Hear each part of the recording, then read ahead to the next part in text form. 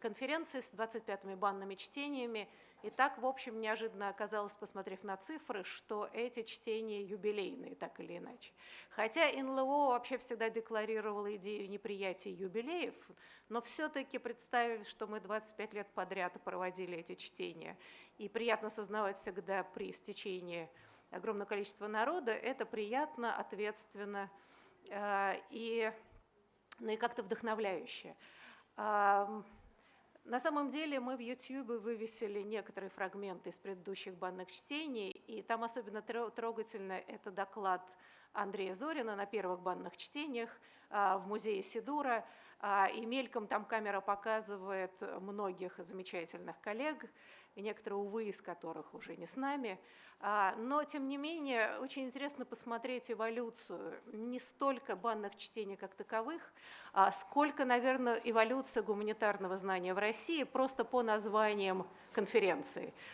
Просто, значит, первые банные чтения назывались «Парадоксы литературной репутации», а 25-е банные чтения, значит, говорят о реинтерпретации прошлого и кризисе воображения будущего.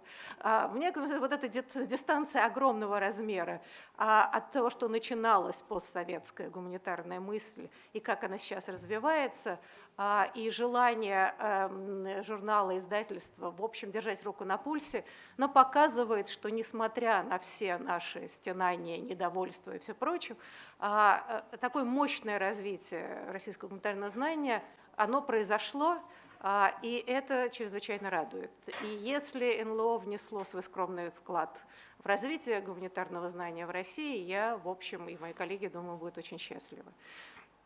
Но тему, которая звучит в названии, тему, которую мы выбрали для нынешних банных чтений, она формулировалась довольно давно и стала результатом многих размышлений с коллегами, в том числе у нас был очень интересный содержательный разговор с друзьями и коллегами из Аб-Империо, где мы, собственно, сошлись в мысли, что нас беспокоит проблема отсутствия горизонта будущего и вообще отсутствия концепции будущего. Естественно, на тему конференции повлияли замечательные труды Алейды Асман, и вот третья книжка, которая вышла буквально к банным чтениям, я очень рекомендую, но, впрочем, я думаю, что профессор Асман лучше расскажет о ней в своем вступительном докладе. Ханс-Ульрих Гумбрихт тоже очень много уделял внимания проблеме времени и восприятия времени, о чем говорят его книги, многие из которых тоже изданы в издательстве «Новое литературное обозрение».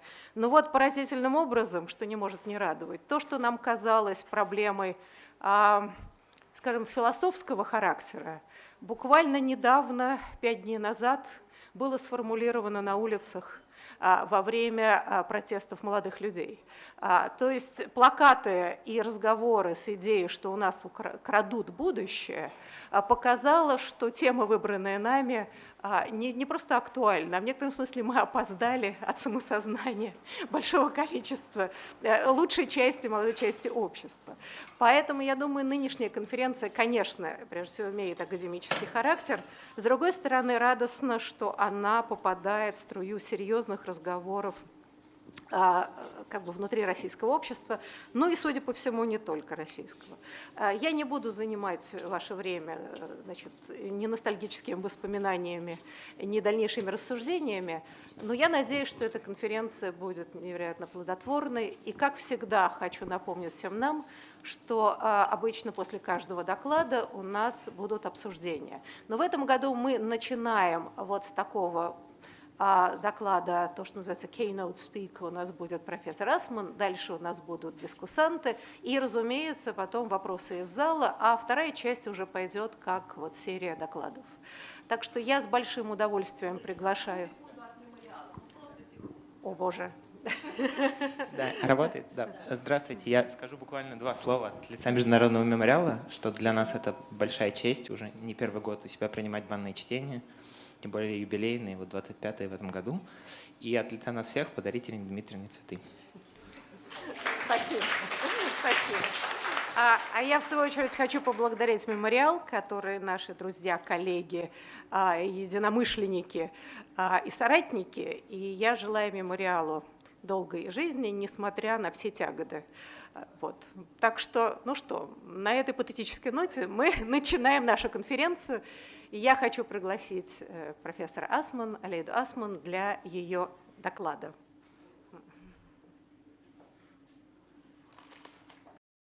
Is doing something very similar on a much more global level and bringing us all together in this important place. So I will start my presentation, and actually there will be 4 parts. In the first part, I will introduce my own biographical reminiscences about growing up in West Germany after 1945. And I will then talk about the sense of time into which I grew up in this period. And then there will be a kind of temporal break, which is also a break in my presentation. I will talk about this time regime, which I call it, which was prevailing as I grew up. And I will talk about the waning of this time regime and what came after it. In the second part, I will speak about the return of the past. The first will be the reign of the future. The second will be the return of the past. And I will start again with some conceptual changes. It was a kind of refurnishing the room of my mind, what happened at that time. We had new concepts, we had new, new ideas, new semantic transformations that we had to absorb in making the move from literary theory to cultural studies. And then I will talk briefly about what Germany, the European countries, and perhaps also Russia learned from history, from especially the Second War, or how they reacted. So these are the 4 parts, and I will start right away with some biographical reflections. I actually wrote this book to make sense of what I was feeling when I noticed that things changed. They changed very subtly in the atmosphere after 4 decades of living in West Germany in the period of the Cold War. In those times, the exclusive, dominant temporal orientation was the future. I grew up in an atmosphere of a new beginning and the strong expectation of a promise of something new. The mindset was common among conservatives and socialists, right and left alike. The past clearly played no role during this time. People did not want to look back, they had strong aversions to it, and they did not touch or address publicly what they had just escaped from. Of course, all people were in this or that way tattooed by the horrors of the past and tried to get away from them. This horror could take very different forms: a trauma of defeat, a trauma of persecution, or a trauma of shame and guilt. There were many unofficial formats in which the past was kept present in bars and closed circles, but there was also a strong social consent to let bygones be bygones. This attitude is expressed in terms as Schlussstrich, the demand for closure or a finishing line, or a pact of silence.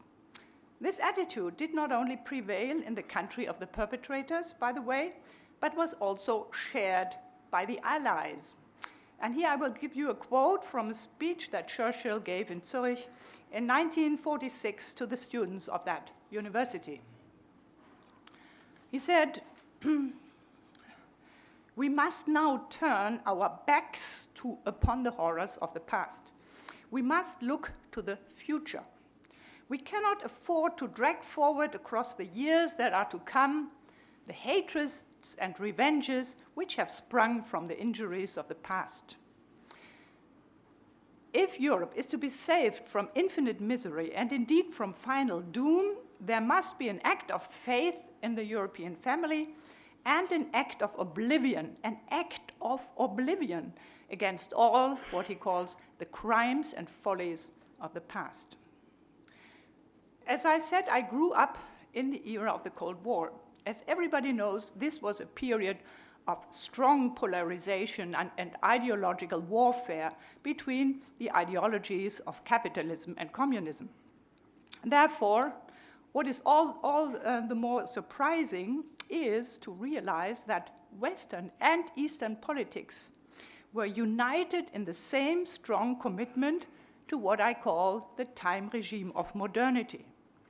The national anthem of the GDR began with the following words: "Risen from the rubble and turning to the future, auferstanden aus Ruinen und der Zukunft zugewandt." For Eastern and Western states alike, the future was bright and illuminated by utopian perspectives. Both ideologies were based first and foremost on modernization, which implied the transformation of the world with a media of revolution, politics, economy, science, and technology. I define the time regime of modernity as a cultural frame in which all hopes are invested in the future, in which perpetual innovation is promised, and in which the past is permanently dismissed.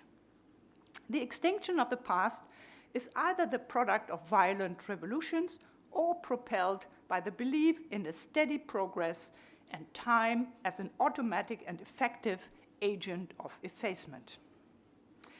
In his novel Waterland, published in 1983, the English author Graham Swift wrote, I quote, "Once upon a time, in the bright 60s, there was plenty of future on offer." I can verify and confirm this statement with my own biographical memories.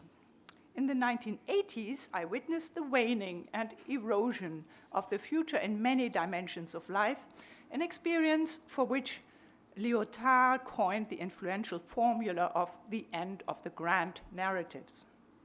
The bright future had suddenly become a past future. This erosion of the future created a historical rupture that was not connected to an incisive historical date or revolution. You can, of course, argue that the fall of the wall and the fall of the Iron Curtain were exactly that historical rupture. But the point is that this change started earlier, much earlier, like a decade earlier, half a decade earlier. We had entered a postmodern condition, but apart from grand French theories about deconstruction, simulacra, and anything goes, it was not yet quite clear what this post really related to and how it had transformed the epistemological and ethical premises of our world. Another 2 decades later, it became easier to reconstruct what had happened at the watershed in the 1980s. I tried to assess what for me had the quality of a deep cultural, emotional, and intellectual shift. My way of making sense of it resulted in this particular book, Is the Time Out of Joint, in which I focused on a radical change in the cultural ordering of time as I had known it. Optimistic visions of the future had crumbled under the impact of new ecological, political, and demographic challenges. Since the 1970s, ecological discourses have alerted us to gross violations of the ecosystem and raised awareness for the rights of future generations and the life on the planet. Together with new terms like sustainability and the Anthropocene, new perspectives have been introduced in which the bright future lost its glamour and was exchanged for the dark and menacing future. This shocking discovery was that the future itself could no longer be taken for granted, but became the focus of constant care, mobilizing measures to prevent the worst. Why has this happened? Why had the shares of the futures fallen so drastically in the stock market of our value system? Why had the future morphed from a bright promise into a problem, prompting ever new measures of precaution and prevention? My book offers a closer analysis of this time regime of modernity, a cultural ordering of time that I had grown up with and that I saw collapse in the 1980s. A time regime is not an ideology. It is not built on phrases and slogans, nor does it materialize in any explicit doctrine. By cultural time regime, I refer to a temporal orientation that is deeply entrenched in the culture and provides basis for implicit values, patterns of thought, and the logic of action.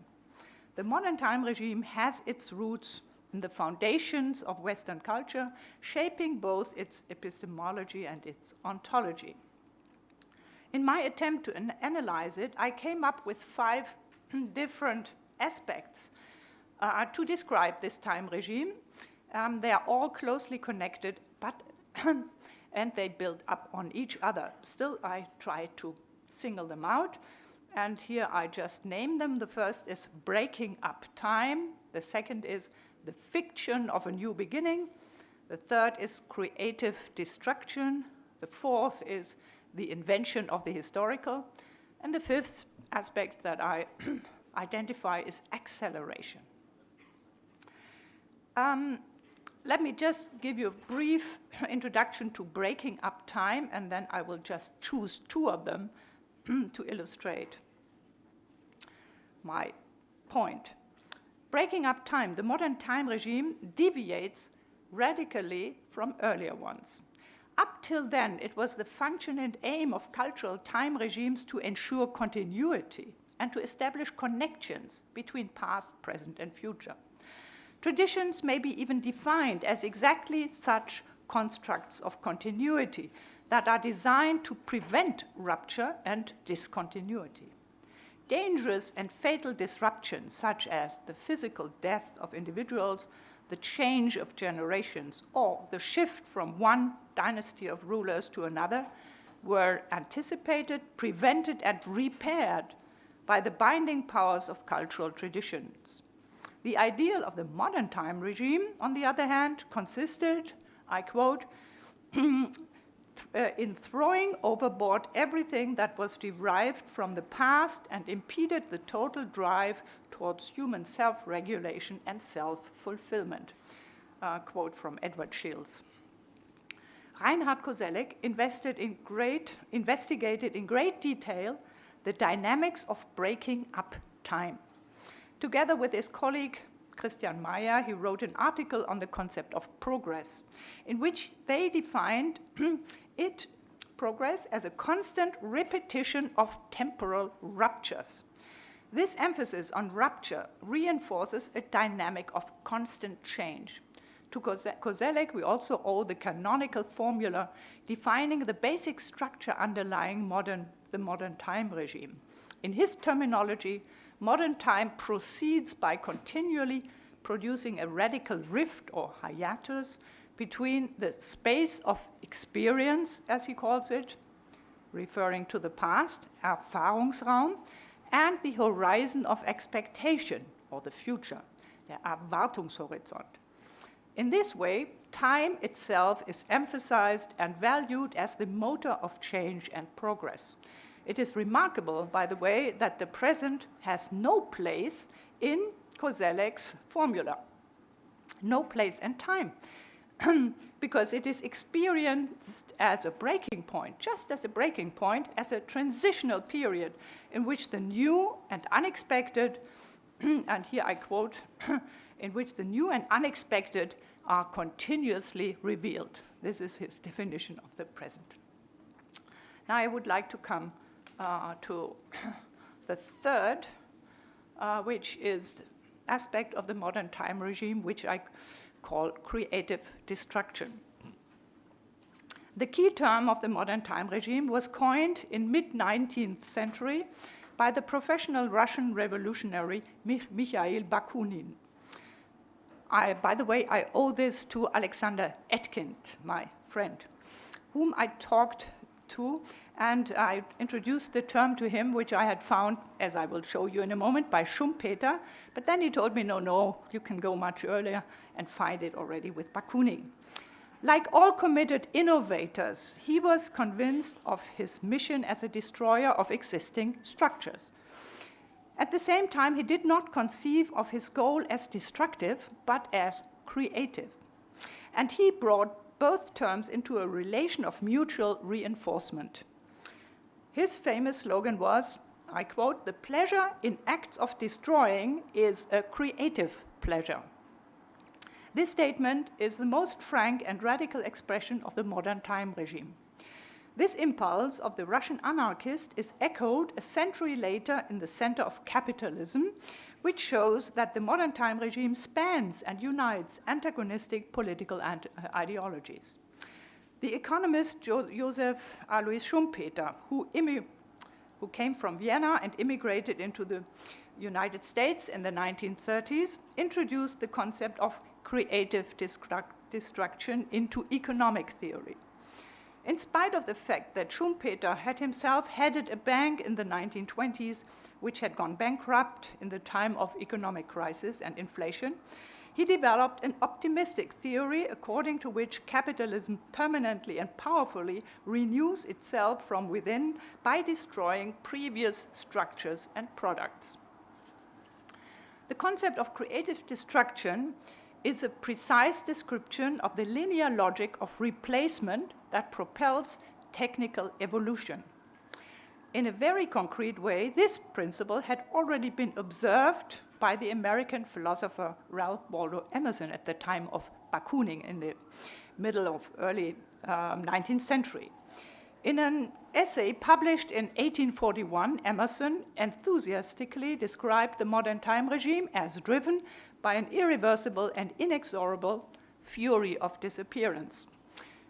I quote him, "The Greek letters last a little longer, but are passing under the same sentence, and tumbling into the inevitable pit which the creation of new thought opens for all that is old.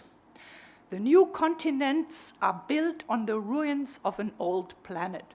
The new races fed out of the decomposition of the foregoing. New arts destroy the old.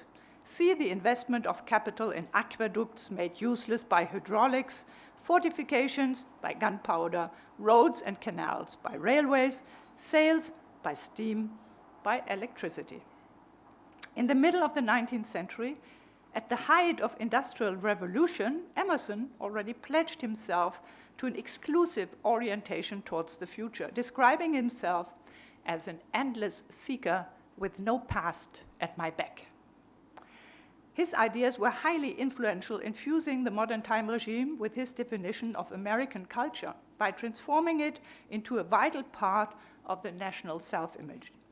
Beginning with the Puritan myth of the Promised Land and the American Adam, American culture has wholeheartedly endorsed the modern time regime, affirming a break with the old world of Europe and positioning itself at the forefront of modernization and globalization. Globalization, by the way, is just an extension of modernization. Today, this concept of linear progress is maintained in this rigor of a radical dichotomy between the desirable new and the discardable old, in only generally in two fields, and these two fields are science and technology. I want to introduce you now to the second of the five aspects, another one, and this is the invention of the historical. And I want to introduce it here because it's usually not mentioned in the analysis of modernity and and the transformation of time. A huge side effect of this rapid and continuous notion of progress is the devaluation and dismissing of the past as a huge heap of rubbish. The fourth aspect of the modern time regime has to do with this heap of rubbish, which is not automatically destroyed, but assigned to a container in which it is preserved for further inspection, called the historical.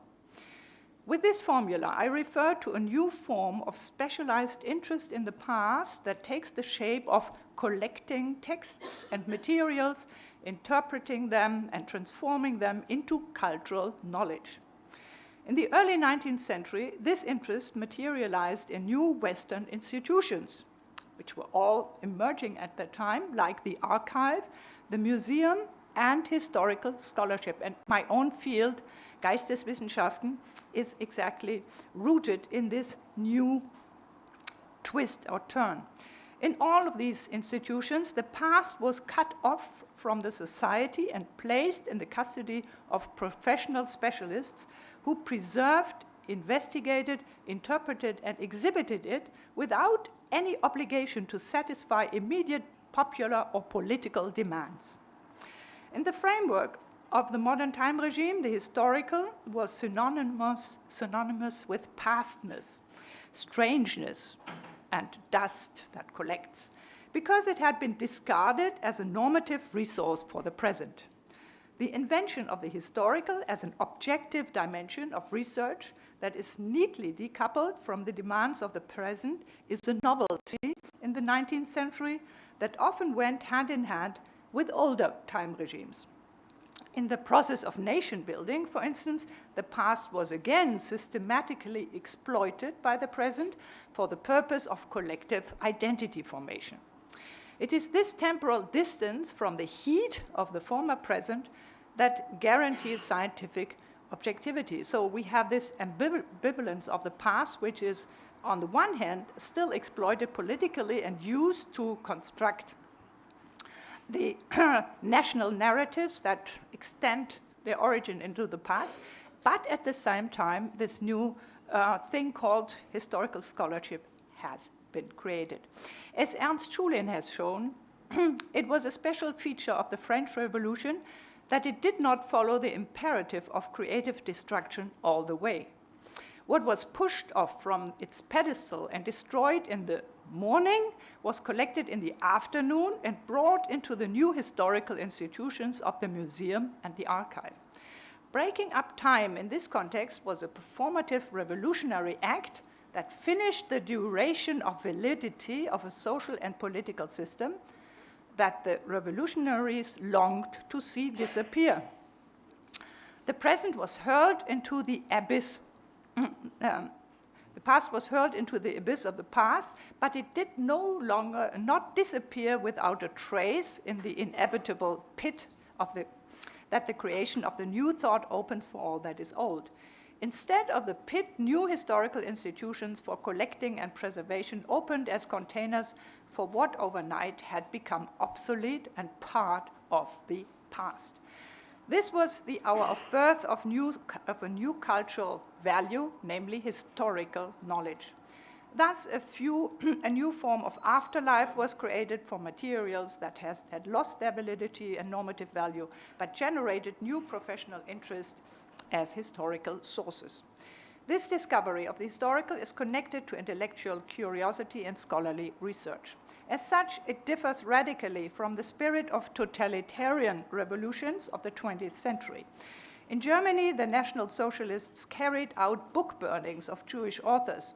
In Stalin's Russia, historical sources were censored, falsified, libraries were burned, and archives sealed or destroyed. In his novel 1984, George Orwell has described the role of an archivist in a totalitarian state who is responsible to eliminate the past or reduce it to the functions of stabilizing the current constellation of power. As we can see, historical scholarship is a possible, but by no means an inevitable aspect of the modern time regime, redeeming, as it were, the brute force of creative destruction. The very pastness of the past is the premise for the work of professional historians. Koselleck has distinguished between a present past and a pure past.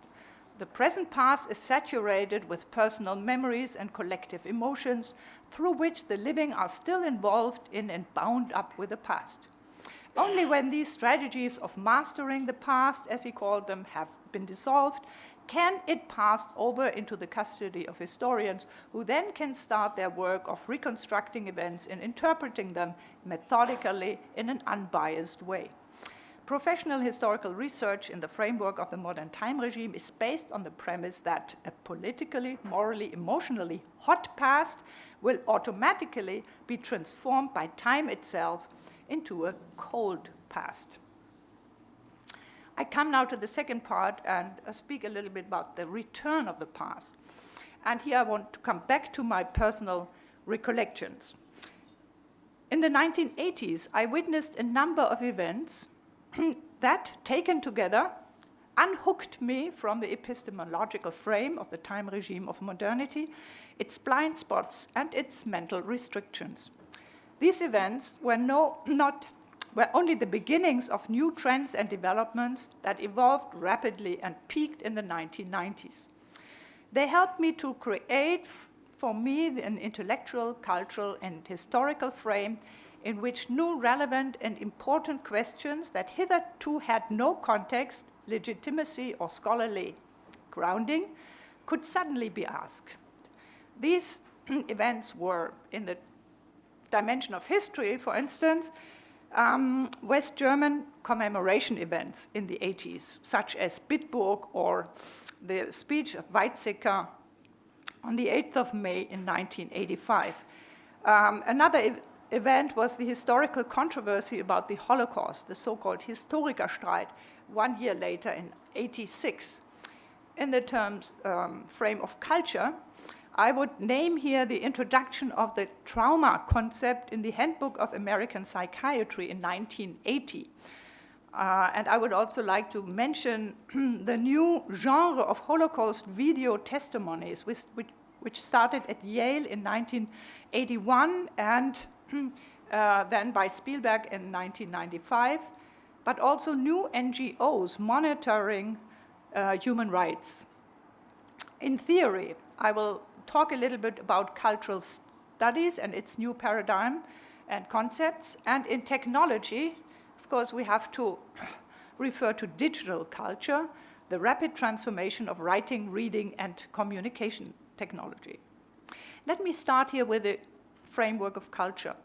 The concept of trauma, though controversial and rightly critiqued for its vagueness and political instrumentation, won an overwhelming global acclaim because it offered an access to the victims of history that so far had been effectively silenced. It presented a clear veto against the time regime of modernity and falsified its tenets. Trauma is a pathology of time. The past becomes a trap without an exit option. In the case of trauma, there is no clear divide between the realm of experience and the horizon of expectation. On the contrary, past, present, and future are collapsed and merged in threatening ways. The term was applied not only to individuals, but also extended to collectives. In this perspective, it turned out that the murderous conquests and destructive wars of Western empires and nations had not been dissolved by time and silently disappeared into the past, but still constitute a hot past with unfinished business that haunts the present and demands further attention, recognition, and memory in the present. The assumption that the hot past will transform itself into a cold past, writes Chris Lorenz, is a favorite temporal structure of those who prefer to let the past rest. Usually it is the temporal frame favored by those who have to fear the sentence of the law. We now live in a world in which all over the globe the victims of colonialism, slavery, the Holocaust, the world wars, genocides, dictatorships, apartheid, and other crimes against humanity are raising their voices in the global arena to tell the story from their point of view, claiming a new perspective on history. As concerns theory, new concepts and terms emerged in the 1980s that reshaped my own discipline, pushing it into the direction of cultural studies. There are three terms in particular that have introduced a consequential intellectual reorientation with global reverberations. These terms are well known, but were now used with a new meaning in a new context. These terms are identity, memory, and culture. Up till then, the terms identity and memory had only been applied to individuals. Now, these were extended also to collectives. But also the term culture changed its semantic profile radically as it was now connected with difference. This shift of terms and meanings inaugurated a new discourse and field of research that replaced the hegemony of political ideologies and deconstruction by a new vocabulary with new critical questions and social claims, enabling new interdisciplinary perspectives. The conceptual framework of memory studies introduced a new methodology, new insights, values, and sensibility. Some of its premises were that the past is not automatically past and gone forever, but is an integral part of an individual life and identity, backing up the self-image of a person and his or her orientation towards the future. The past is also used by nations to construct and reinvent collective identities. In this case, a usable past is carefully selected, reconstructed, represented, and performed publicly by the state and the society in the present. Its function is to enhance national identity and participation by supporting a collective self-image and by providing a common future for future orientation.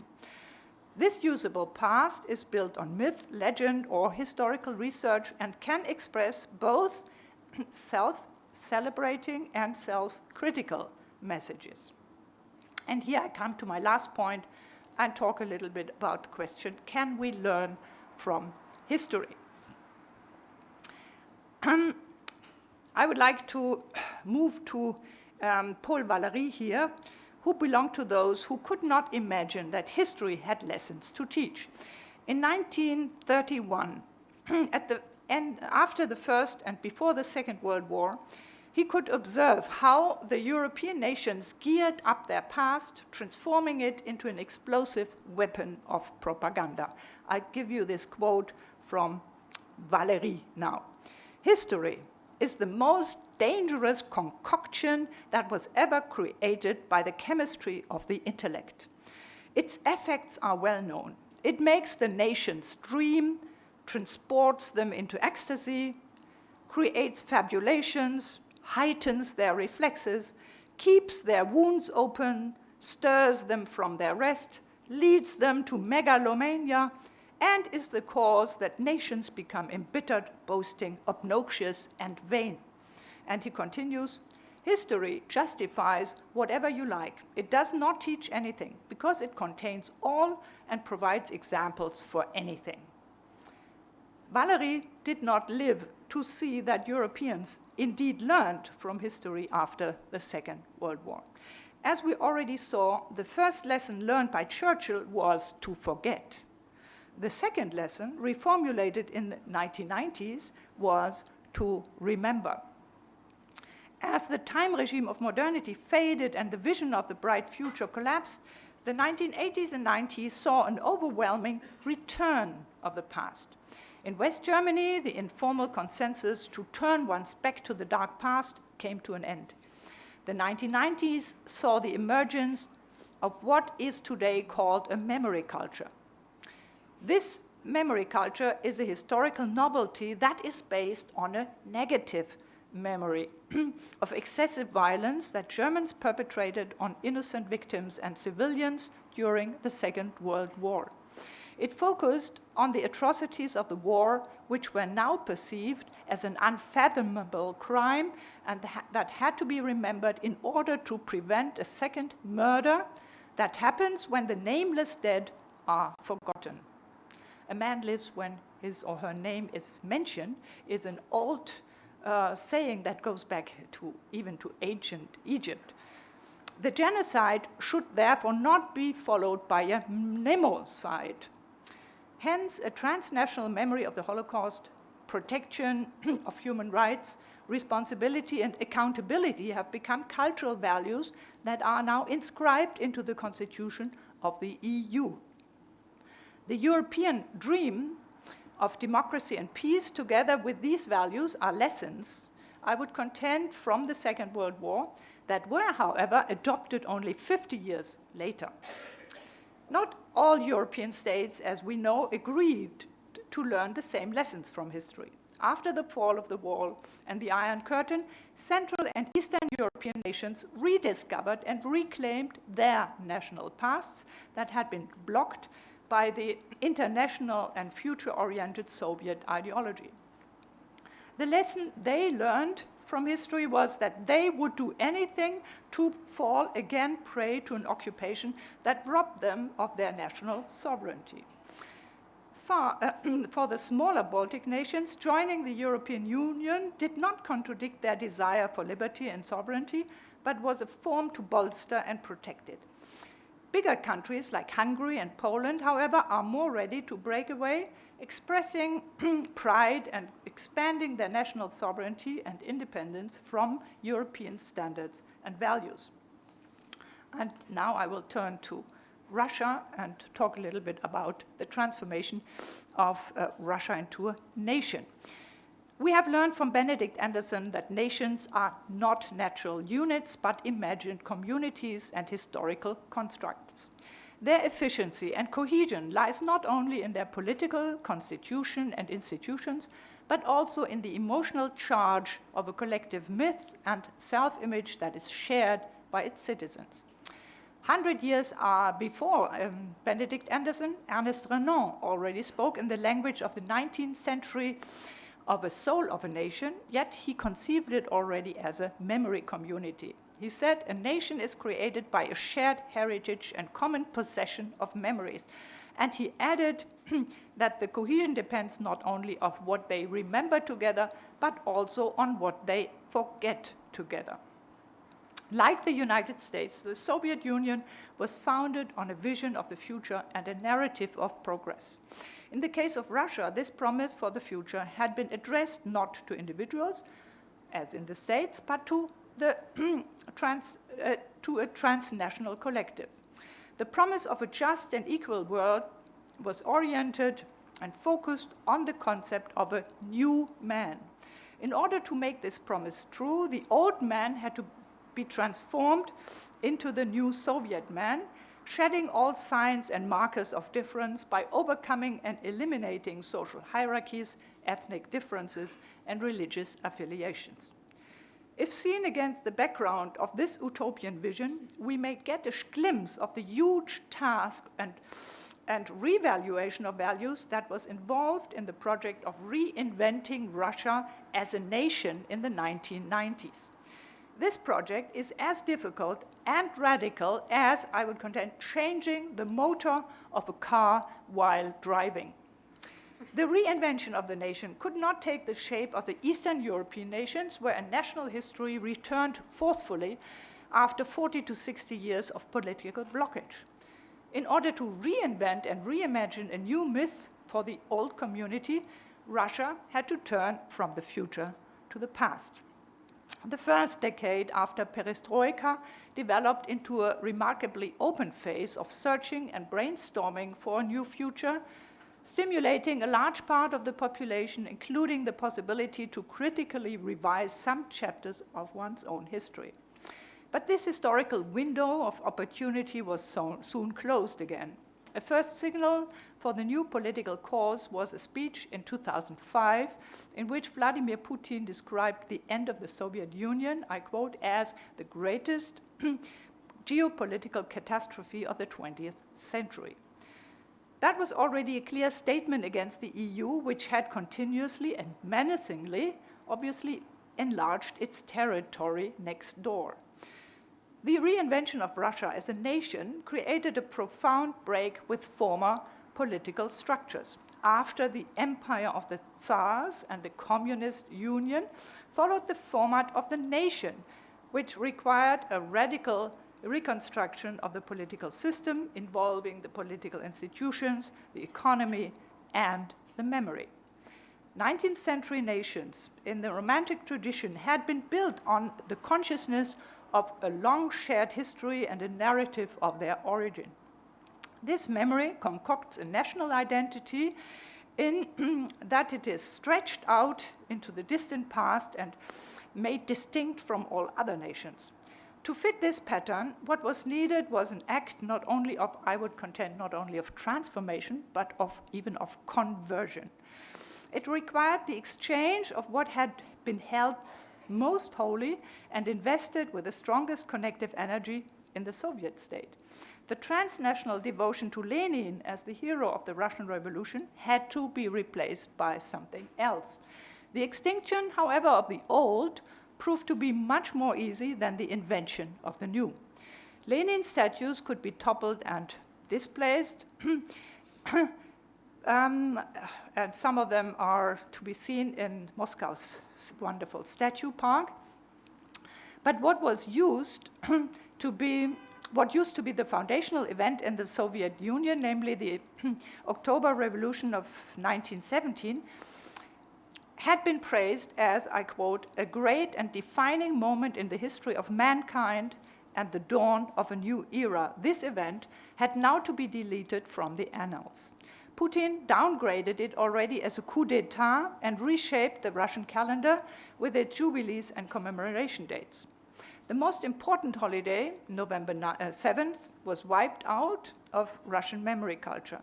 Putin sent his historians into the archive to find an appropriate date to replace the popular holiday in early November, which had acquired the status of a key date and popular tradition. The historians discovered November 4th, an older holiday that had been celebrated since the 17th century and had been replaced by Lenin's revolution. Putin offered the people a new date in temporal proximity to their long-cherished national holiday. The old new holiday was introduced in 2005. It refers to a Russian-Polish war that not even the historians could remember, let alone the population. The historical content of the new holiday of the unity of the people was obviously less relevant than its date that was close enough to the traditional revolution holiday.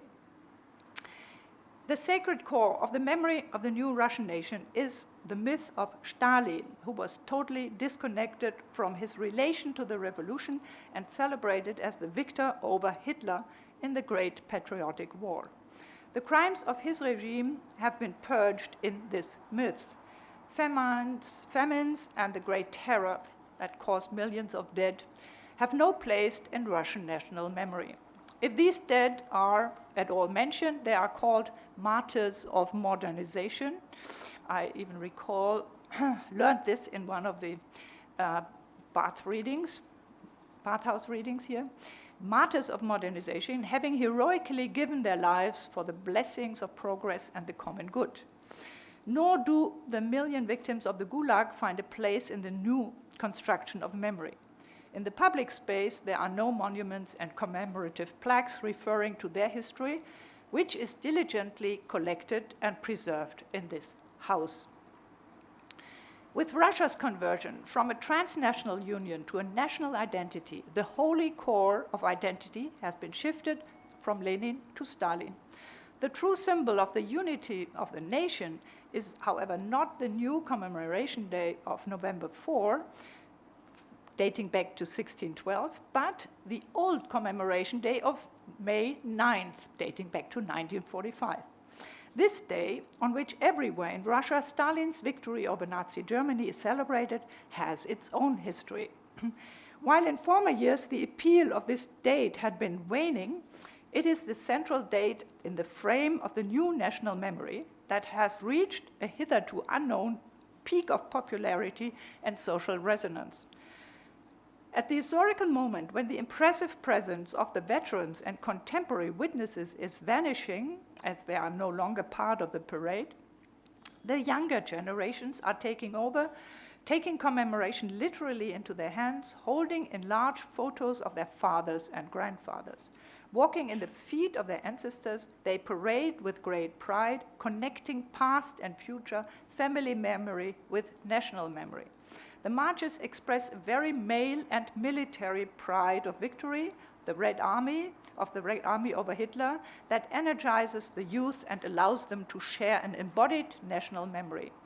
Russia, as a suffering nation with a female iconography, is no longer visible in these symbols. The heroic cult of the war overrides Stalin's crimes, which are also effectively overwritten. After the end of the utopia of communism, Russia had to face a void that caused a destabilizing disorientation. In this situation, there was no period of transition, as in other countries that recently underwent a regime change from dictatorial to democratic structures.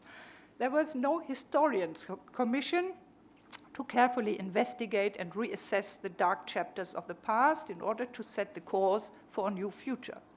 For this reason, there was no chance to arrive at a more inclusive national narrative to be incorporated into the national memory. The reference to history was highly selective and reduced. The unheroic chapters of the national history remained untold.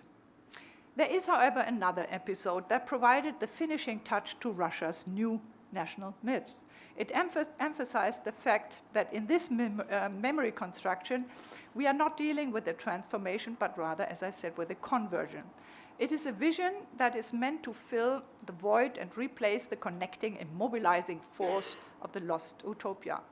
On November 4th, 2016, a new monument was dedicated close to the Red Square. Next to Stalin, there is now the second mythical hero who emerged not from recent history, but connects the present with the time of origin. This new national hero is the great Prince Vladimir of Kiev, furnished with cross and sword, symbolizing not only national unity, but also the fusion of state and church. He is a palpable symbol of Russia's greatness and strength, which he represents much better than the monument of Minin and Posharsky, because his name happens to be also that of Lenin and the current president. Russia is not an isolated case. The erosion of trust in the future, in the dynamics of progress, and in the force of utopian thinking has left a vacuum in East and West, and we can watch how everywhere this vacuum is hectically patched with old and new myths and visions. As Putin is engaged in erecting the Vladimir Monument in the East, Donald Trump is engaged in re-erecting the American dream in the West. Thank you.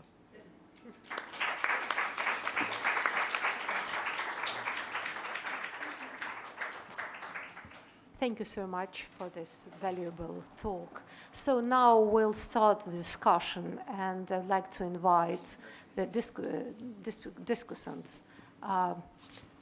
Sepp Gumbrecht, please, Mikhail Yampolsky, and Ilya Kalinin. Disappear? No, We have enough space? Oh, I will just, One more shot. yeah, Okay, yeah. I'll move on. Yeah.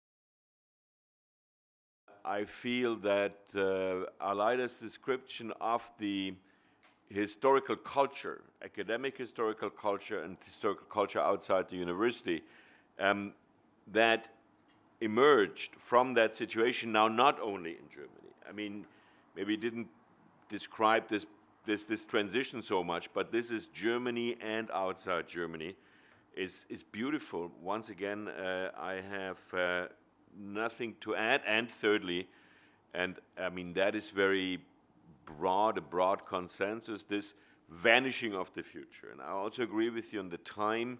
This was very strongly something connected to the decade of the 1980s. Yeah? In the 1980s, some of you were not even born.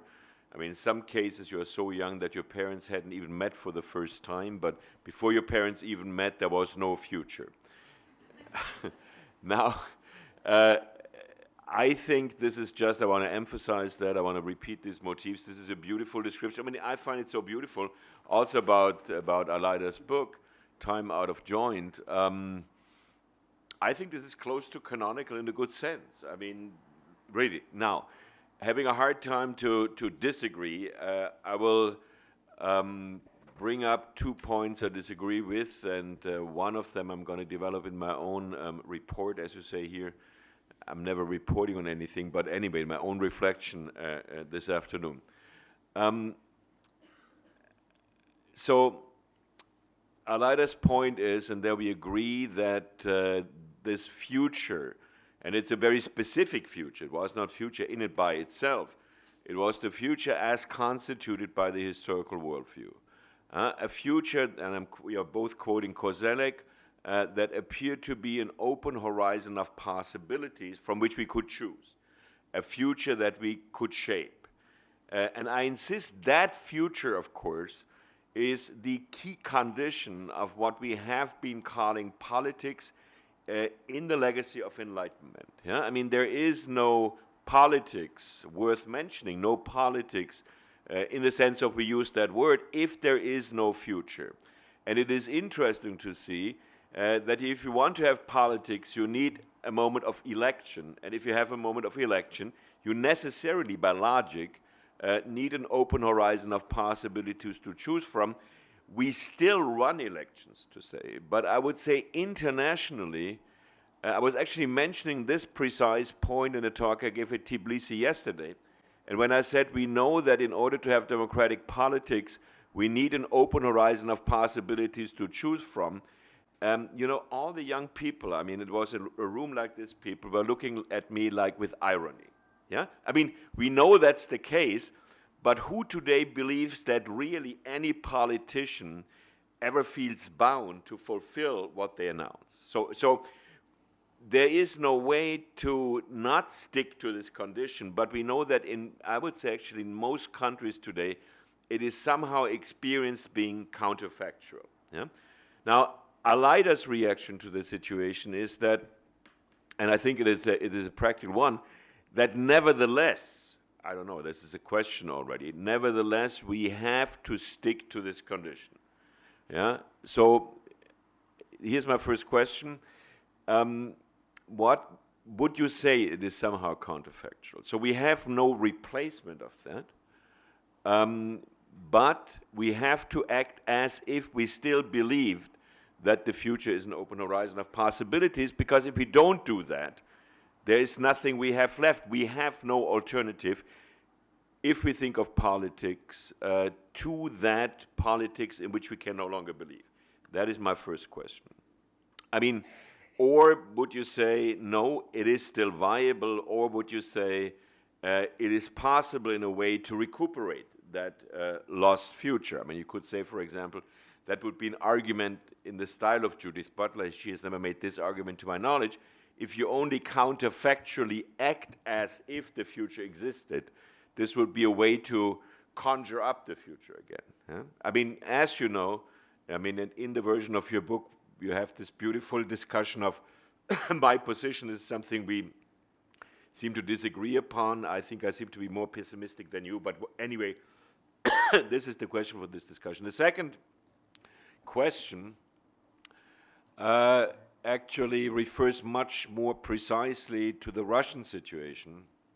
And I cannot speak in behalf of Russian history, certainly, but I mean, precisely being born like Aleida into the German situation, a traumatic situation of defeat, I have actually a sympathy or an understanding that the victory in the so-called Great National War in World War II, the victory, the liberation, the resistance against the invader, which was Germany, that this has been shaped as the beginning of a present-day history to which Russia can look back to. I have to say, when I hear the former Soviet national anthem, today the Russian national anthem, which, as you all know much better than I do, was commissioned by Stalin after the invasion of Russia by the Germans,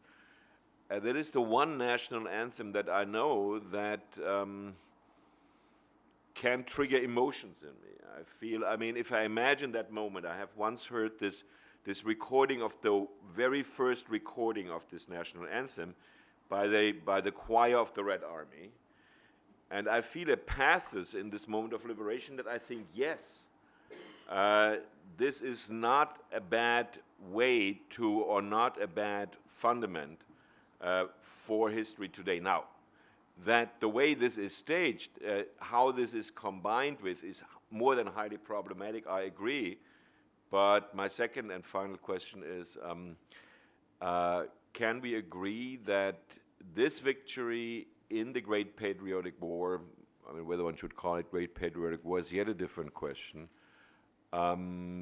is a plausible, let me say, a plausible beginning for a historical identity? You could, of course, say we should abandon national historical identities at large. We shouldn't even think about national historical identities. Okay, thank you so much, Charlotte. Do you want me to respond immediately? Okay.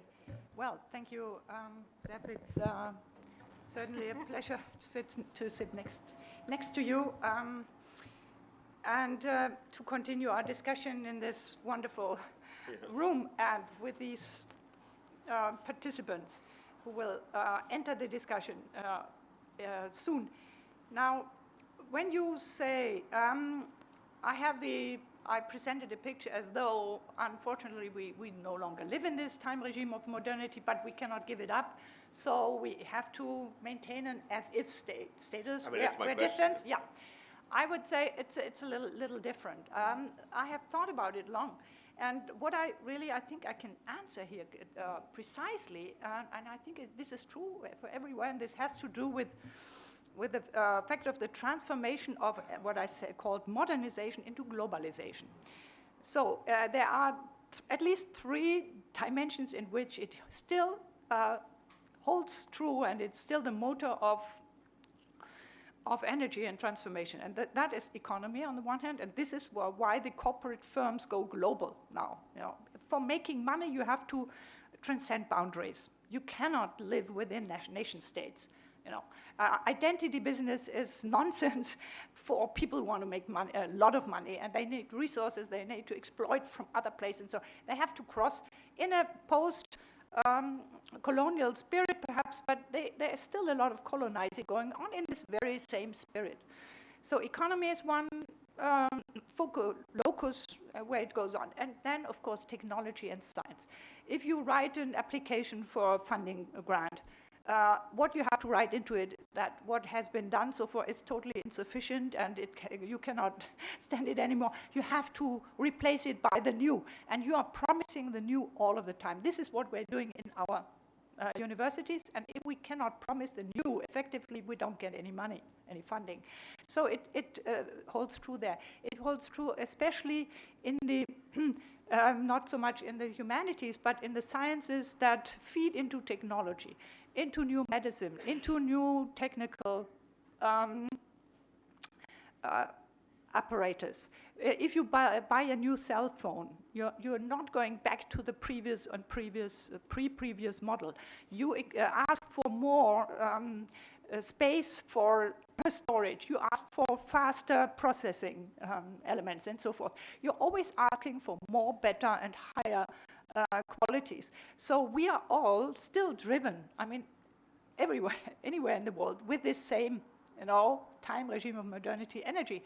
So here it is still valid, and it drives the planet.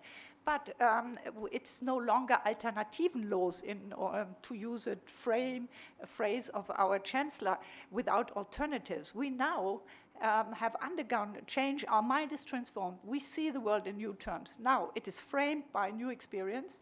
And I would, when you speak about every new generation needs a new future, I would say, first of all, future is something that we now also can think about in terms of doing future. If you, like Luther said, I plant an apple tree, then you are doing future. You're doing something that others will enjoy. If you give birth to a son or a daughter, you are creating future. If you write a book, if you publish it, get it published, maybe you have extended your future a little bit.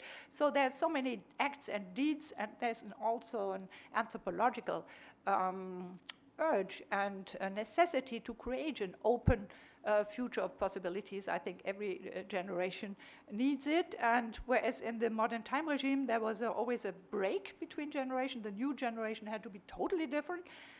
This break is now no longer so normative. You can continue also.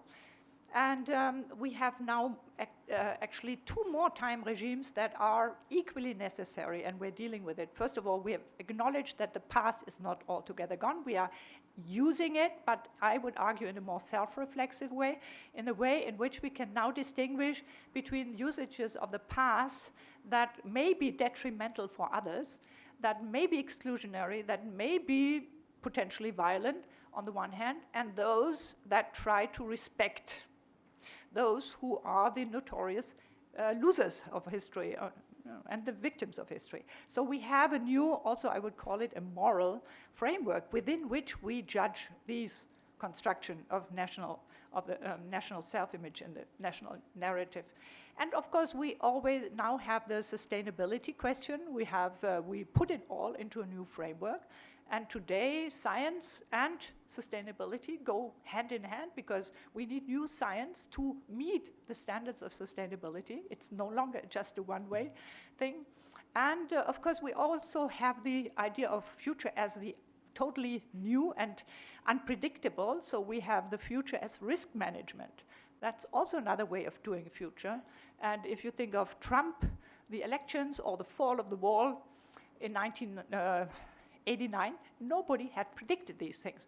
So we have still this dimension of unpredictability, and we have to forget about one future and think more about combining these different dimensions of future. And how about Yeah, I think we'll ask the second discussant, Mikhail Impolsky, say a few words about his impressions. You can speak English.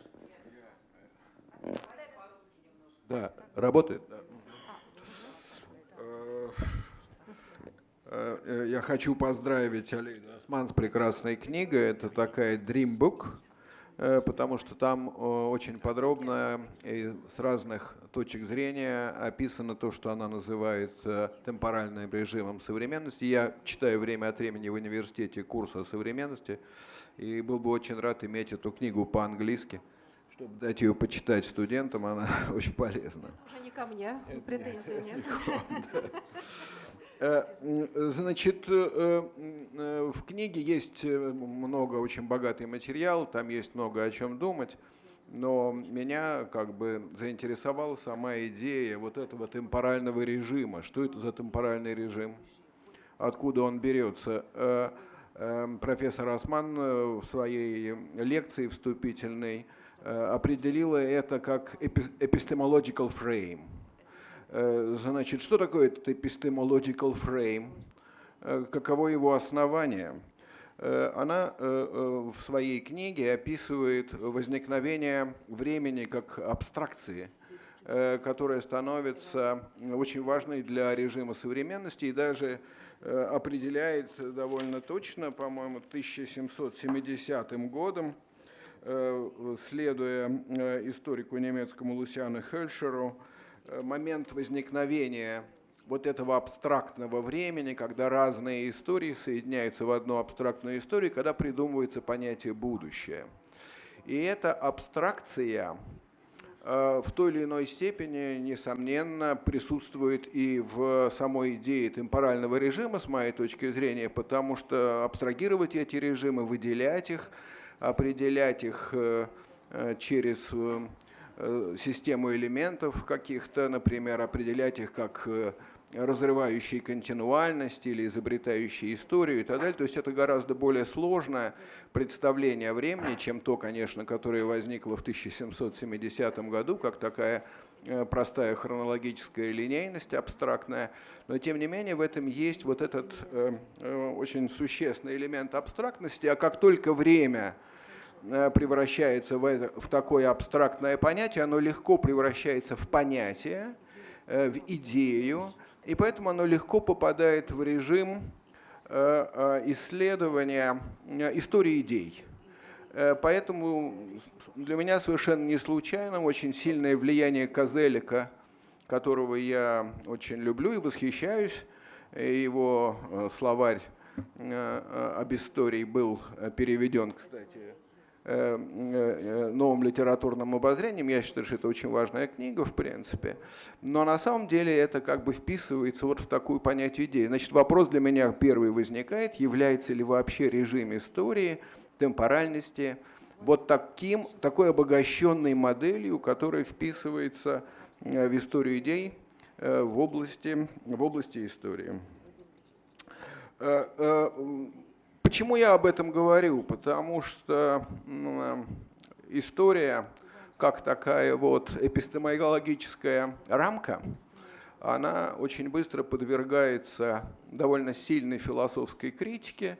Я имею в виду Хайдеггера, я вообще никакой не хайдеггерианец, но поскольку он этим занимался очень систематически, то мне кажется, что трудно обойти его точки зрения на это. Когда появилась знаменитая книга Шпенглера «Закат Европы», все начали кричать, что это конец модели истории, устремленной в будущее.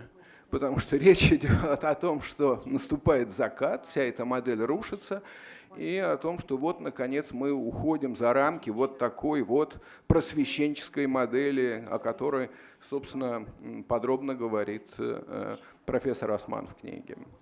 Но Хайдеггер, говоря об этой книге, говорит, что Шпенглер создал новую, а может быть не очень новую, метафизическую модель, снова метафизическую модель истории, только теперь она осмысливается как циклическая смена расцвета, упадка, зрелости и так далее, что это такая же абстрактная модель времени, которая вот, с его точки зрения вписывается вот в эту категорию исторических эпистемологий, которая ему кажется не отвечающей на вопрос, что такое время, как оно генерируется, откуда оно возникает.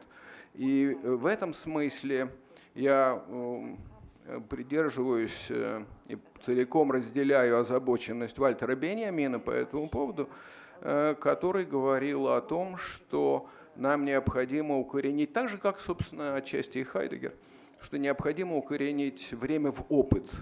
И вот в лекции, которую представила профессор Осман, было очень интересно, что она начала с собственного жизненного опыта. Каким образом этот жизненный опыт позволяет понять нам определенный режим ориентированности времени, каким образом ориентированность в будущее, потом сменяется ориентированностью в прошлое и так далее. Значит, мне кажется, что отчасти вот эти метафизические модели, эпистемологические модели, они связаны, как это ни странно, с объединением опыта, которое описано многократно, конечно, Беньямином и более недавние времена Отто Маквардом, которого профессор Осман цитирует тоже в своей книге. Речь идет о том, что современность приводит к объединению и исчезновению опыта. И мы помним, что Беньямин говорил, что аллегория является репрезентацией истории в режиме объединенного опыта. Но у него есть еще одно интересное замечание, еще два, пожалуй, замечания, которые мне важны у Беньямина. Одно о том, что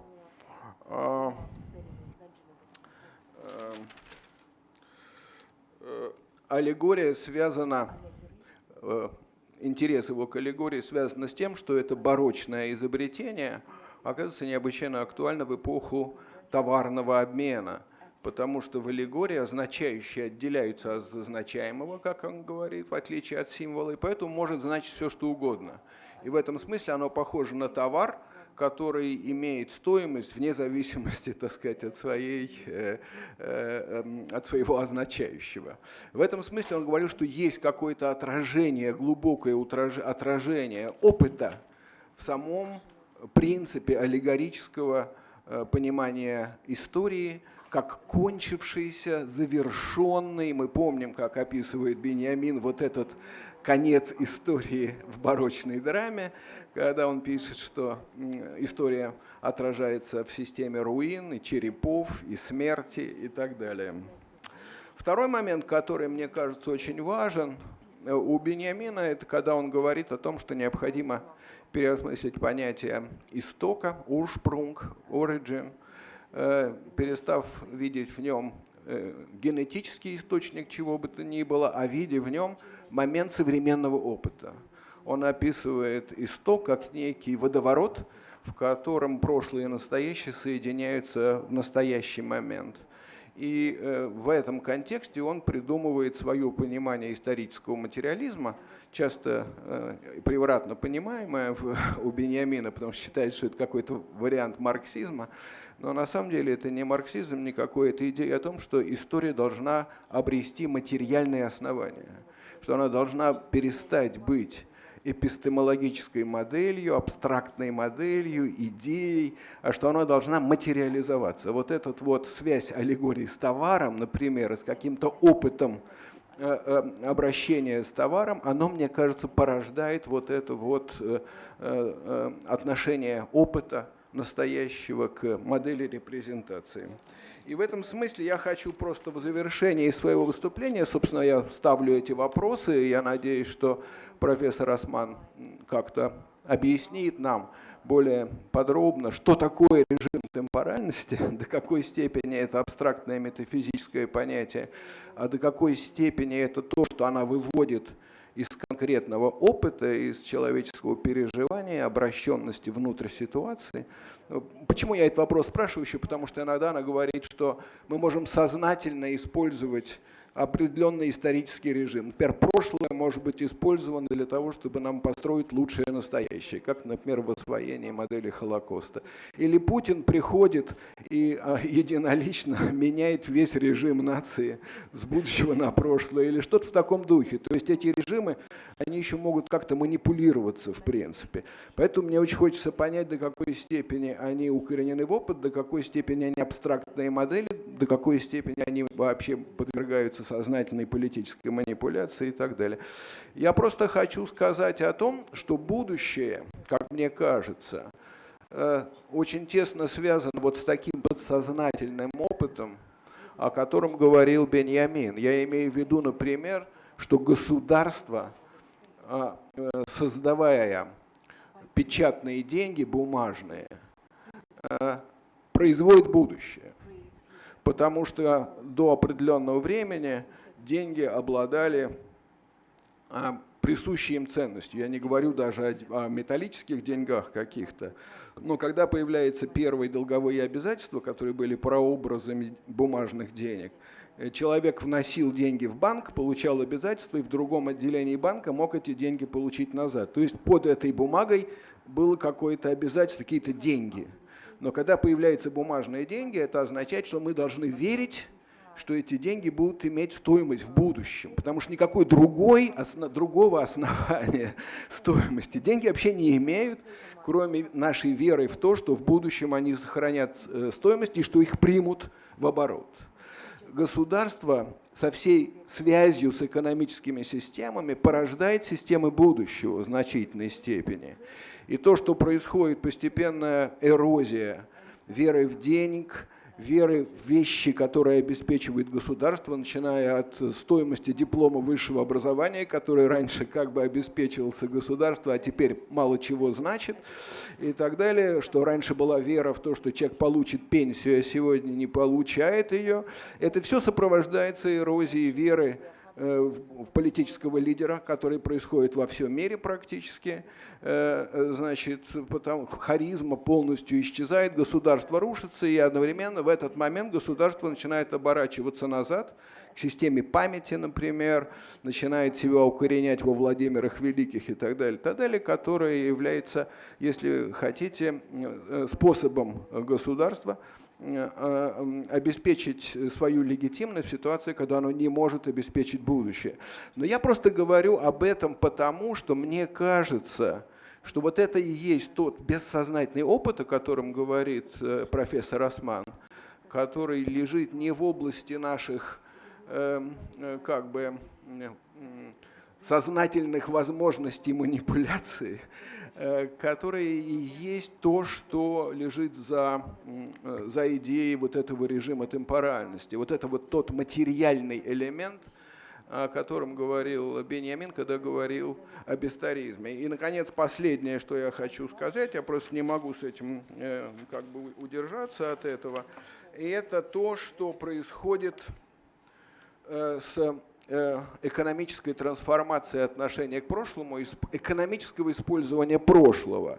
Потому что мы должны понять, что мемориальная культура, о которой столько написала профессор Осман, и которая столько сделала для того, чтобы эта культура была осмыслена и внедрена, и пользовалась уважением, сама по себе является способом организации экономики. Сейчас я... Значит, дело в том, что происходит чрезвычайно любопытный процесс дезиндустриализации Запада. Это процесс, о котором очень много было сказано, потому что экономика переносится в основном на восток и в развивающиеся страны. Я имею в виду manufacturing, то есть производство товаров. Производство массовых товаров обладает определенным режимом темпоральности, с моей точки зрения, потому что массовый товар, во-первых, связан с утопией равенства, все получают одинаковые более-менее товары, а с другой стороны, он имеет ценность только тогда, когда он новый, и он мгновенно устаревает. То есть определенный режим темпоральности уже вписан в производство массового товара. Что происходит в режиме дезиндустриализации, который поражает сегодня Запад? Начинают исчезать вот эти вот manufacturing jobs. Во Франции, я имею французские, например, цифры, максимальное количество людей, занятых в индустрии, в 1974 году было 5 миллионов 900 тысяч человек. Сегодня на 40% меньше, 40% потеря. И эта потеря производства новых товаров, которая обладает определенным режимом темпоральности, как я сказал, возмещается тем, что вот в самой новой книге Люка Болтанского и Арно Эскера, которая называется «Enrichement», она вышла в 2017 году, они называют способом обогащения. Обогащение в том смысле, в каком обогащают руду, например. То есть что-то малоценное очищается и обретает большую ценность. И они пишут о том, что ценность начинает извлекаться из прошлого. Значит, вот это вот, например, список мест, которые обладают мемориальной ценностью исторической и культурной, которая составляет ЮНЕСКО, широко используется для индустрии туризма, например. Все, что связано вот с какими-то историческими местами, начинает способностью повышения стоимости вот этого самого enrichissement. Это, значит, я приведу цифры международного туризма, которые становятся все более и более существенной индустрией. В 2012 году 1 035 миллионов туристов передвигалось по миру, в 2050 году 25 миллионов. Вы представляете себе, какой рост масштаба? В 80-м году 278, в 95-м 528. То есть рост туризма и денег, которые с ним связаны, которые связаны с мемориальными местами. То, что Болтянский называет патримониализацией. Вот это превращение вот в это вот cultural legacy. Но в Китае нет. Там... Китай поехал, да. Все поехали сейчас в Европу, Европа становится этим важным. И что очень любопытно, что происходит невероятный рост трудовой силы в области культуры. В области культуры, дизайна, фотографии, декорации огромный прирост рабочей силы.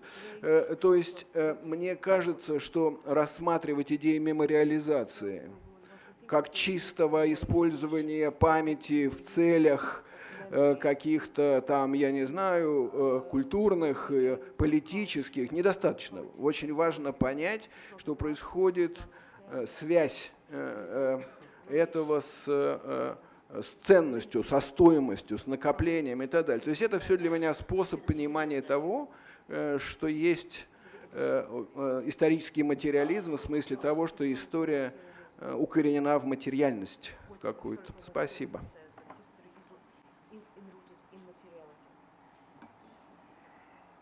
Okay, yeah. Well, thank you for these really important questions which are worth to ponder for all of us here in this room. And I will just give you a very tentative answer as far as I can make it. First of all, I'm delighted to hear that you want to use this book in your class. Then maybe you can persuade a publisher to publish it, because it has already been translated into English, and I cannot find a publisher. So maybe we can collaborate on this. I haven't been lucky yet in this respect. But what you said is absolutely correct. You, first of all, refer to history as this very abstract concept. Indeed, it was, as Koselleck told us, created really grammatically from plural. There were only histories until then, until the end of the 18th century, and then came history as a collective singular, in comprising all of these history in one thing, which became then the field of research expertise for historians proper. But of course, this history field is, as you say, void of experience. It is archival stuff. It's very, very abstract. And this is why history and memory became divided very soon. It's part of the feature of the 1990s, the huge debate about history versus memory. And it showed exactly how abstract history was and how concrete memory wanted to become. So we had to create a new term and a new dichotomy, which I hope we have overcome by now, because historians need memory and memory needs history. So I think it's more of a collaboration that is necessary. But to come back to the abstractness of this time regime, I think it was a physical concept of time that was at the background of what you call this enlightened epistemology. It has to do with the, as I said, Koselleck, he describes a past that is left behind and a future that we are expecting. What he does not even mention is the present. And Koselleck's formula is still canonical. Everybody uses it. And I always come into these discussions and ask, okay, where am I? Where are we now? There is no place for us. So the only place in which humans can experience time is, of course, the present. They make it present. They create a present that is not even reflected. So you're absolutely right in stressing the abstractness of this concept, in which the present as the only possible realm of experience is not even, has no place, no place. So I think what is important, that was the second part of what you said, is important to think. I would argue it has not so much to do with history of ideas. The time regime is not connected to philosophies of time at all. This is why we don't have books about it. We should have a whole library about this, but there are no books that tell us how it works. That was my first surprise. I don't have a book, and therefore I try to devise or detect the elements that compose it by myself. So there is no discourse on it. We have lots of discourse books about time and philosophy, but they do not really fit into that question at all. They run side by side. But what we should absolutely think more about, and I thank you for putting it forward so strongly, emphatically, is to think about the connection. I would call it a connection with between the recovered past, so we are no longer only focusing on the future. We have a lot of recovered past. We're very much active and engaged in the recovery of the past. It was already Lübbe in the early 1990s who said, according to statistics, more people go into museums than into the sports arenas. Of course, you are a great champion here, but I have to remind you that the museums are also crowded. So there is an attraction to this whole part of the reconstructed past that has become part of our culture in the present, and that is also extremely marketable, as you say. So, of course, museums, all these institutions that I talk about, on the one hand, they are, of course, some of them are state funded, but most of them are not, or they have to make their own money. And the second aspect is tourism that you mentioned. The whole idea of world cultural heritage, it goes also back to the 1970s and the transferal of the Egyptian temple of Abu Simbel, where we could see for the first time that it was modernization itself, namely Nasser's big artificial lake destroying Egyptian monuments, that brought forward the idea of saving, preventing, and preserving. So this whole movement of valuing cultural heritage has been a long history throughout the 19th century, and we are only continuing this. And today it is part of a huge touristic enterprise, and it is a part of globalization. If you read about these places, if you have a dissemination of these places in your glossy papers, and then you had ads for travel agents who promise you all of this, of course, and you have a lot of time, you go on a cruise and you look at all these places, that it has become a really very important new domain for money making. It is marketable. So what we have to talk about here is really the interaction of the way the past is recuperated, recovered, reconstructed in the present, and the ways in which it is introduced into our economy and has become part of our economy. But I would also argue it's not all about money, because we are also rescuing a lot of the past that does not serve as a material foundation of material wealth. And this is why I mentioned the recovery of names of dead, which is also an ethical project. And I think there is a lot underway as well. We're trying to recover a past that has been destroyed violently. We are recovering it from silence. And this is nothing that you can convert into money. So we have to deal here with different objectives and different projects. And the point is really that all of this is happening in the present. We are bringing the past into the present. We are extending the future of this past by doing this work, but it is not all geared towards economical gains.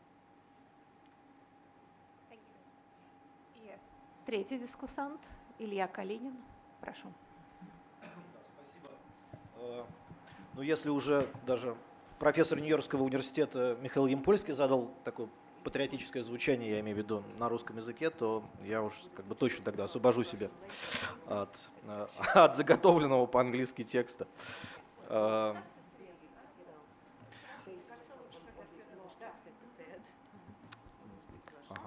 Спасибо.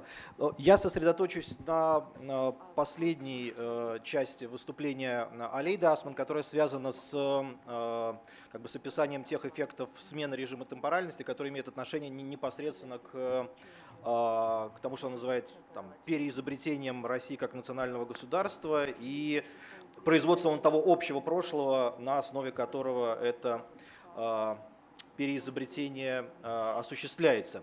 И меня здесь интересует возможности проследить несколько темпоральных временных трансформаций в рамках этого режима времени или режима темпоральности и тех политических эффектов, которые возникают в результате такого рода переизобретения национальной традиции или переизобретения прошлого как общего. Да, вот, мне кажется, это понятие common past в данном случае имеет весьма специфические черты.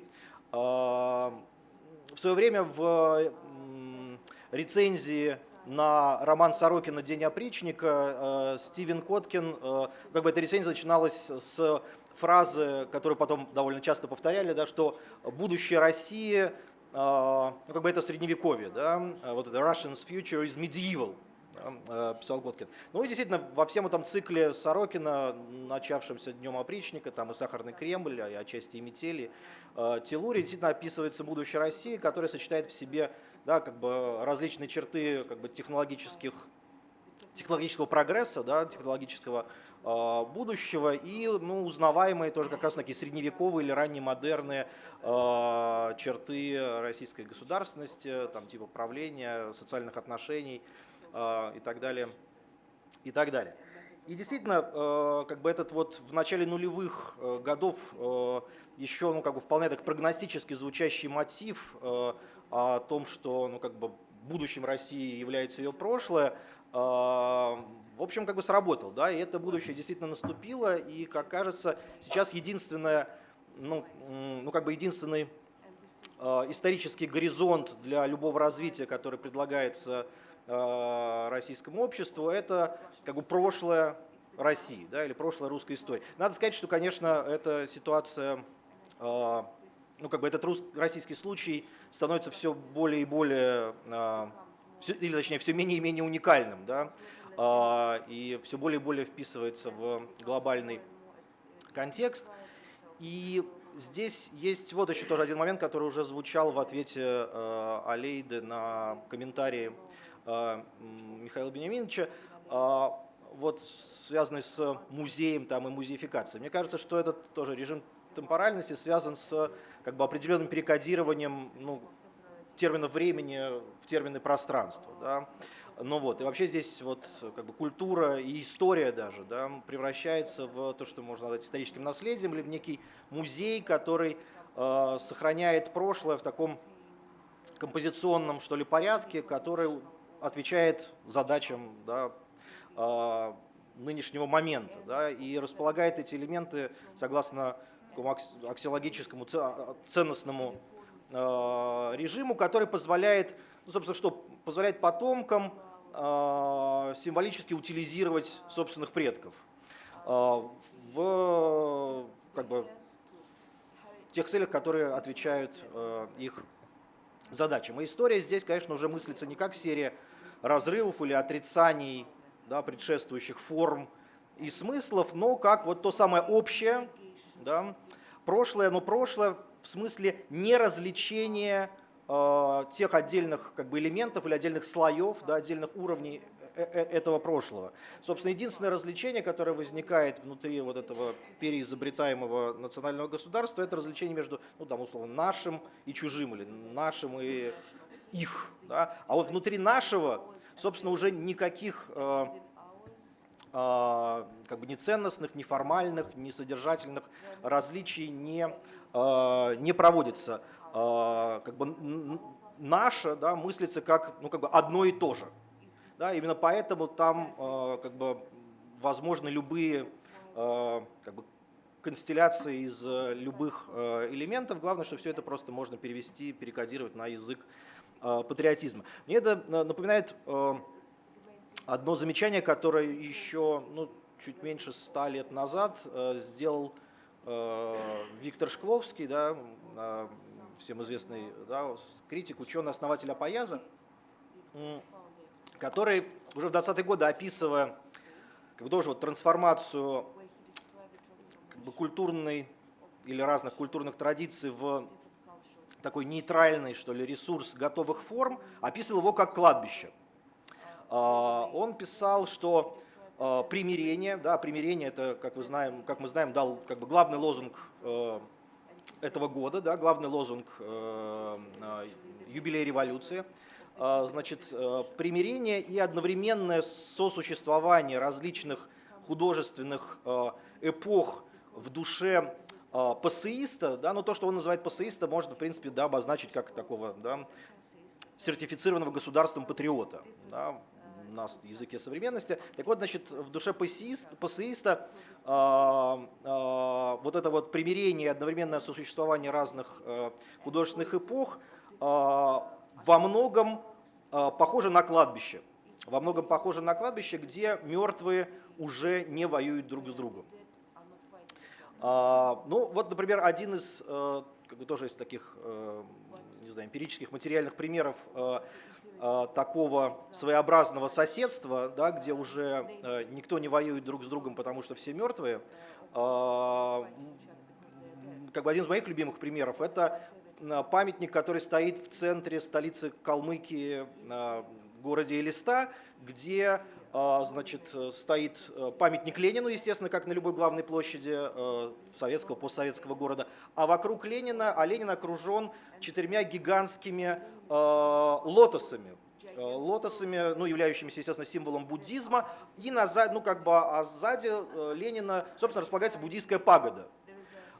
История, ну, вот этого, как бы, ассамбляжа, да, но вот, следующее, в 90-е годы, понятно, когда там вот эту, как бы, первый период постсоветской России раздирали там вот всякие постколониальные войны памяти, был дебат между национальными активистами калмыцкими, которые требовали снести Ленина, ну и, понятно, в Калмыкии этот вопрос о советском наследии стоит, ну, как бы стоял, да, весьма остро в связи с депортацией.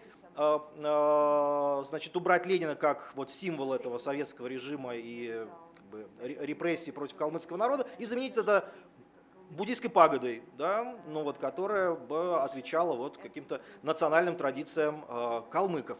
В общем, да, естественно, ну как бы вот там коммунистическое комьюнити Элисты и Калмыкии, но наоборот, апеллируя к необходимости сохранять культурное наследие, защищала этот памятник от возможного сноса. В общем, пока не спорили, в 90-е годы наступили новые времена, и никакой необходимости выбирать между Лениным и лотосом, да, между Лениным и буддизмом уже нет. Поэтому было принято вот компромиссное решение просто орнаментировать статую Ленина лотосами и построить, значит, сзади него пагоду. Да, в результате возникает такой вот своеобразный полимсест, то самое common past, да, вот то самое общее прошлое, где, ну, в принципе, возникает такая довольно, ну, конечно, комическая, да, с одной стороны, картина, но тоже хорошие фотографии этого места, которые показывают, что, собственно, ну, как бы этот комизм, да, никем не считывается, потому что это стало, ну, как бы нормальной, естественной... Ну, я думаю, это просто как бы часть, понятно, повседневной жизни, вот, поэтому абсолютно значит, нейтрально. Ну вот, но здесь уже вот, ну, да, ну, как бы то, что должно было бы как-то входить в какой-то конфликт, да, какой-то официальный, там, не знаю, исторический нарратив империи, да, которым отсылает Ленин, и постколониальные формы, к которым отсылают лотосы и буддийский храм, да, оказываются совершенно спокойно органической частью вот того как бы национального, многонационального государства, которое выстраивается на вот этом единстве изобретаемого общего прошлого. Тут можно вот еще вспомнить, книгу американского антрополога Кэтрин Вердери, вот это The Political Lives of Dead Bodies, в которой она описывает по-русски это политическая жизнь мертвых тел, да, ну или The Political Lives of Dead Bodies. Да? Да, ну вот, в которой она на восточноевропейском материале постсоциалистическом описывает вот историю политической, ну да, политическое использование таких моментов, как установка памятников, их снос, возвращение на место, захоронение героев войны и жертв войны, их перезахоронение, значит, вот как бы всевозможные манипуляции с памятниками и телами, которые, значит, как она пишет, собственно, ну, и наделяют жизнью, да, постсоциалистическую политику. Но мне кажется, что вот ее этот подход может быть расширен до более, распространен на более широкие культурные процессы и механизмы государственного администрирования, которые связаны с манипулированием не только материальными объектами. Да, то есть она действительно занимается вот материальностью. Ну вот. В принципе, мы можем посмотреть на это общее прошлое о котором вот пишет и говорит и Алейда Осман, как да, вот такое мертвое тело. Мертвое тело, которое дает, тем не менее, как бы дает энергию политической жизни. При этом как бы очень так причудливо балансируя, вибрируя, да, между таким консервативно-эссенциалистским, да, как бы оптикой и пониманием, и, с другой стороны, предельно конструктивистско-инструментальным, да, отношением к традиции. Понятно, что это как бы инструментальная рамка такой работы с исторической традицией, но маскируется органицистской риторикой национальной души, там, духовных скреп и прочих вещей. Но одним из моих вопросов было бы, как профессор Осман, ну, как бы видит эти отношения между там, не знаю, вот этой органицистской риторикой и органицистским типом воображения или эссенциалистским типом воображения с одной стороны и ее конструктивистской природой и прагматикой.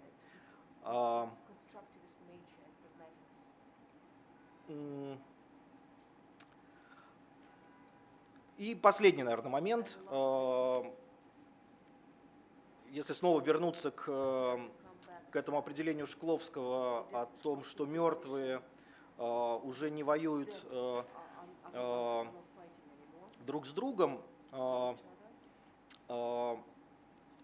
и как бы, да, распространить вот это представление о мертвом теле на, как бы, вот на это представление об общем прошлом или о традиции, которая конструируется на наших глазах и превращается, да, в очень удобный такой совершенный инструмент различных символических манипуляций. Как бы можно сказать, что как бы, чем более мертвым, да, является это тело традиции, тем более легкими становятся процедуры как бы разного рода синтезов и рекомбинаций, ну, не знаю, членов и органов этого мертвого тела, которые при этом оживляют, да, современную политику. И здесь, мне кажется, возникает определенное отличие от той ситуации, которую описывает Катрин Вердери. Согласно ее анализу, значит, происходит что? Что живущие, да, как бы в данный момент определенным образом осуществляют свою работу, да, свои отношения с мертвыми. Но вот в случае с производством вот современного российского дискурса о патриотической гегемонии, национальном государстве, том самом общем прошлом, как мне кажется, мы имеем дело не с мертвым, да, который действительно существовал, и как бы и не с предками, которые действительно существовали, с которыми, понятно, любое сообщество выстраивает те или иные отношения. А этот дискурс имеет отношение не к мертвому, а к тому, что никогда не существовало. Ну, как бы к мертвому по определению. И, может быть, что самое тут как бы опасное и даже в каком-то этическом смысле несправедливое, что мы имеем дело с, ну, как бы превращением мертвого в мертворожденное. Да? Такой как бы пустой символ выражения лояльности перед государством. Ну, скажем, наверное, наиболее отчетливо это проявляется в инструментализации памяти о войне, где естественные как бы обязанности перед теми, ну, как бы, да, перед теми, кто погиб, да, перед мертвыми, да, трансформируются в обязанности перед государством, которое узурпирует право говорить от лица этих мертвых. Да. И здесь вот в отличие от тех как бы духов жертв, которых описывает Александр Эткинд, хочется тут, как и Алейда, сказать, Александр Эткинд мой друг, значит,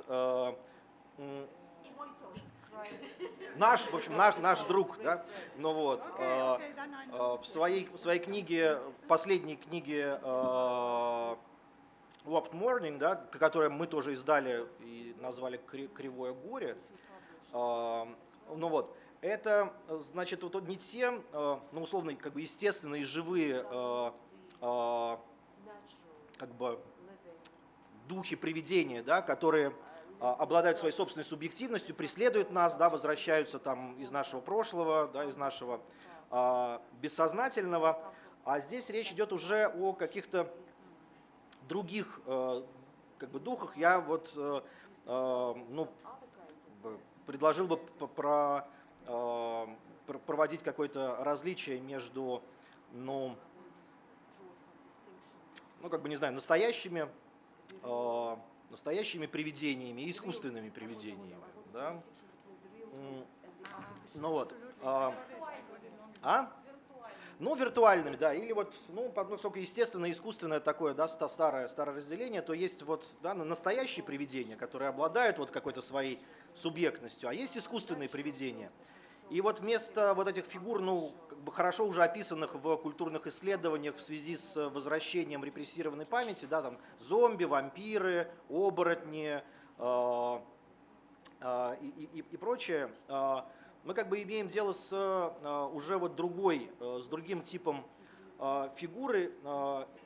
Я за неимением вот лучшего термина пока называю эту фигуру вселенцем. Это есть такие биологические организмы, которых, ну как бы если их переносят из одной среды в другую, выясняется, что они настолько хорошо вселенец. Да, ну я вот это, как, не знаю, ты знаешь, как перевести вселенец?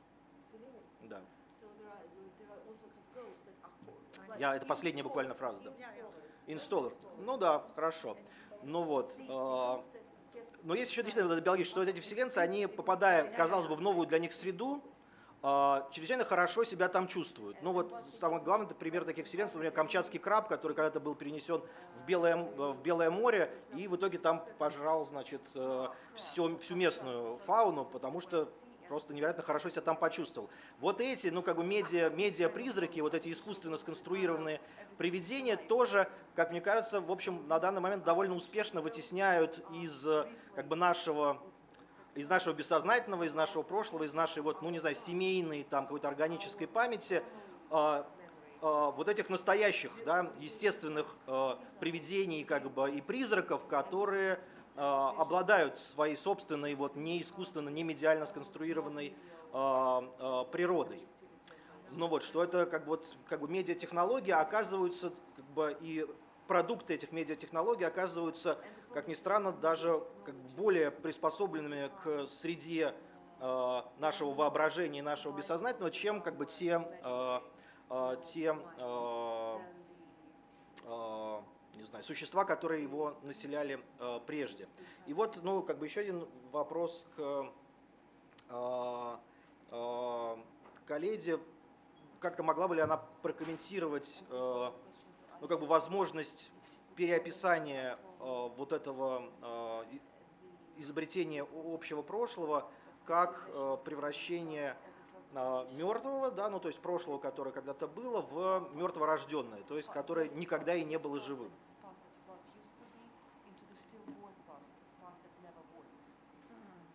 Спасибо. Okay, well, thank you so much for enlarging the realm of our discussion and focusing on the dead as the real issue that we are dealing with here. Of course, when to continue from what we just discussed, history is a huge field, and when we say the past, it's also totally indiscriminate, it's just everything. What we are interested here in is always a selected past, just a very, very tiny selection of that huge past or history. And the question is, of course, what kind of a past are we selecting? What are the criteria for selecting this particular little bit of the past? This is what we're dealing with here. And of course, one reason could be I need a usable past. I need a past that fits my situation right now. Maybe that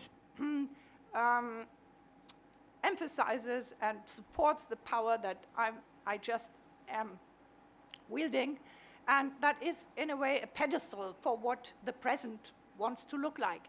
So usable past very often is the past that is carefully selected because it fits the aims of present politics, okay? And in this sense, it is, of course, instrumental to making the present look bigger, grander, and more attractive. That is really, I would say, at least 60 or 70% of the use of the past anywhere.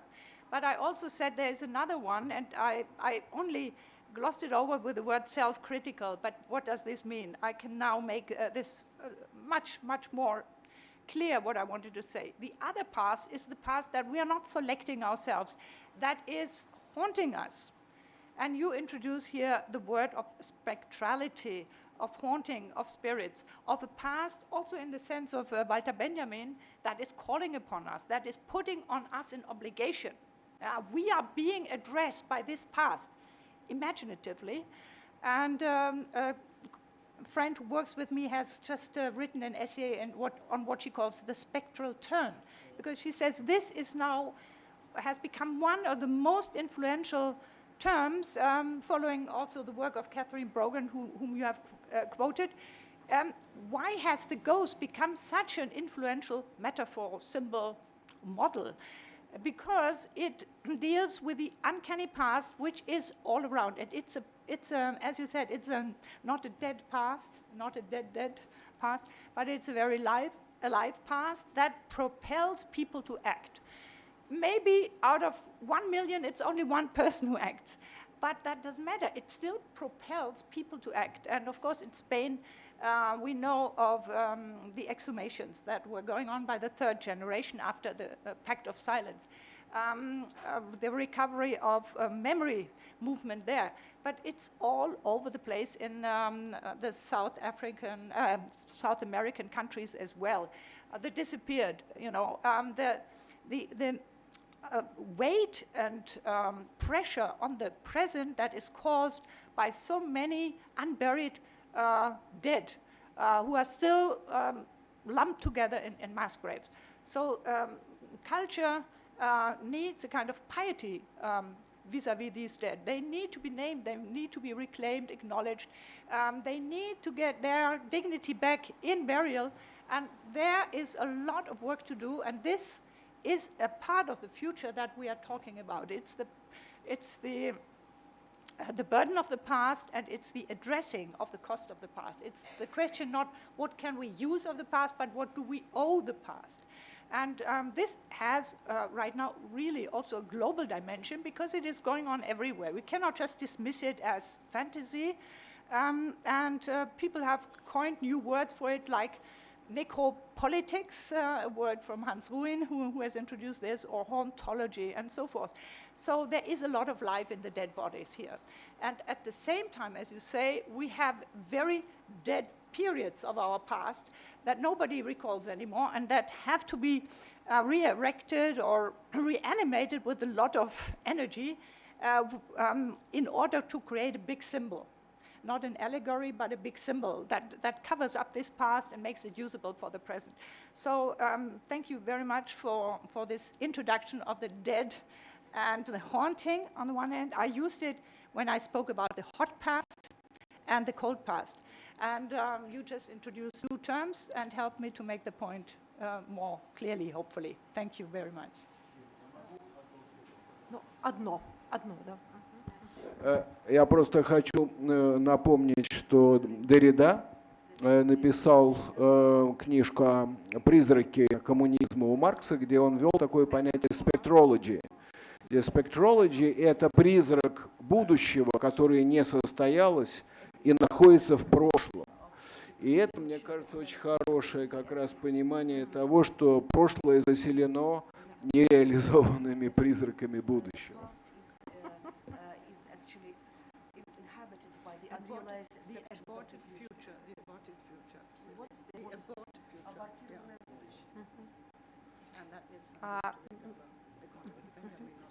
Да, но Очень жалко, я боюсь, что у нас времени на вопросы из зала не осталось. Мы как-то увлеклись дискуссиями. Я думаю, что в рабочем порядке вполне вы можете задать вопросы участникам, и прежде всего Алейде Асман. Ну, в общем, я бы сказала так, окончание первой нашей сессии на образе призраков несостоявшегося будущего, которые вокруг нас. В общем, очень хорошая емкая метафора, я думаю, она определяет дальнейшую тему наших разговоров о прошлом и будущем. Я хочу еще раз поблагодарить.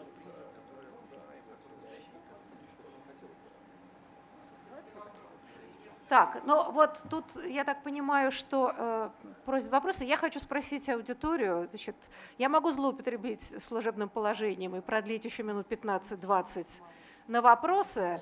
Да, если есть желание, то мы еще немножко подискутируем. Есть, да? Ага, есть вопросы. Хорошо, ладно, тогда мы еще не отпустим наших участников, и, соответственно, тогда вопросы. Да, окей. Хорошо, пожалуйста. Потом Кевин Плат.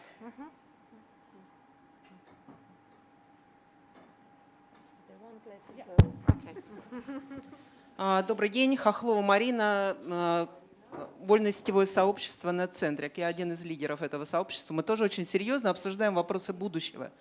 И, конечно, я очень купилась на то маркетинговое продвижение темы, которая была заявлена в этот раз банными чтениями. Великолепная тема, действительно, она остро сегодня нужна молодежи. И я совершенно согласна, что Молодежи не нужна, думаете? не молодежи занимается и зарабатывает на этом деньги, а вот молодежь нужна без денег. Вот она Хорошо бы на этом бесплатно заработать хочет деньги. узнать те или иные будущее. Вот, ну, Институт философии, например. Я хочу сказать, что я прежде всего выражу некое разочарование, первое, разочарование книгой госпожи Асман.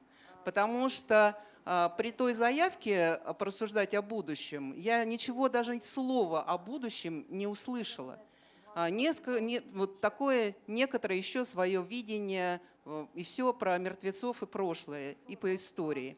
Если говорить о будущем, и если даже есть предложение поговорить о будущем и о некотором времени в будущем, как время будет себя вести, темпоральность этого будущего, то тоже нет ни одного намека за всю беседу, а как же темпоральность поведет себя в будущем. Некоторая бесконечная рефлексия, стариковская. Вот хочу сказать, что сегодня, при том, что я 60 тоже такого же возраста, да, вопрос заключается в следующем, что совершенно такое стариковское жевание без такого слабоэмоциональное. Вопрос, где будущее? Где будущее? Почему нет обсуждения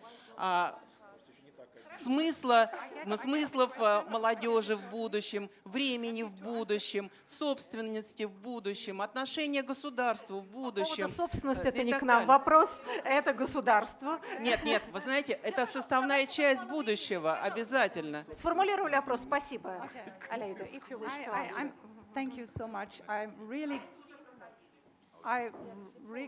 Does somebody translate to her? Нет, а мы Can you walk to her, translate to her? Sit next to her and translate her. Okay, fine. Okay. Наша аудитория понимает английский, судя по всему. No, you can speak English without any translation. But I'm very happy that you asked this question. Indeed, there's not much on the future, and no solution is offered at the end of this book because it's focused on this. Of course, it implies already a future for the past, which I talk about. So it's not all cut off because this usual dichotomy, because here's the past and there's the future, is exactly what I want to do away with. It doesn't work anymore. We need the past for the future. We reconstruct it in the present for the future. So first of all, the dichotomy I would not buy anymore.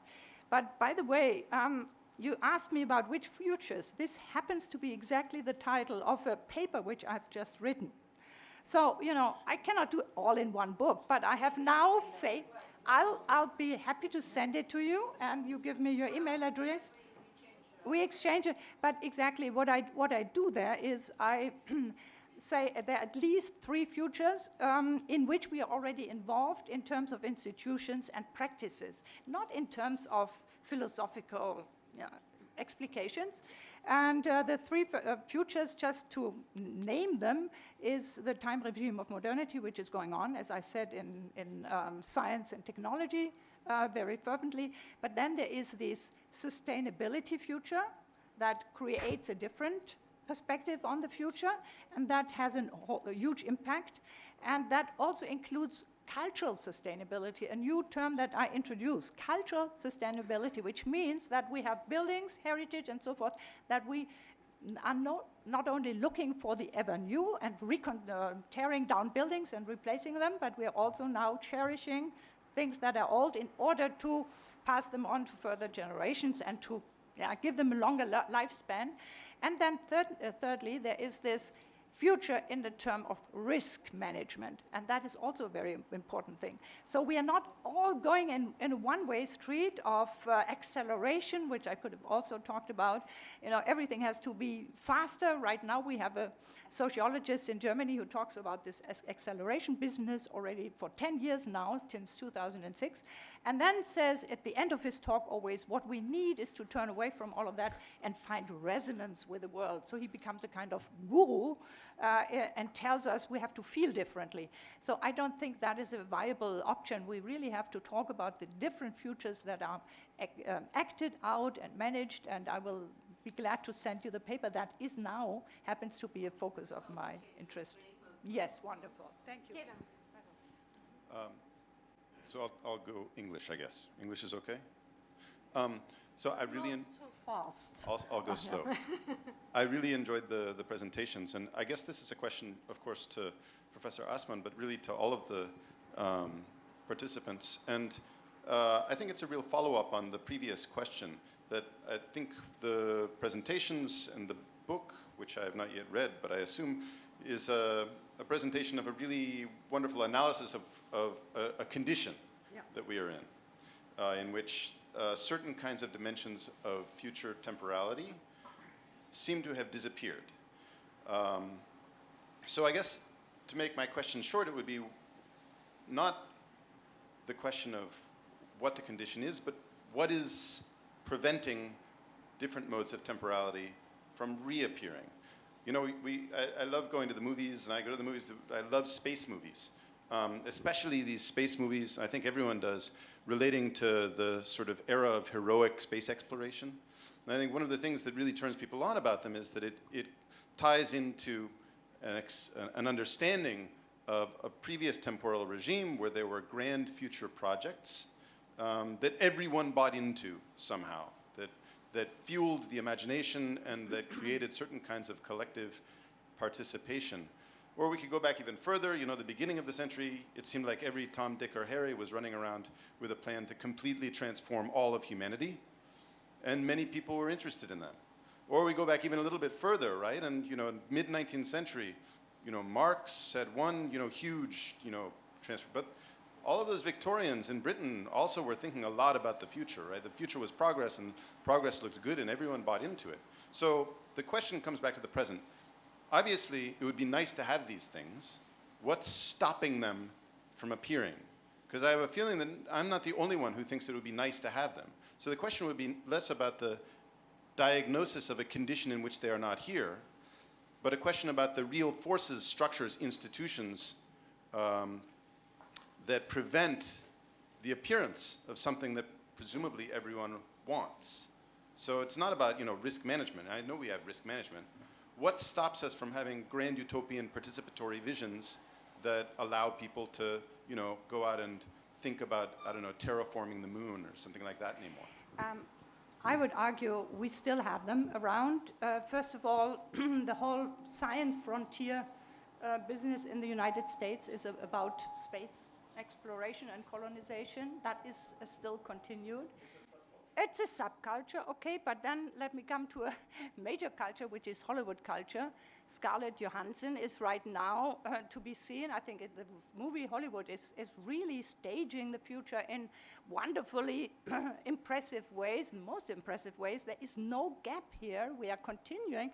Of course, 20 years ago, we had Back to the Future, and everybody was already no longer in cars, but all in flying devices.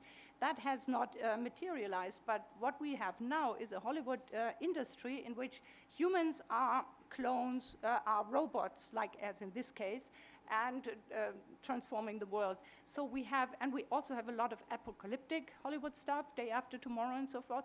So Hollywood right now is really the first agent. I'm not referring to all of this because I'm talking about the condition, but if I would write about now the imagination that is created for us, you know, with these striking images, it is just as rich and varied as it was. So I wouldn't forget Hollywood here. You go. Hollywood is about, Scarlett Johansson is about an alternate time frame which does not exist. Hollywood creates fantasies of futurities which are not going to happen, that no one anticipates in reality. No one is trying to create the future of, you know, cloned humanities and so on. Well, the human frame is really in a process of production of post-humanity. We have chips. Who knows what 20 years from now? How do you have the authorities to say it's not going to happen? Robots are really important. I'm not saying the we future will not come and will not be different. I'm Popular talking about imagination. projects. Yeah. But just one remark.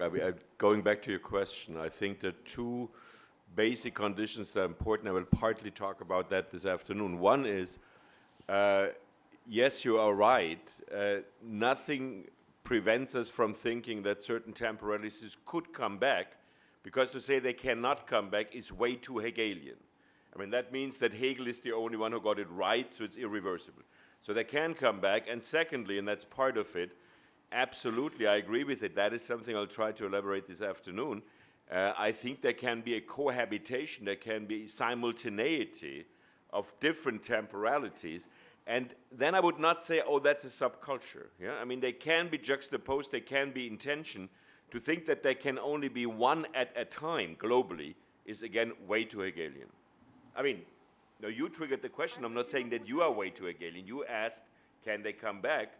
And I think we would both say it's not excluded. It is not excluded. Thank you very much for this fascinating panel. And I would like to link that conversation that is happening here to the conversation we had about 2 weeks ago in Tampere, where we were talking about the end of World War I and the interwar period, and of course the revolution, because 1917 is not only the year of the Great Russian Revolution, I think that's now in the standard, but also the centennial of the Finnish independence. And there was a conversation about Reinhard Koselleck. You may find it interesting, but it did happen. And at least with Jörn Ehrhardt, for example, the reading of Koselleck is that his planes of experience are actually experiential. That is to say that he registers a moment when experience exceeds the horizons of expectations, but then, of course, his Sattelzeit is exactly when the expectations exceed the experience. However, if you look at the end of the war, that is the end of the First World War, you would have this sort of, particularly around the Paris Peace Conference, the hopes, and then immediately the thwarted hopes, right? The frustration that things are not going right, that there are many conflicts. The colonial movements are not respected well. Extra-European countries are really exempted from that. So coming back to your assertion, when is the loss of the horizon of the future, we can see that the experience of the traumatic war, at least in this kind of post-Koselleckian reading, far exceeded the expectations, right? So the experiences started at that moment to dominate the expectations, except for the revolution on the horizon. And this is exactly where the thwarted hopes would sort of be redirected. Oh, but Okay, so Wilson didn't promise us, didn't deliver what he promised, but there is a revolution. Your reading of 1945 struck me because you think that the hopes and the horizons of expectations about the future were wide open. I read it exactly the opposite. This is exactly when the revolution is gone, when the Soviet Union is just one of the geopolitical powers at the table of the great powers, when Stalin is no Lenin and no Trotsky, obviously, for that matter. So I would disagree on the reading of that moment, especially because we have the comparison between the end of the First World War and the end of the Second World War. And then I would disagree that Koselleck doesn't take experience seriously. I think there is a moment when he does say that experience can far exceed the expectations and thwart the expectations. Thank you for the opportunity to comment and ask the question. Okay, thank you very much. For coming back to Koselleck, because after the First World War, Benjamin said experience has dropped in the stock market and is no longer valuable. It has, in a way, thwarted our experiences and therewith also our realms of expectation. But what I wanted to say was that I really wanted to frame your question in the other way of phrasing it, namely, can we learn from history? So what did we learn after 1945 from history? Of course, you could say there was learning from history. There was in other words, we have opened a new future, a new realm of expectation. Already back then, with 1948, the drafting of the Human Rights Convention, and then also a year later, the Genocide Convention with Raphael Lemkin. This would be really, we're opening a new framework. We're not going on the way we did. We're not repeating this. We are trying to create precautions for this never to happen again. That would be a new realm of expectation. But indeed, in terms of the society, what were they concerned with? It did not materialize yet. It was there, but it did not have its historical moment. It had to wait for almost another half a century. So what do we actually call a horizon of expectations? It would have to be framed also in terms of institutions, something that give these expectations power and allow them to be transformed into practices. Okay, and that happened only in the 70s, 80s. So this is why I speak about belated moment of learning, but certainly referring back to this moment. And you're absolutely right when you talk about Koselleck and experience. His experience, personal, was only always personal, very individual, existentialist form of experience. And this is why he doubted any category of collective memory. He would never talk with me about these things because he was such a stern objector against everything that we discussed today. Хорошо, давайте просто более кратко. Да, Еще есть пара вопросов, иначе мы никогда не уйдем. Да, я постараюсь очень кратко. Артемий Плеханов, Институт этнологии и антропологии ИРАН. Большое спасибо профессору Асман за ваше честное выступление. У меня такой вопрос немножко, я постараюсь сделать его коротким. Говоря о именно призраках и всем остальном, мне показалось важным то, что мы как мне кажется, некоторым образом возвращаемся к ситуации начала 20 века и к тому, что описывает Цвейг, что описывает Толкин, Карл Льюис, именно некоторому опасению за будущее и перенесение будущего в прошлое как то, что будущее кажется нам очень неприятным и кажется пугающим. И у меня есть некоторое ощущение, что то, о чем именно говорилось в начале Первого века после фрустрации Первой мировой войны, не было до конца осмысленно, не было до конца прочитано, и сейчас мы просто возвращаемся некоторым образом к этим вопросам. Спасибо.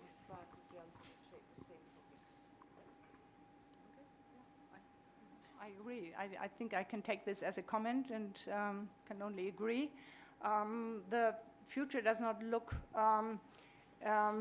glorious anymore. It has to do really also with the fact we should not enter a collective gloom here, but think about along the ways that Sepp Gumrich just also said, we live in various time regimes. this one dominating time regime has left us. In a way, the backbone of our culture was broken when this was broken. And we have to reorient ourselves. And gloom would not be the right way of learning from this event, but rather to readjust ourselves to a much more flexible form of relating to different forms of time, including the popular imagination and also the individual possibilities of creating the future. As I said, doing future is a very interesting new concept, and also Futur 2, which is called Future Perfect. Take a standpoint of your future and think about what will sustain, and how to make your world more sustainable. All these are very, very important forms of activism that can be related to a more flexible form of adapting to time regimes.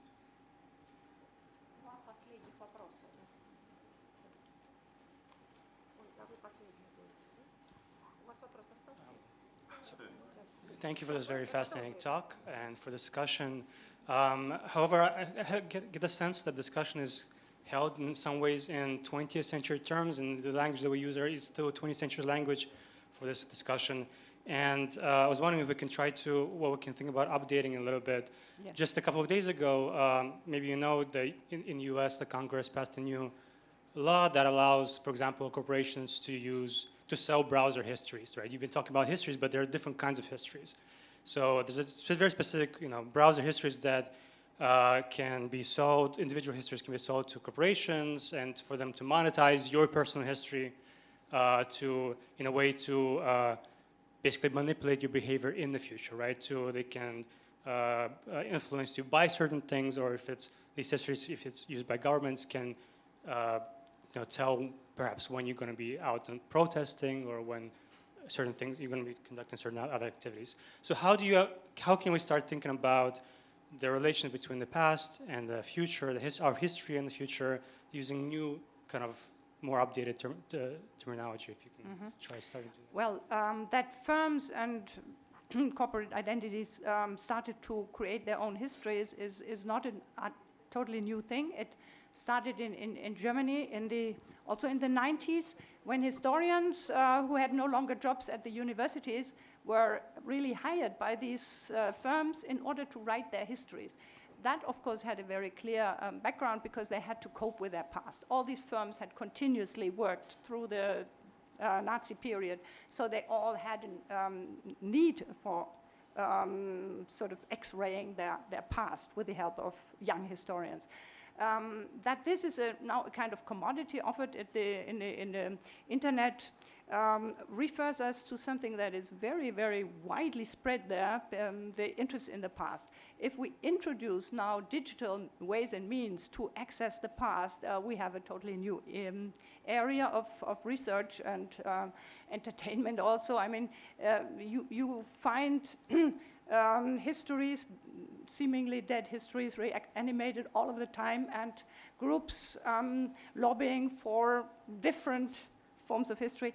So what is happening is a kind of side-by-side coexistence of these many forms of re-accessing the past, which has become an identitarian option on the one hand, but also kind of hobby enterprise. We have so many hobby historians working in the internet as well, solely within the closed internet community. So history has become a very fuzzy business, and has also created a huge market if you think of material items that are being sold there. So I thank you for at least reminding us of this huge field out there, which we haven't really touched upon. Спасибо. Я хотела только продолжить обсуждение содержания самого понятия the time regime. И попросить вас объяснить, как вы отличаете это понятие от понятия Франсуа Тога режим des historicités. Спасибо. Thank you for mentioning historicité. Режим Oui, oui, thank you for d'historiciste, mentioning François Hartog. François Oui, oui. Hartog. I met him and I'm a friend of his and we discussed together. And he is very, very important exactly for rephrasing. Yeah, he helped me to rephrase my own ideas. And I discussed with him, though I don't really buy his conclusions. You know, we are very diverse in our assessment. The difference is he is totally pessimistic. I think even more pessimistic than you are, but at least. There's a range, so there's Aleida, then there's me, and then there's Arthur. Arthur fade down.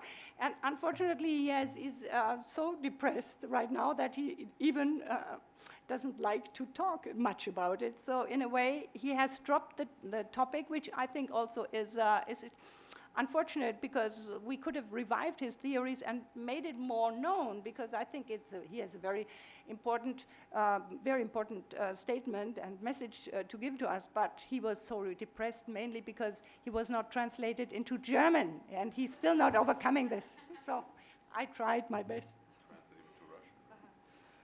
Ну что, коллеги, мы бы еще могли дискутировать час, но я думаю, надо все-таки сделать перерыв. Значит, все-таки метафора призраков прошлого, которая нас окружает, остается чрезвычайно важной для нашего разговора. Через час, значит, даже чуть меньше, чем через час, 3:30 мы начинаем наше дневное заседание, а сейчас перерыв. Спасибо за терпение, внимание и вопросы.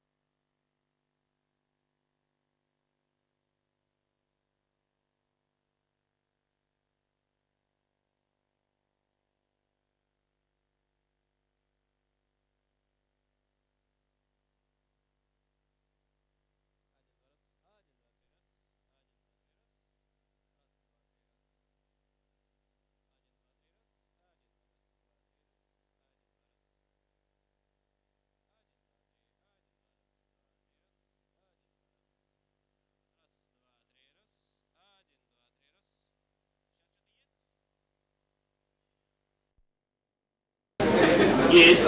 Один, два, раз. Один, два, три, раз. Один, два, раз. Раз, два, три, раз. Один, два, три, раз.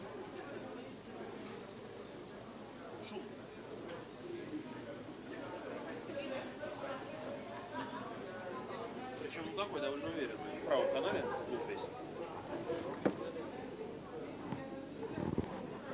Один, два, раз. Да. Да. Окей, ну тогда, наверное, надо обратно раскоммутироваться просто. Там было как-то, там, конечно, было более противно, не было лучше.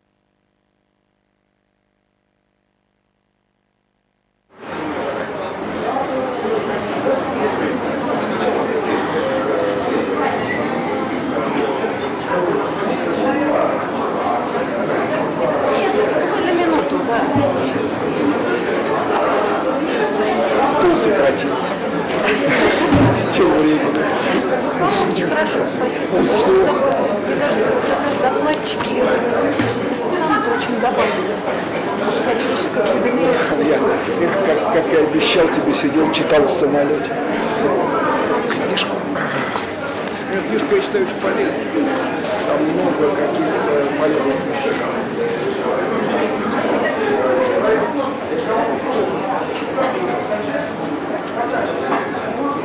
Ну, она должна быть довольна, наверное, что ее так как-то честно.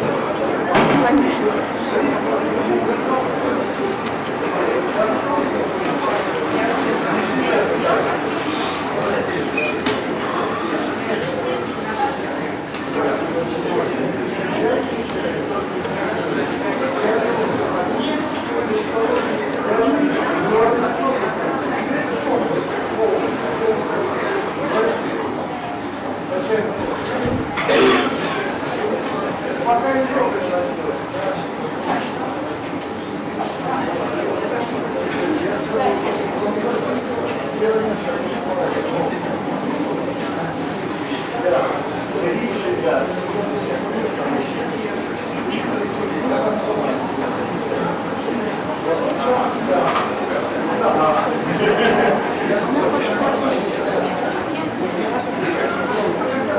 Что там как надо обязать так, чтобы ей место. Ну, она сейчас думает, мы же там в конце, да, вместе с цепом, ну, так что я думаю, да, Ксения, это у нас так здорово,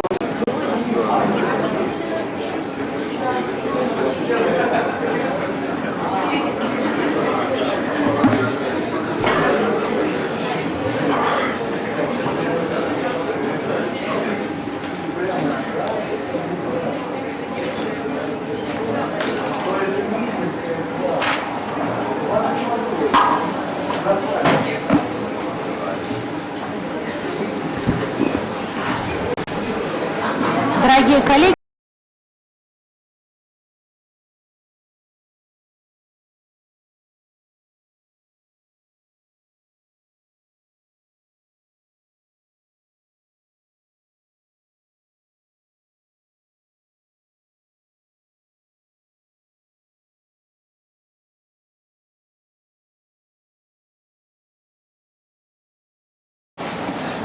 Спасибо. Я разовью отчасти то, что я уже говорил на обсуждении книжки. Ну, конечно, это не будет повторением, да. Значит, так получилось, что я написал доклад, чтобы уложиться в эти самые проклятые 20 минут. Так, чтобы не растягивать все это дело, я его, пожалуй, тогда и прочитаю. Стало общим местом считать, что современность, modernity, связана с обретением чувства линейной истории, устремленной из прошлого в будущее. Именно эта устремленность обеспечила то, что называется прогрессом, и утвердила установку на новые и инновации, которые характеризовали Европу нового времени и обеспечивали ей такой головокружительный успех. Это утверждение неотвратимости прогресса случается в XVIII веке, а уже в XIX Ницше обрушивается на европейский историзм как источник множества зол и отвергает идею линейной истории во имя вечного возвращения того же. К началу XX века вера в будущее слабеет. То есть это вообще-то происходит довольно быстро. Примером чего является хотя бы большой успех книги Шпенглера о конце Запада, и возникает мотив конца истории. В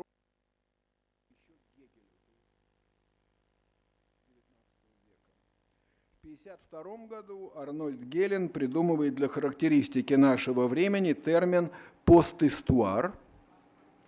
Точно таким же общим местом стало всеобщее ощущение жизни в постисторическую эпоху. Но все мы знаем все эти книжки о конце истории, там Фукуяму и так далее, там, я не знаю, Кожева и прочее, бесконечно воспроизводящийся мотив. Значит, и речь идет о том, что мы вошли в постисторическую эпоху, которая характеризуется распадом больших линейных исторических нарративов, о чем говорил Леотар.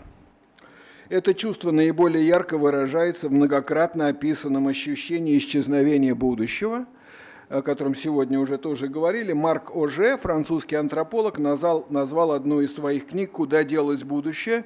«Où est passé l'avenir?», которое Франсуа Арток обозначил как презентизм.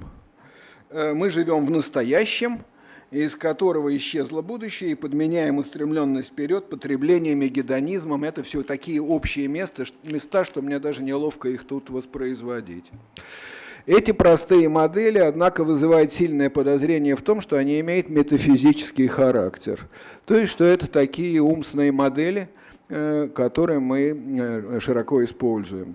Их, я думаю, метафизическими определил бы и Хайдеггер, и иные критики упрощенно-линейного или циклического историзма, вроде Вальтера Беньямина. Но надо сказать, что это линейная идея истории циклического времени, она до сих пор в ходу, и, как это ни странно, пользуется до сих пор известным, значит, спросом. Загадка недавнего появления истории и современной историографии и их кризиса, наступившего с невероятной скоростью, то есть уже к концу XIX века практически, вызывает множество толкований, среди которых важное место занимает идея секуляризации христианской модели истории, выдвинутая Карлом Шмидтом и развитая, в частности, учеником Хайдеггера Карлом Левитом, но мы имеем большую традицию интерпретации идеи секуляризации. Идея секуляризации исходит из того, что наше представление об истории является результатом проекции христианского мифа о спасении, который предполагает движение от грехопадения к явлению Мессии, парусии и финальному эсхатологическому событию спасения.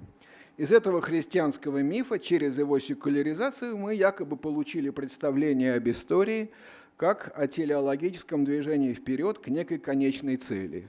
Это может быть коммунизм, тысячелетний арийский рейх, социал-демократическая утопия равенства и справедливости, ну и так далее. Таких утопий было много. И часто объясняется вот этот конец истории тем, что все они кончились крахом, и не осталось больше никакой веры в то, что этот утопизм, связанный с идеей будущего, вообще имеет какое бы то ни было основание. Именно это целеполагание истории и придавало ей оптимизм и энергию ускорения. Секуляризация, однако, это непростая проекция теологического представления на светское. Хотя сама такая проекция лишь подтверждает интуицию о глубоко метафизическом характере линейной истории. Во-первых, христианская эсхатология сама по себе не относится к области исторического. Это важно. Ведь явление Мессии не открывает историю земную, а приостанавливает ее, перенося акцент из града земного в град небесный, если использовать выражение Августина, то есть из истории вне истории. Поэтому сама по себе проекция этой модели, как проекция, открывающая историю, кажется гораздо более сложной, чем это часто интерпретируется. Левит замечал, для верующего аспект спасения, заключенный в истории, это не область светской истории, но трансцендентный свет, сияющий в темноте исторической юдоли человека. Это выход за пределы истории. Быстро наступивший кризис европейского историзма в рамках этой модели объясняется тем, что когда из эсхатологической модели изымают Бога и спасения, сама телеология движения утрачивает смысл. Движение остается, а его цель исчезает. Возникает ощущение быстрого бега на месте и в итоге презентизма. Но в этой модели самое интересное для меня другое.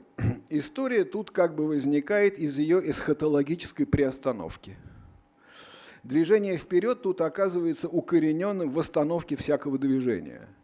Шмидт, размышлявший над этим парадоксом, предложил неортодоксальное его решение. Он указывал на то, что связь между эсхатологией, то есть радикальным выходом за пределы земной истории, и историческим сознанием обычно отрицается. И тем не менее она может быть установлена на основании понятия катехона, которое использовал апостол Павел во втором послании к фессалоникийцам. Это загадочное понятие о катехоне, которое имеет в последнее время очень большую вокруг шлейф интерпретаций. Значит, Павел рассуждает о предшествующем страшному суду пришествии Антихриста, который уже проник в мир.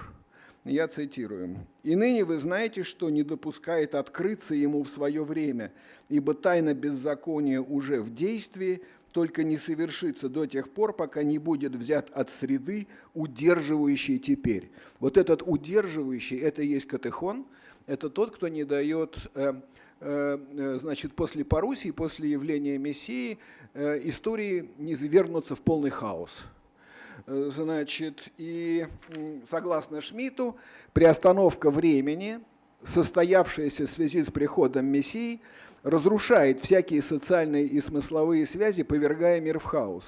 Для того, чтобы мир в промежутке между Парусией и Эсхатоном не превратился в чистый хаос, возникает фигура удерживающего, катехона, которую Шмидт видит в государстве. Он называет катехон исходной исторической силой, но он говорит о том, что Римская империя играла роль катехона, которая с помощью закона, институции и так далее не дает возникнуть хаосу после прихода Мессии. Государство с помощью своих законов и институций производит из хаоса историю, то есть смысловую конфигурацию социального бытия. Шмидт прямо утверждал, что история – это продукт государства катехона, до конца неотделимый от трансцендентности. Вот я процитирую его по-английски, раз что-то английский принят. History that is not merely an archive of what has been, but also not a humanistic self-mirroring of a mere piece of nature circling around itself. Rather, history blows like a storm in great testimonies. It grows through strong creations which insert the eternal into the course of time. It is striking of roots in the space of meaning of the earth. Through scarcity and impotence, this history is the hope and honor of our existence. Значит, это, с одной стороны, вот эта самая история, как ветер, как буря, это мы знаем очень хорошо по беньяминовским, конечно, тезисам об истории, где он это описывает в тех же категориях. Но самое главное для меня здесь центральным является утверждение, что государство insert the eternal into the course of time. То есть включает вечное в движение времени. Как видим, история и тут возникает из ее приостановки и вечности. Сегодня в этой модели место вечности может быть отчасти отведено памяти, то есть такому образованию, которое относится к прошлому, но одновременно не включено до конца в исторический нарратив и несет на себе следы хронологической неопределенности. Об этом очень выразительно писал Фрейд. Парадокс современности часто описывается как сопутствующее ускоряющемуся движению вперед постоянно нарастающее производство прошлого. Это сформулировано в философии компенсации, в теории компенсации, которую сформулировали Отто Макварт и Герман Любе. Значит, не буду об этом сейчас говорить. Значит, поскольку все очень быстро устаревает, время ускоряется и толкает к производству все нового и нового. Но это ускорение в какой-то момент приводит к тому, что все новое мгновенно устаревает и превращается в старое, минувшее. Герман Любе замечал, что именно ускорение времени и, соответственно, устаревание нового ведет к неудержимой и всеохватывающей музеификации культуры. Я цитирую из него: «Авангардистское увеличение скорости инноваций сокращает темпоральное пространство актуальной значимости нового. Этот эффект я по другому поводу описал как сокращение настоящего. Сокращение настоящего означает, что в темпоральном отношении прошлое все ближе придвигается к настоящему». Это цитата из Любе. Интенсивное и ускоряющееся производство прошлого, исчезновение актуального или направленное в будущее в рамках тривиального сознания как бы и характеризует нашу эпоху. Но прошлое, которое откладывается в музеях, архивах и мемориалах, может быть двояким. В музеях с самого начала возникла дилемма организации экспозиции как иллюстрации к истории искусства или как коллекции шедевров. Это описал Белтинг очень хорошо в своей книге «Невидимый шедевр», где он пишет о том, что в музеях они колеблются между тем, чтобы выстраивать историю искусства, либо делать коллекцию шедевров, которые полностью трансцендируют время. Они перестают принадлежать этой истории искусства и становятся абсолютно вневременными.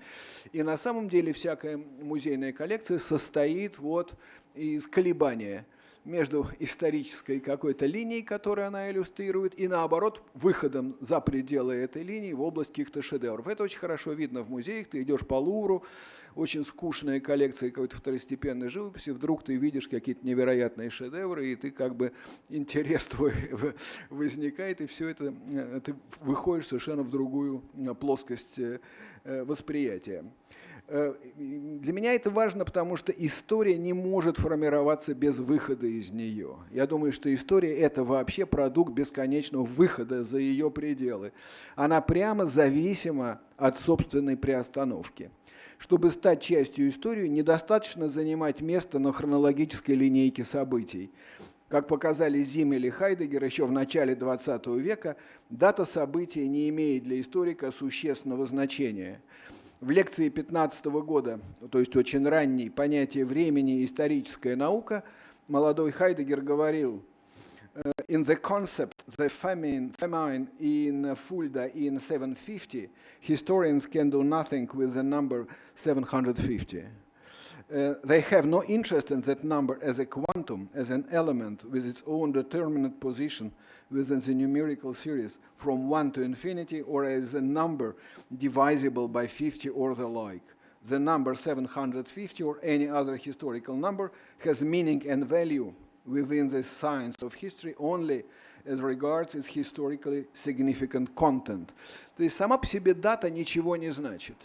Длительность события тоже для нас очень мало чего значит. Мы поэтому каждый раз пытаемся разделить историю на какие-то периоды и локализовать события внутри периода, где оно может приобрести какой-то смысл. Но просто привязать 750, что значит для нас 750, мы, вообще-то говоря, с трудом воображаем, и это не дает никакого смысла. Иначе говоря, прошлое событие может вписаться в историю только тогда, когда оно занимает место в определенной смысловой конфигурации некого периода. Историки, по мнению Хайдеггера, интересуются прежде всего объектификацией духа в течение времени. Но если то или иное событие не может вписаться в конфигурацию, которая принимает эта объектификация духа, оно остается в странном чистилище, невостребованной историей прошлого. Я называю это чистилище памятью. Память – это то, что сопротивляется, конечно, внедрению в историю, но то, что постоянно переводится в историю. Потому что чем занимаются историки? Они идут в архивы, ищут там какие-то документы, которые принадлежат архиву, как вот такой виртуальному хранилищу памяти, и затем пытаются эти факты внести в смысловые конфигурации и придать им какой-то исторический характер. Собственно, вся историческая наука только и занимается тем, что переводит факты в смысловые конфигурации, которые составляют историю. Значит, Зиммель говорил о том, что событие, чтобы вписаться в историю, должно обладать внятной атомарностью, отличимостью и индивидуальностью, потому что только если это атом, его можно вписать в смысловую структуру. Только атомарные события могут войти в структурные смысловые взаимодействия с другими событиями. Он писал: можно сказать, событие является историческим, если по объективным причинам, не имеющим никакого отношения к их положению во времени, оно занимает отчетливую и неизменную позицию во времени, то есть оно кристаллизовано в какую-то структуру. Так, то, что некая реальность существует во времени, не делает его историческим, как и то, что оно подвергнуто пониманию. Она становится исторической лишь тогда, когда оба эти измерения накладываются друг на друга, и когда эта реальность темпорализуется пониманием вне времени. Это цитата из Зиммеля, это для меня очень важно, что чтобы стать историческим, историческое событие должно быть изъято из времени и быть подвергнуто пониманию, как он говорит, вне времени. Это замечание Зиммеля перекликается с наблюдениями Хайдеггера, но добавляет к ним важный момент. Историзация прошлого не только происходит из будущего, но и из момента приостановленного времени, позволяющего собрать атомарные факты в констелляцию. Приостановка времени – важный аспект историзации. Когда-то Ницше был вынужден ввести понятие «Zeitatom», атом времени, которое он объяснял тем, что если не разделить время на отдельные корпускулы, какие-то дискретные элементы, оно все слипнется и утратит всякий смысл, потому что не будет никакого разделения между событиями, нужно их обязательно делить на эти атомы. Значит, приостановка времени – важный аспект историзации. Но именно в силу необходимости совместить смысловую констелляцию со шкалой времени делает невозможной историзацию огромного массива произошедшего. И Зиммель в качестве примера приводит битву при Цорндорфе между прусской и русской армиями, которая состоялась в 1758 году во время Семилетней войны. Сама эта битва, понимаемая как некая атомарная тотальность, легко вписывается в историю Семилетней войны. В то время как подлинное событие, говорит он, а не сконструированное событие битвы, которое как бы является некой тотальностью, включающей в себя подготовку, передвижение войск, столкновения различные и так далее, она легко вписывается в историю. Но он говорит о том, что в историю невозможно вписать, например, поединок двух солдат во время этой битвы. Потому что поединок этих двух солдат не является атомарным событием, которое можно вписать в смысловую конфигурацию истории. Оно остается, этот поединок, который есть реальный как бы событие в этой битве, оно остается принадлежностью индивидуальной памяти, которая чрезвычайно трудно вписывается в историю. Зиммель тут говорит о фрагментации, когда из факта исчезает характер живого единства, соединяющего вместе начало и конец хронологической таблицы. То есть если хронологическую таблицу можно совместить начало и конец, мы получим смысловую конфигурацию, которую можем назвать событием, а то, что не вписывается в эту хронологическую таблицу, как поединок двух людей на поле боя, это оказывается не историческим событием. Этот поединок выпадает из любой хронологии и истории как смысловой структуры прошлого и настоящего. Историографические институции от музеев и университетских кафедр постоянно занимаются переводом внетемпорального архивного в историческое, их историзации, но последнее не отменяет различия между хронологизируемым и структурируемым и вневременным, но лишь отмеченным, как говорил Беньямин, историческим индексом, который странным образом соотносит события с датой, утрачивающее значение в историческом нарративе. Вот это вот голод в Фульде 750 года не имеет никакого значения, но, Беньямин говорит, это событие имеет на себе исторический индекс, который очень важен, потому что с ним можно связать момент настоящего. То есть это, который есть, собственно, тоже приостановка истории. Эти несводимые друг к другу темпоральности, на мой взгляд, производят время, которое мы проживаем в нашем опыте. Когда-то Хайдеггер заметил о темпоральности временность. Я читаю специально этот перевод Бибихина, извиняюсь, это что-то особое. Временность есть исходное вне себя, по себе и для себя самого. Мы именуем поэтому означенные феномены настоящего, бывшести, актуальности экстазами временности. Она не есть сперва некое сущее, только выступающее из себя, но ее сущее есть временение в единстве экстазов. Значит, вот это вот типичный бибихинский непонятный перевод, значит, который просто говорит о том, что время это есть постоянный экстатический выброс из себя в разном направлении. И он говорит на самом деле о трех модусах, которые организуют это время. Один модус он называл существование, existence, и она направлена была на будущее. Другой модус он называл по-английски, я перевожу, fallenness, значит, и это связано с настоящим. И третий он называл facticity, это связано с прошлым. Вот эти постоянные экстазы между прошлым и будущим, которые не соединяются в континуум. Вот это самое важное, они и порождают, собственно, время. Время есть постоянный выход из себя, который не может быть описан в категориях континуальности. Значит, время таким образом складывается из трех бросков между прошлым, будущим и настоящим, которые вот философия связывал с этими экзистенциальными модальностями. Именно поэтому опасно выделять разные метафизические типы времени как чистой темпоральности эпохи. Линейное время, устремленное в будущее, закрепляется за модерном, обратимость в прошлое за постмодерном и так далее. Любе, конечно, прав. Накопление прошлого сегодня производится устремленностью в будущее. То есть вот эта диалектика она действительно работает. Хотя я терпеть не могу слово диалектика, но простите мне его употребление. И в заключение я хотел бы сказать, что такое понимание времени позволяет говорить и о его ритмическом характере. Именно ритм соединяет в себе обращенность в прошлое, повторение прошлого и предвосхищение будущего, ориентация на него.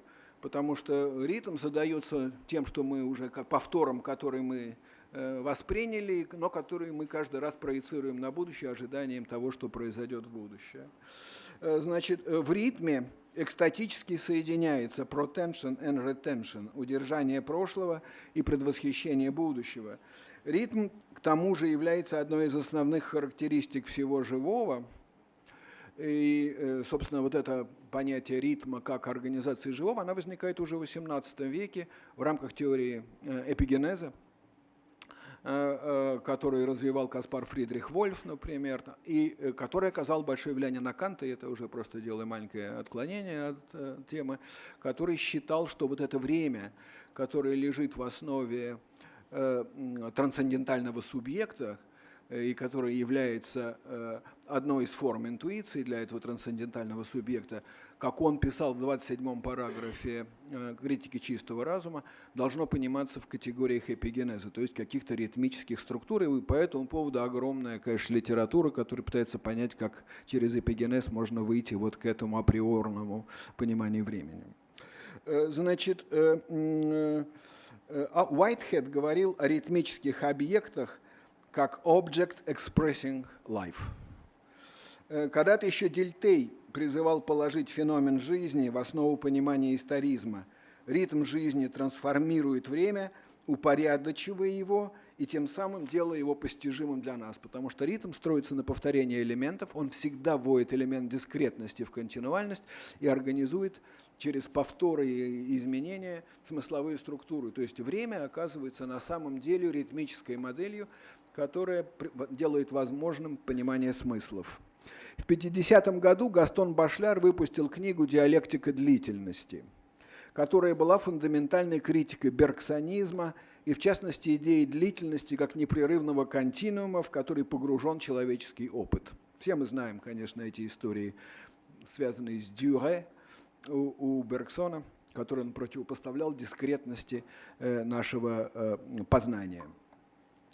Значит, линейное или циклическое время – это физические модели темпоральности, построенные как раз на принципе временного континуума. Башляр пришел к выводу, что простой линейный континуум не может быть воспринят и пережит. Как только мы погружаемся в эту колбасу этого бесконечного континуума, мы не можем его ни воспринять, ни осознать, ни иметь его в качестве объекта рефлексии, как вообще всякую вот эту бесконечную длительность. Значит, отсюда следовал парадоксальный вывод. Я цитирую Башляра по-английски. The phenomena of duration are constructed by rhythms that are by no means necessarily grounded on an entirely uniform and regular time. Это, я считаю, выдающееся достижение Башляра, говорить о том, что континуум всегда ритмичен, то есть всегда в своей структуре дискретен. Беньямин называл «Jetzt-Zeit». Ритм предполагал фундаментальную роль момента при остановке всякой темпоральности, того, что Беньямин называл «Jetzt-Zeit», а Ницше «Zeit-Atom». Именно эти моменты, вспомним знаменитый ницшевский «Augenblick» момент, позволяет составлять из себя значимые конфигурации, то есть то, что Зиммель относил к истории. Ритм позволяет истории состояться как носителю смысла, о времени как значимой организации нашего существования, в том числе и социального. Свою книгу Башляр закончил главкой под названием «Ритм-анализ», в которой высказал предположение, что именно анализ ритма может быть лучшим инструментом понимания нашего бытия. Этот проект Башляра, как известно, подхватил Анри Лефевр, который считал, что с помощью ритм-анализа можно анализировать структуры повседневности, структуры урбанизма и так далее, что все они построены на ритмическом принципе. В силу сказанного я считаю, что абстрактный анализ темпоральности, характеризующих эпохи, должен быть скоррегирован ритм-анализом который вовсе не должен следовать, конечно, модели Лефевра или там Башляра, который позволяет увидеть, как ритмы жизни, производства, рынка, языка складываются в общую картину времени, никогда не подчиняющейся непротиворечивому принципу континуальности. И каким образом в этих ритмах возникает то, что, собственно, интересует нас всех, а именно смысл. Все, спасибо. Я уложился. Замечательно. Значит, раз уложились, да, у нас есть еще довольно много времени для вопросов, размышлений и так далее. Кто хотел бы? Марина, да? Начнем.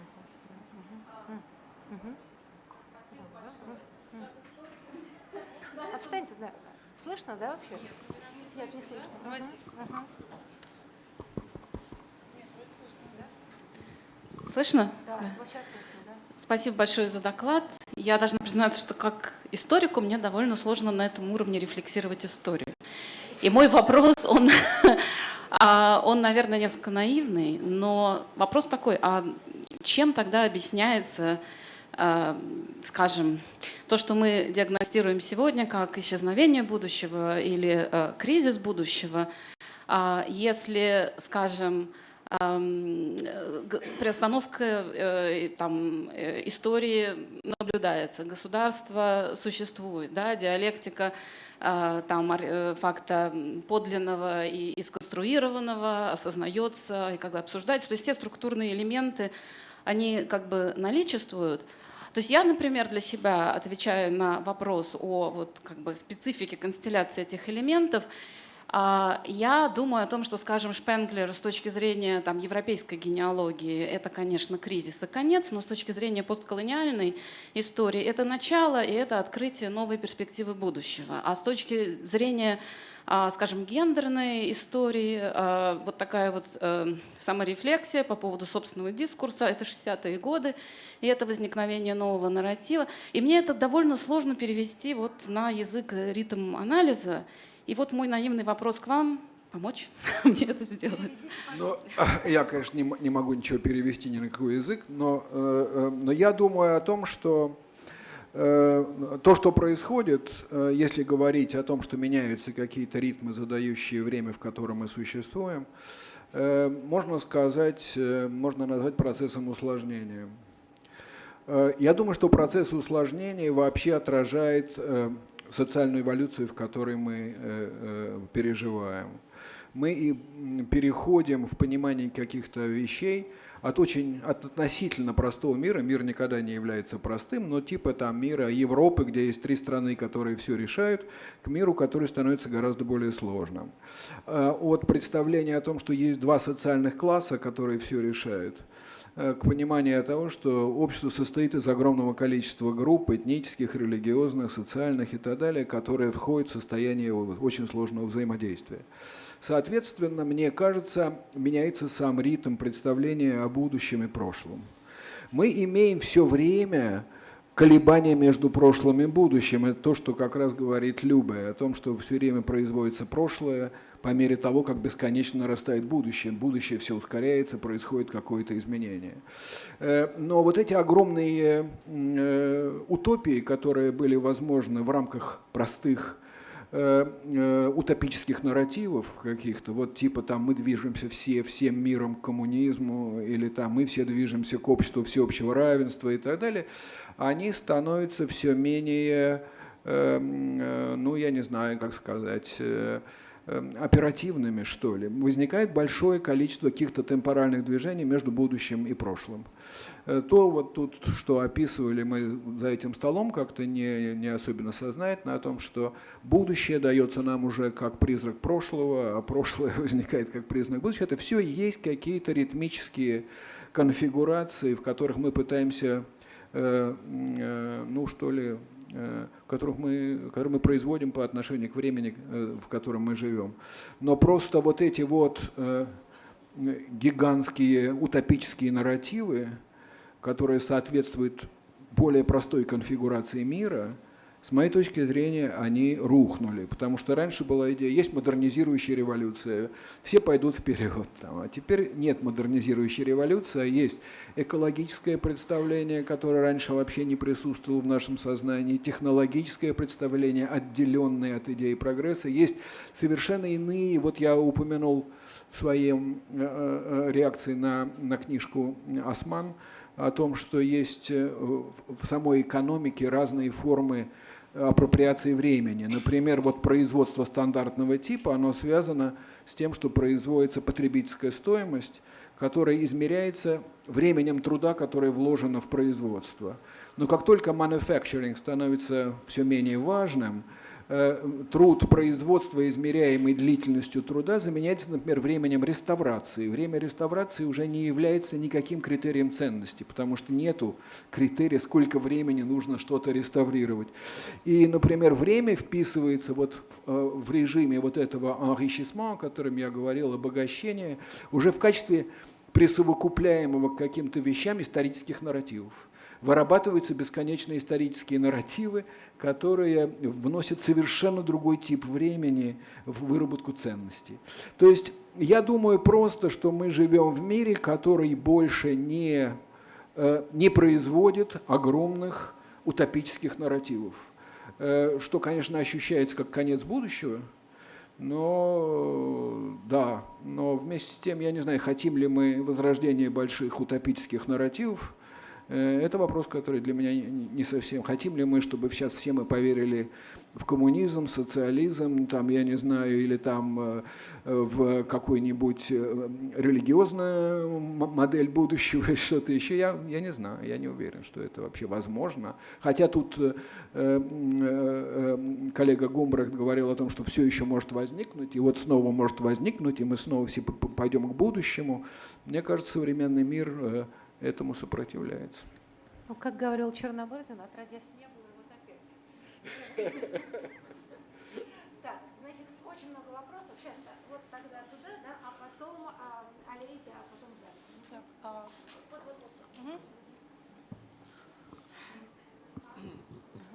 Зали. Два вопроса, Михаил. Первый. Вот меняется ли что-то в вашей картине в связи с тем, что сейчас, многие такие крупные информационные корпорации начинают накапливать вообще всю информацию обо всем, что происходит. То есть эти видеокамеры на улицах, съем информации с социальных сетей и так далее. То есть фактически уже потенциально полнота происходящего где-то зафиксирована именно в полноте. Это первый вопрос. Второе, это я вас так интерпретирую, если неправильно, это не важно, все равно вы как бы найдете, что ответить.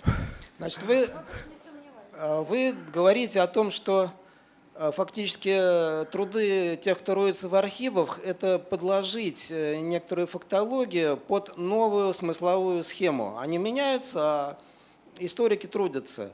Таким образом, вообще вся эта история – это некоторая тень, и она значения сама по себе не имеет, а имеет значение динамика смыслов. Вот о ней-то что можно сказать? Собственно, все, два вопроса. Первый вопрос о бесконечном накоплении архивов, который происходит не только там, где корпорации накапливают сведения о вашем поведении, которые в основном используются для того, чтобы вас бомбардировать рекламой какой-то или предлагать товары.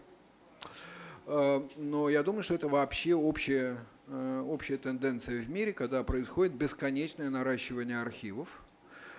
Представьте себе, что каждую минуту в мире производится, наверное, миллиард фотографий.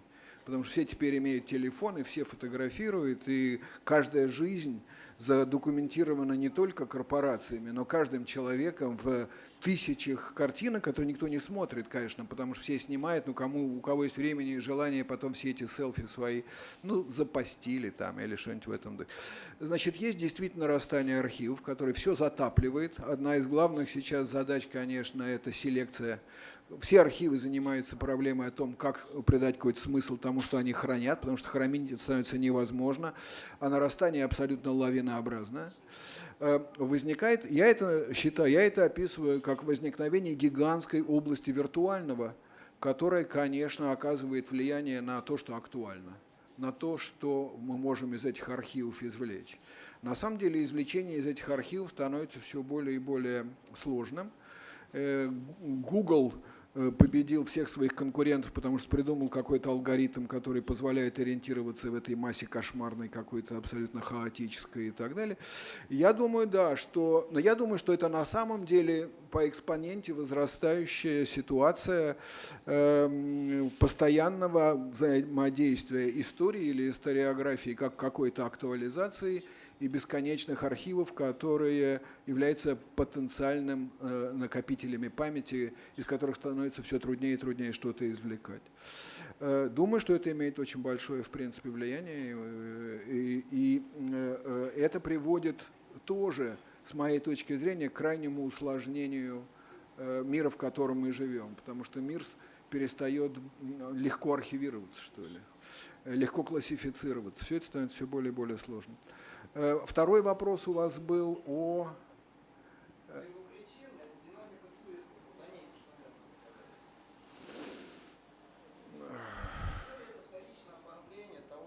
Да. Ну, я думаю, да, что на самом деле... Вот посмотрите, что происходит с историографией сегодня. Я извиняюсь перед Мариной за экскурс в эту малоизвестную мне область. Но, в принципе, история все время пытается вводить все новый и новый материал. Я смотрю, например, там, я не знаю, ну, раньше была история там, такого там, типа, там, дипломатическая история, военная, экономическая история. Сегодня возникает история тех, кто не имеет права голоса, история жертв, потом выступает история женщин, потом выступает история, я видел уже историю глухонемых и так далее, и так далее. То есть... Я бы попросила женщин не включать в этот такой странный ряд. Ира против включения женщин в историю. Прошу это зафиксировать. Значит... Уничижительные интонации по отношению к истории. Никакой... Да. Но это так. Они, конечно, очень много говорили, но голоса у них длительное время не было. Тема для разговора, да. Значит, но я говорю о том, что происходит постоянный перевод вещей, которые казались исторически нерелевантными, в исторические дискурсы. Собственно, историки очень часто обновляются не потому, что они обновляют методологию или там какую-то эпистемологию, а за счет бесконечного расширения актуального, за счет этих архивов, в которых лежит вот это потенциальное. Есть какие-то области, которые не рассматривались, там, я не знаю, жизнь малых народов там, или что-то еще, они становятся важным элементом истории. Марина не согласна со мной абсолютно. Значит, но мне кажется, что это очень важно, потому что идет изменение исторических конфигураций за счет постоянного обогащения тем, что лежало в области вот этой памяти какой-то, вот этих архивов, каких-то невостребованных историками, которые структурируют это в значимые события. Так что я думаю, что это бесконечное расширение области исторического, то, что происходит на самом деле. Может, я ошибаюсь, я не знаю. Да. When you want to bring meaning and history together, what exactly is the place of narrative? And when you speak about rhythm, do you also think about periodization, creating gaps or caesura within the endless flow of events? Is that also part of your concern? Я думаю, что да, что мы все время дробим историю на периоды, которые имеют рамки начала и конца, которые позволяют нам легче структурировать какие-то вещи и соотносить их между собой. Мы говорим, что это относится к периоду там, ранней модернити или к периоду барокко и так далее, и пытаемся какую-то тотальность внутри этих периодов, в принципе, устанавливать. Я думаю, что...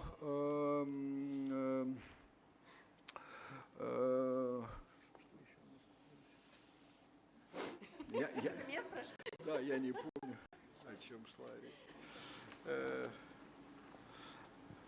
Aleda, I'm sorry. What else did you ask? You asked about rhythm. You asked about periods. A very good answer. Yeah. Thank you already for the answer that you gave me. I'm totally satisfied. Hand on to that.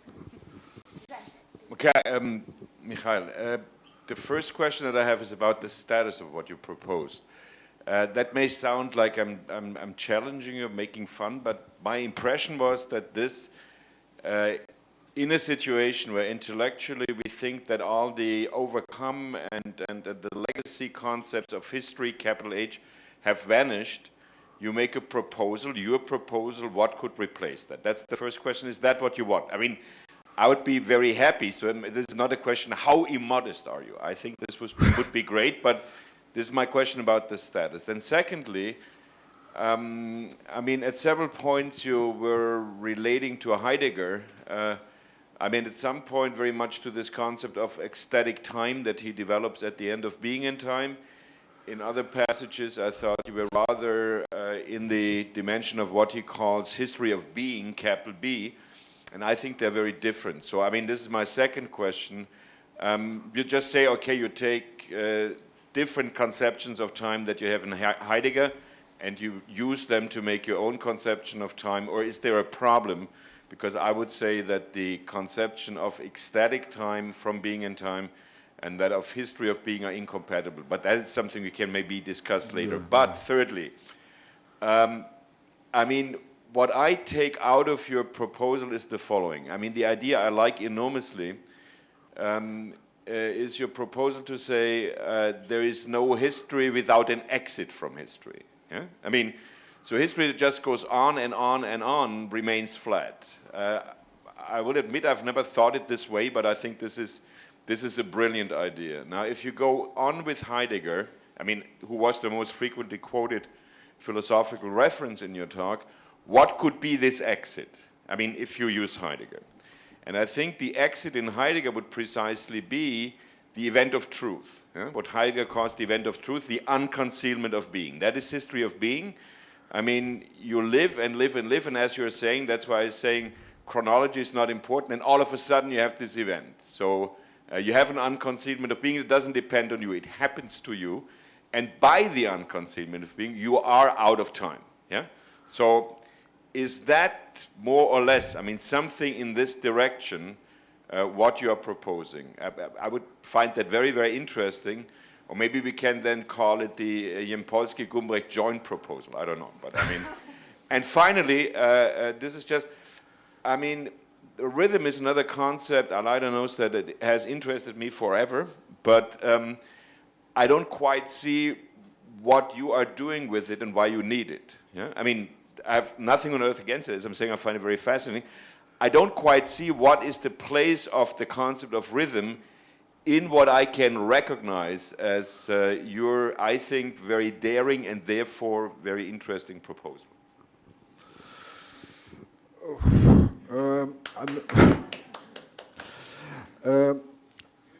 Первый вопрос был по поводу статуса того, что я тут описывал. Считаю ли я, что это что-то выходящее за рамки истории, и предлагаю какую-то альтернативную модель истории? Нет, я не думаю, что я предлагаю альтернативную модель истории. Я думаю, что история и это продукт определенного культурного сознания, который совершенно невозможно реформировать, и который, я уж во всяком случае не питаю на этот счет никаких ни иллюзий, ни намерений. Я думаю, что история возникает именно как постоянное конструирование конфигураций смысловых.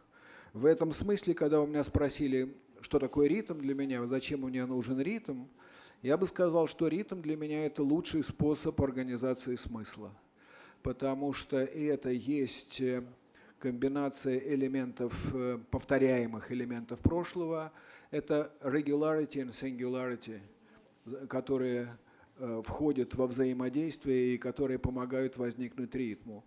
Не случайно наше сознание, наш мозг работает на биологических ритмах, мы имеем какие-то когнитивные исследования, которые показывают, что всякий феномен, который мы в состоянии воспринять, должен обладать определенной длительностью, соответствующей, например, 50 мегагерц.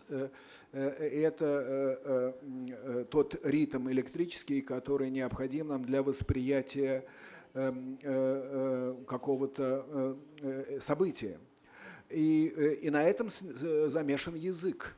Есть исследования, которые меня поразили, которые показывают, что, например, поражение лобных долей у некоторых пациентов, которые утрачивают способность к речи, которые поражены афазией, связано с тем, что у них замедляется ритм восприятия, и они перестают воспринимать речь. Речь перестает дробиться на значимые единицы, на значимые дискретные единицы. То есть речь, мышление и наши формы организации времени, мне кажется, глубоко взаимосвязаны. И если говорить о Хайдегере, который все время искал какую-то основу, которую он видел в этом загадочном бытие, которое все время историзируется и так далее, то я думаю, что мы имеем сегодня какие-то просто более материальные, что ли, основания организации самой жизни, мышления и так далее, которые лежат в основе историзации. И теперь вопрос по поводу Хайдегера. Ну, я сказал уже, что я совершенно не ощущаю себя никаким хайдегерианцем, и я не следую никак там Хайдегеру на самом деле. Я просто подумал об этой экстатической структуре, которую он описывает в 5 главе «Бытия и времени», как структуре, которая лучше описывает модальность времени, чем континуальные структуры. Мне кажется, что просто там, где мы вводим дискретность и скачки, возникает, время генерируется этой дискретностью и скачками. Я совершенно не хотел здесь вообще в каком-то смысле там говорить об элите, о событии истины, об обнаружении вот этой истины, как он его понимает. Для меня истина как бы складывается тогда, когда складывается конфигурация. То есть, когда складывается конфигурация, есть возможность для возникновения смысла. Но мы можем назвать это событие истины, если взять такой велеречивый хайдегеровский тон, о котором Агнес Хеллер замечательно написала, что он абсолютно смешон, конечно, этот тон, да, вот это все.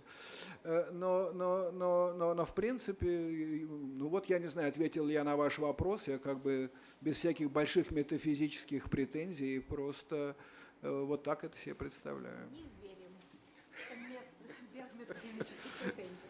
Да, Кевин, пожалуйста. Спасибо за блестящий, очень интересный, глубокий доклад. У меня вопрос насчет статуса истории. И это действительно открытый вопрос в нашу эпоху, потому что я согласен все-таки, что может быть леотардовское предложение о том, что исчезло как-то время больших метанарративов, да, по крайней мере, по обращению к будущему. Да, никто, мне кажется, не производит какие-то большие утопические планы насчет будущего. Мне кажется, у нас иная ситуация насчет прошлого. И тут, мне кажется, нужно различать очень четким образом между академическим дискурсом и, скажем, политическим или популярным дискурсом. Ясно в академическом контексте, что мы можем говорить о том, что есть огромная фрагментация истории, что есть, мне кажется, у историков нашего поколения довольно изощренное понимание эпистемологии, что история рассказывается по всяким разным принципам, со всяких разных точек зрения, что есть множество историй. Но это в академической сфере, мне кажется, все-таки преобладает в публичном дискурсе. Самые популярные, мне кажется, установки на историю – это все-таки жажда каких-то больших исторических метанарративов. И если, скажем, в России, но в Америке и так далее, никто, конечно, не говорит о будущем в смысле как-то больших каких-то планов, которые соединяют всех, и мы строим какие-то там новые планеты, бла-бла-бла, но в прошедшем времени это есть. Все занимаются производством больших историй. Может быть, можно сказать, что они не покупаются таким же образом у покупателей, у клиентуры, как это было прежде. Я тоже не уверен, что можно сказать, что это совсем другая ситуация, чем была 100 лет назад. Конечно, 100 лет назад может быть как-то больше доверия к историческому познанию было. Но все-таки 100 лет назад мир был очень фрагментарен. Было много государств, которые все производили свои версии истории. Была борьба между разных историй там. Так что я вот как-то немножко затрудняюсь здесь. Я хочу понять статус истории не у академических производителей, а у потребителя. Еще один факт, который, мне кажется, можно добавить здесь, и потом я остановлюсь. Это конспирологические варианты, потому что, мне кажется, это тоже это факт, который показывает, что есть огромная жажда к историзации. Да, когда сложные, конечно, ситуации, вот мы не понимаем, что происходит в мире и так далее, вот всегда есть готовые какие-то люди, которые будут историзировать это и будут строить большие нарративы вокруг прошлого, которые объясняют все. И очень хорошо объясняют все. Так что мне кажется, вот как-то горизонт прошедшего времени все-таки имеет насыщенность исторических нарративов. Так что я бы хотел вот понять больше, вот, что случилось, как это изменилось и как понять это. Ну, во-первых, мне кажется, что нужно представить себе конфигурацию этих нарративов. Мы привыкли считать, что история, она устремлена в прошлое, в будущее. Значит, есть нарратив, из которого мы убираем будущее, нарратив совершенно меняет свой смысл в каком-то смысле. Теперь я хотел бы сказать вот что. История в прошлом имела очень сильный романный характер. Об этом писал Хайден Уайтов, конечно, который говорил о том, что история заимствует, историография заимствует все вот эти большие литературные нарративы. Что происходит в начале 20 века, мне кажется, это важно. Это то, что Мандельштам определил как конец романа. Роман больше невозможен. И он говорит, роман больше невозможен, потому что исчезает роль индивида. И, конечно, египетская марка, например, демонстрирует описание истории, где герой ничего не может. Там другого ведут на казнь этого парника, ничего сделать нельзя. Он может быть только свидетелем. А в романе XIX века, конечно, герой бы спас невинно осужденного и был бы и так далее. Вот этот вот момент. Значит, исчезает этот момент. И это существенное исчезновение романа, как мне кажется, потому что роман соединяет в себе историю с индивидуальным опытом. Если мы возьмем Толстого как какое-то воплощение, высшее воплощение исторического нарратива, но мы можем взять, конечно, и другие романы, то это удивительная форма инкорпорирования персонажей и индивида в исторический нарратив. Что происходит в современном историческом нарративе? Современный исторический нарратив изгоняет память, изгоняет индивида в значительной степени. И роман, как известно, заменяется биографией. Огромное распространение биографии и так далее, оно заменяет вот эту вот романную форму. Биография иначе совершенно вписывает идею индивидуального опыта, чем конечно, роман. Мне кажется, что исторические нарративы, они находятся сегодня в очень сложном отношении к индивидуальной памяти, которое было отражено, например, в этом знаменитом диспуте между Борстцатом и Фридлендером 1985 года, знаменитой ссоре историков, когда Фридлендер обвинил Борстцата в том, что он нормализует нацистскую историю, вводя ее в исторические нарративы и придавая какие-то нейтральные смыслы всему этому. И он говорит, что противоядием этой нормализации нацизма особенно было важно для него everyday history. Повседневная история, которая возникает лавиной в 70-е годы, все нормализует, потому что то, как жил немецкий обыватель в провинциальном немецком городе в эпоху нацизма, очень мало отличается в такой истории от того, что было до и после. происходит вот эта нормализация, и вопрос заключается в том, что память исключена, личный опыт исключен, и поэтому Фридландер говорит, что при всей осторожности нужно вводить личный опыт в историографию как ударный шоковый момент, который напоминает нам об уникальности событий. На самом деле возникает та дихотомия между уникальным и универсальным и нормативным, которая характеризует сегодняшнюю историографию в значительной степени, и которая не существовала в эпоху романов, потому что в эпоху романа индивидуальный опыт и исторический нарратив, они были как-то интегрированы через вот эти вот художественные нарративы, как мне кажется.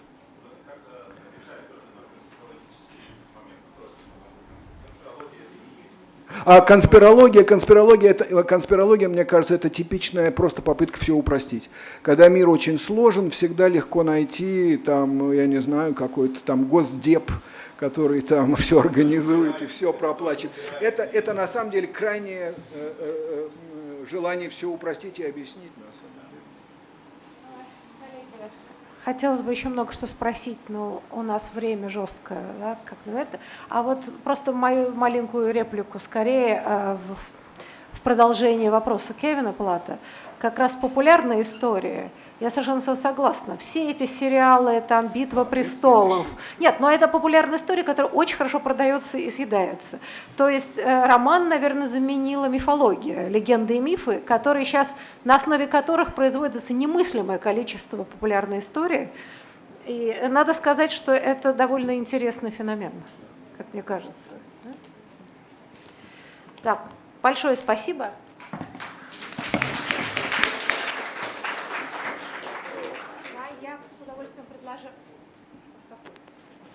С удовольствием приглашаю второго докладчика, Ханс Ульрих Гумбрехт.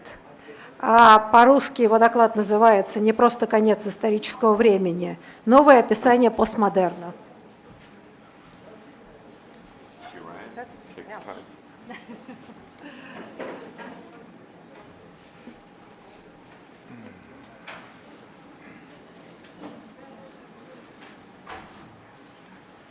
So I'm not saying fasten your seatbelts, I'm just saying let's, as the rhythm is fast, so Michael has talked about rhythm.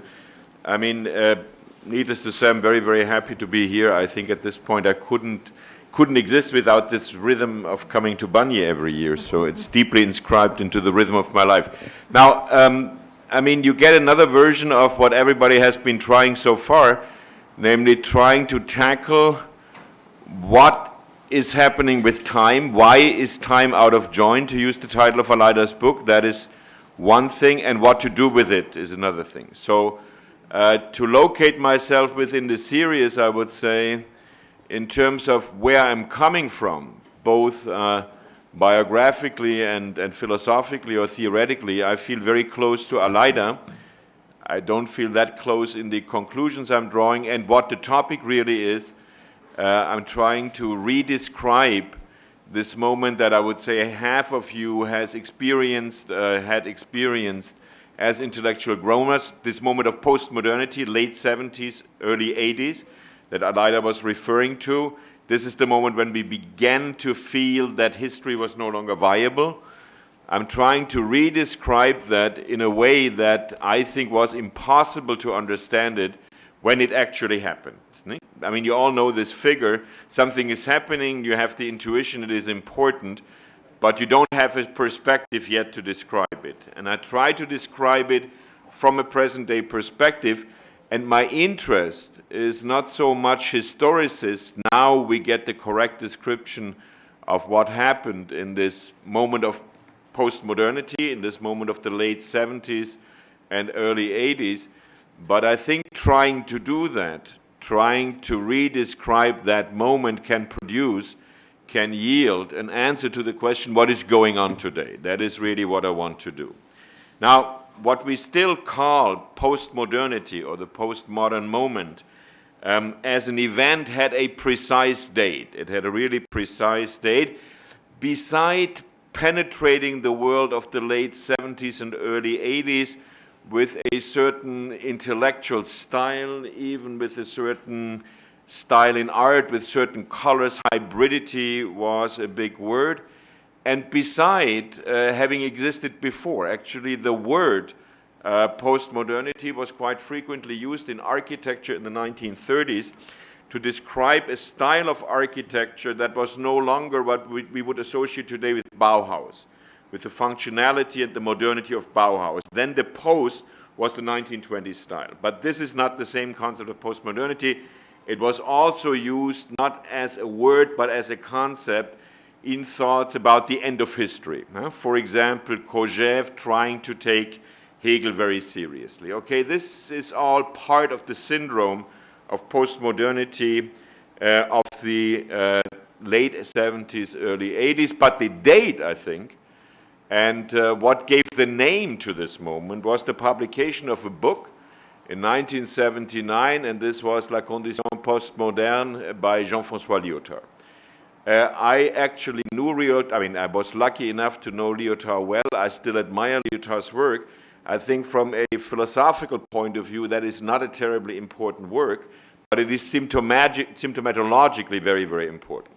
Now, the text originally, La Condition Postmoderne, the postmodern condition, first published in French in 1979, was originally a manifesto written for the state of Quebec, the Canadian province, because every 3 years, that's a rhythm, Quebec wants to become independent, and each time that they want to become independent, they think about having a new educational system.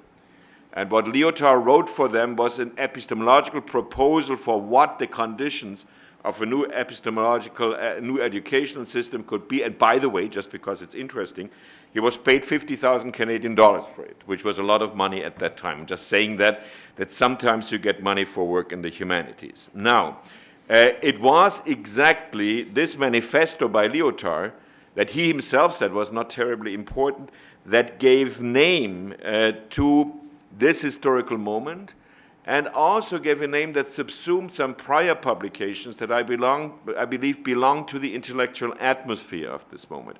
For example, already in 1968, the publication of a collective volume edited by the then unknown young philosopher Richard Rorty with the title The Linguistic Turn. This book from 1968 gave the name to this philosophical movement of the linguistic turn.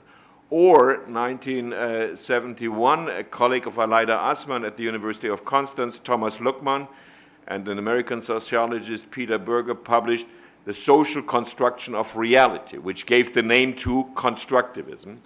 And finally, a former Stanford colleague of mine, Hayden White, published in 1973 this, I think, beautiful book, Meta-History, yeah, with which the movement of neo-historicism was inaugurated.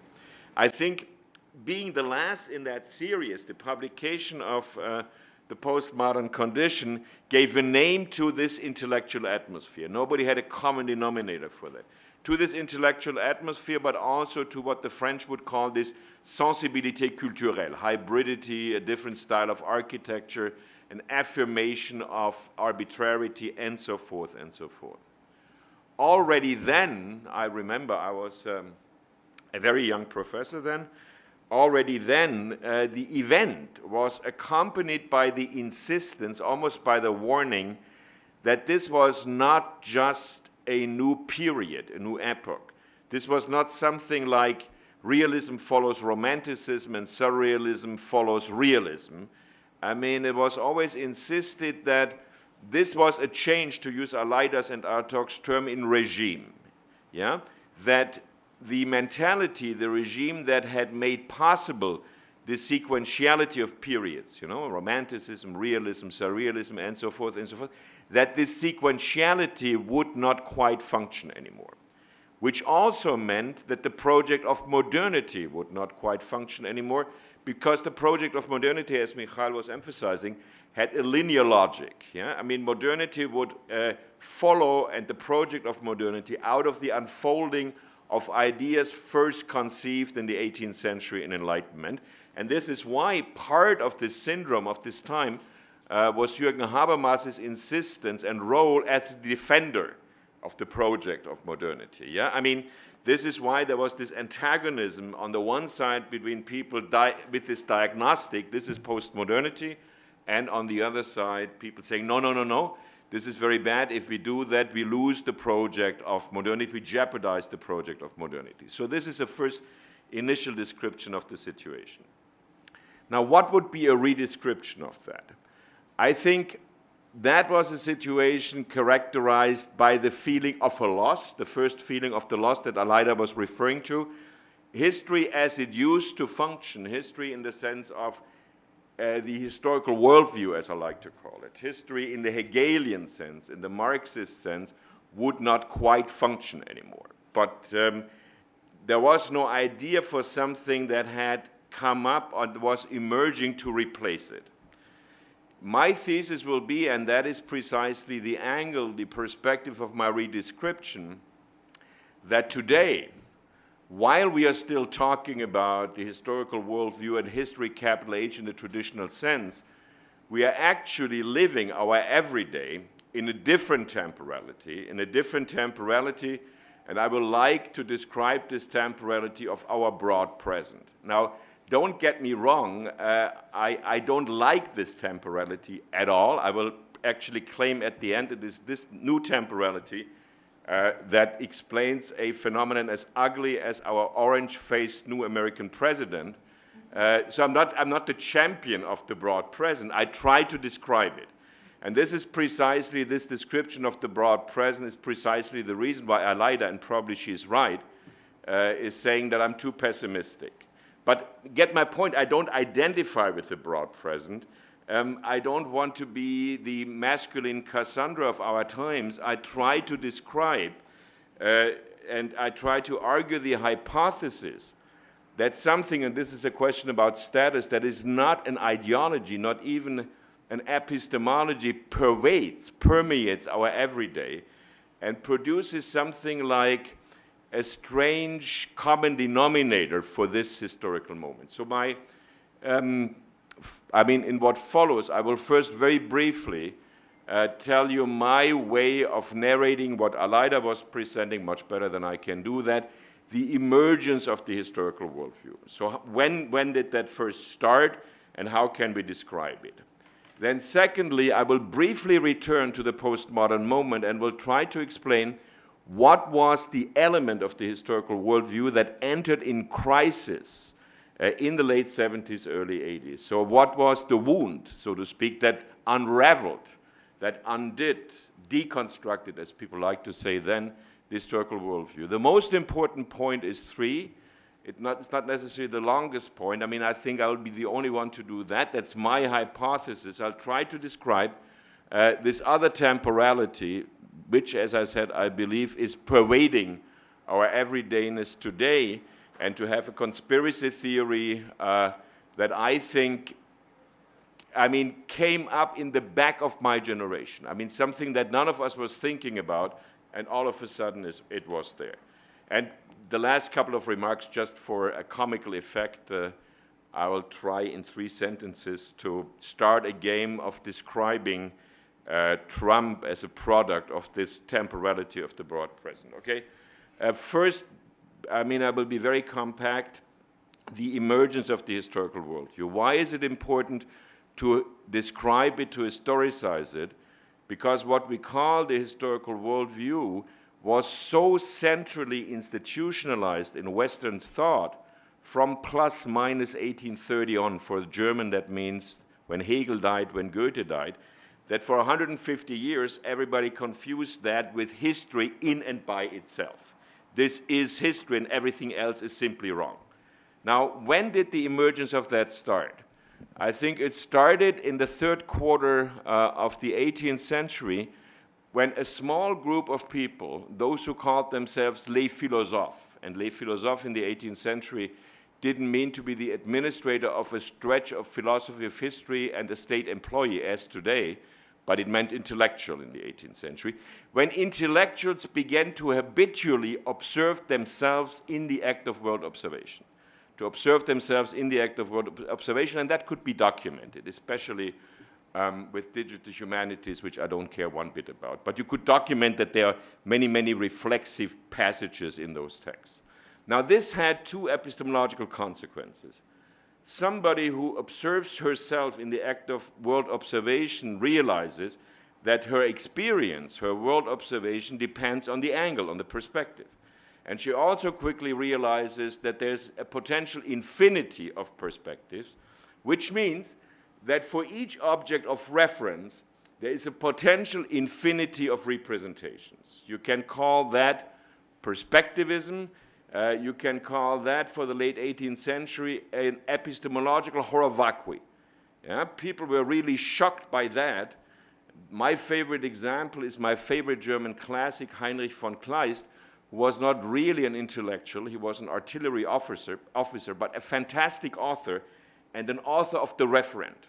Yeah? And Heinrich von Kleist read 20 pages of Kant and fell into what we would call today a clinical depression. Yeah? He wrote his fiancée, I will never read Kant again, because if Kant is right, there is no reality. Yeah? And I think this is an exemplary case. The second consequence of this habitualization of self-reference or self-observation is somebody who observes herself in the act of world observation will realize that there is not only one, namely the Cartesian way of world appropriation through concepts, what we call experience, but there is also a physical, essential way of world observation, what we call phenomenologically perception. And the question comes up, what is the relationship between experience and perception? This is exactly what we call 18th century materialism, which, by the way, has nothing to do with what Marx called materialism. They're just, I mean, I'm not saying one is wrong, the other one is right. This is Denis Diderot, for example. This is Helvetius, 18th century materialism. Now, while these problems were experienced in the 18th century, we can retrospectively identify solutions that people in the late 18th, early 19th century did not experience as solutions. The second problem, the problem of the compatibility, non-compatibility between perception and experience, the problem of 18th century materialism, was solved in the most brutal way. It just disappeared from the discussion. Yeah? That kind of materialism was bracketed, and actually I think the first time it ever came back is in relativity, in Einstein's relativity. So that we don't have to be concerned with. The second problem, however, the problem of perspectivism, the problem of the epistemological horror vacui, found a solution, and there I agree with Aleida, by introducing the narrative pattern as the basic pattern of world description. Yeah? Until plus minus 1800, and this is the formula of the Encyclopédie by Diderot and d'Alembert. When you wanted to describe the world, you thought that for each phenomenon, there is one canonical description. Yeah? This is the entrée in the Encyclopédie, whereas from 1800 on, when you were asked, what is Russia, you began to tell the history of Russia. And when you were asked, what is a horse, you tendentially produced an evolutionary history of the horse. I mean, this would be Darwin during the 19th century. And if you were the young Hegel and ask yourself, what is the spirit, you would write the phenomenology of the spirit, and now you can test whether you ever read it or not. If you read it, you know it's a narrative. The phenomenology of spirit is a narrative. Now, why is a narrative pattern a solution to perspectivism? I think it is a solution to perspectivism because a narrative pattern is able to integrate the different perspectives on one object. This was not the intention of people who were doing that, but this was precisely the effect, precisely the reason why the switch to a narrative epistemology absorbed the problem of perspectivism.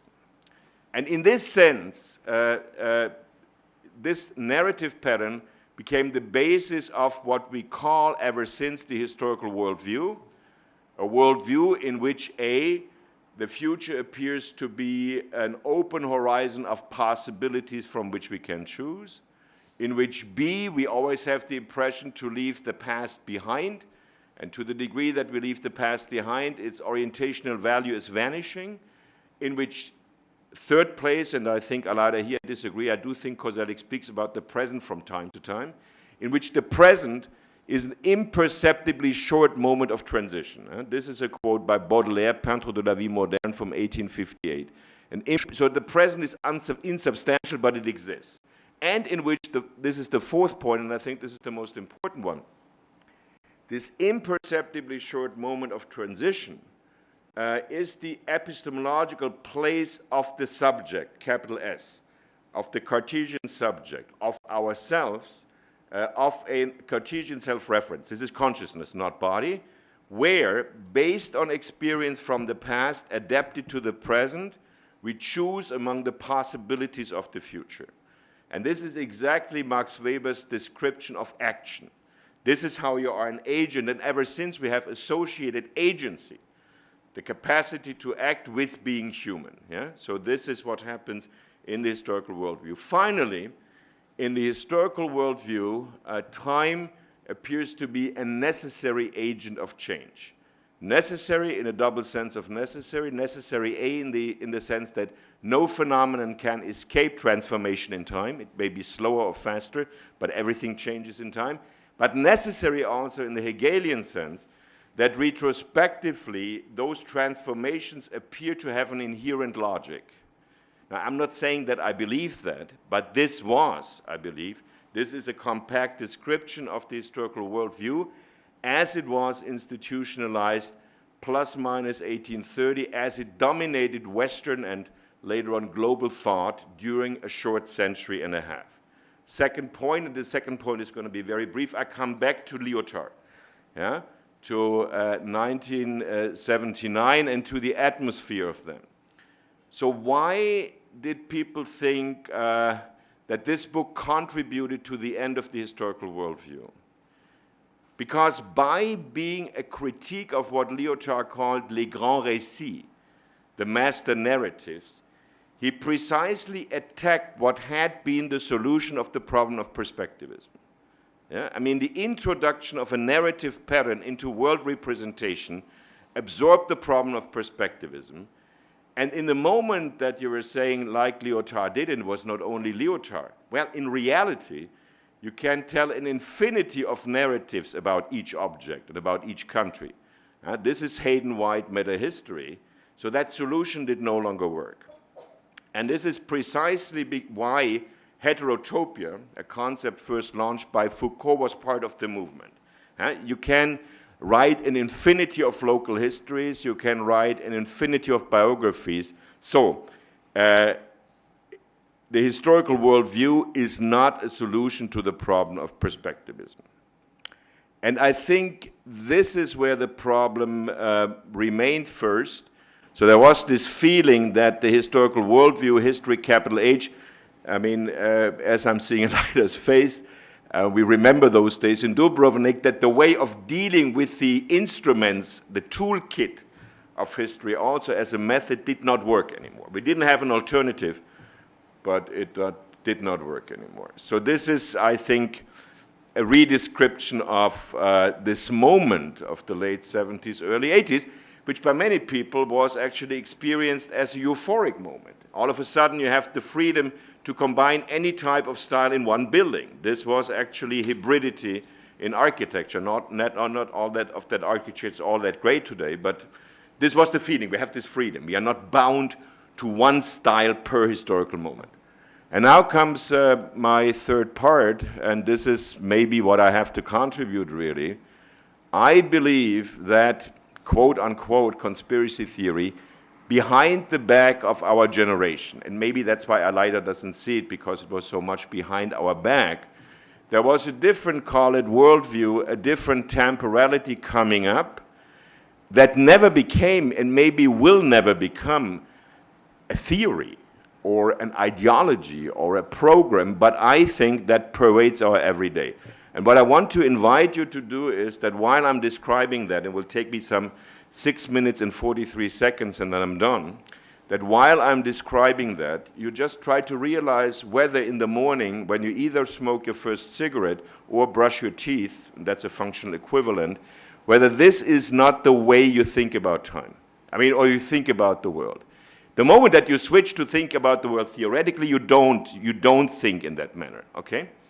So, this would be in almost opposition to the historical worldview.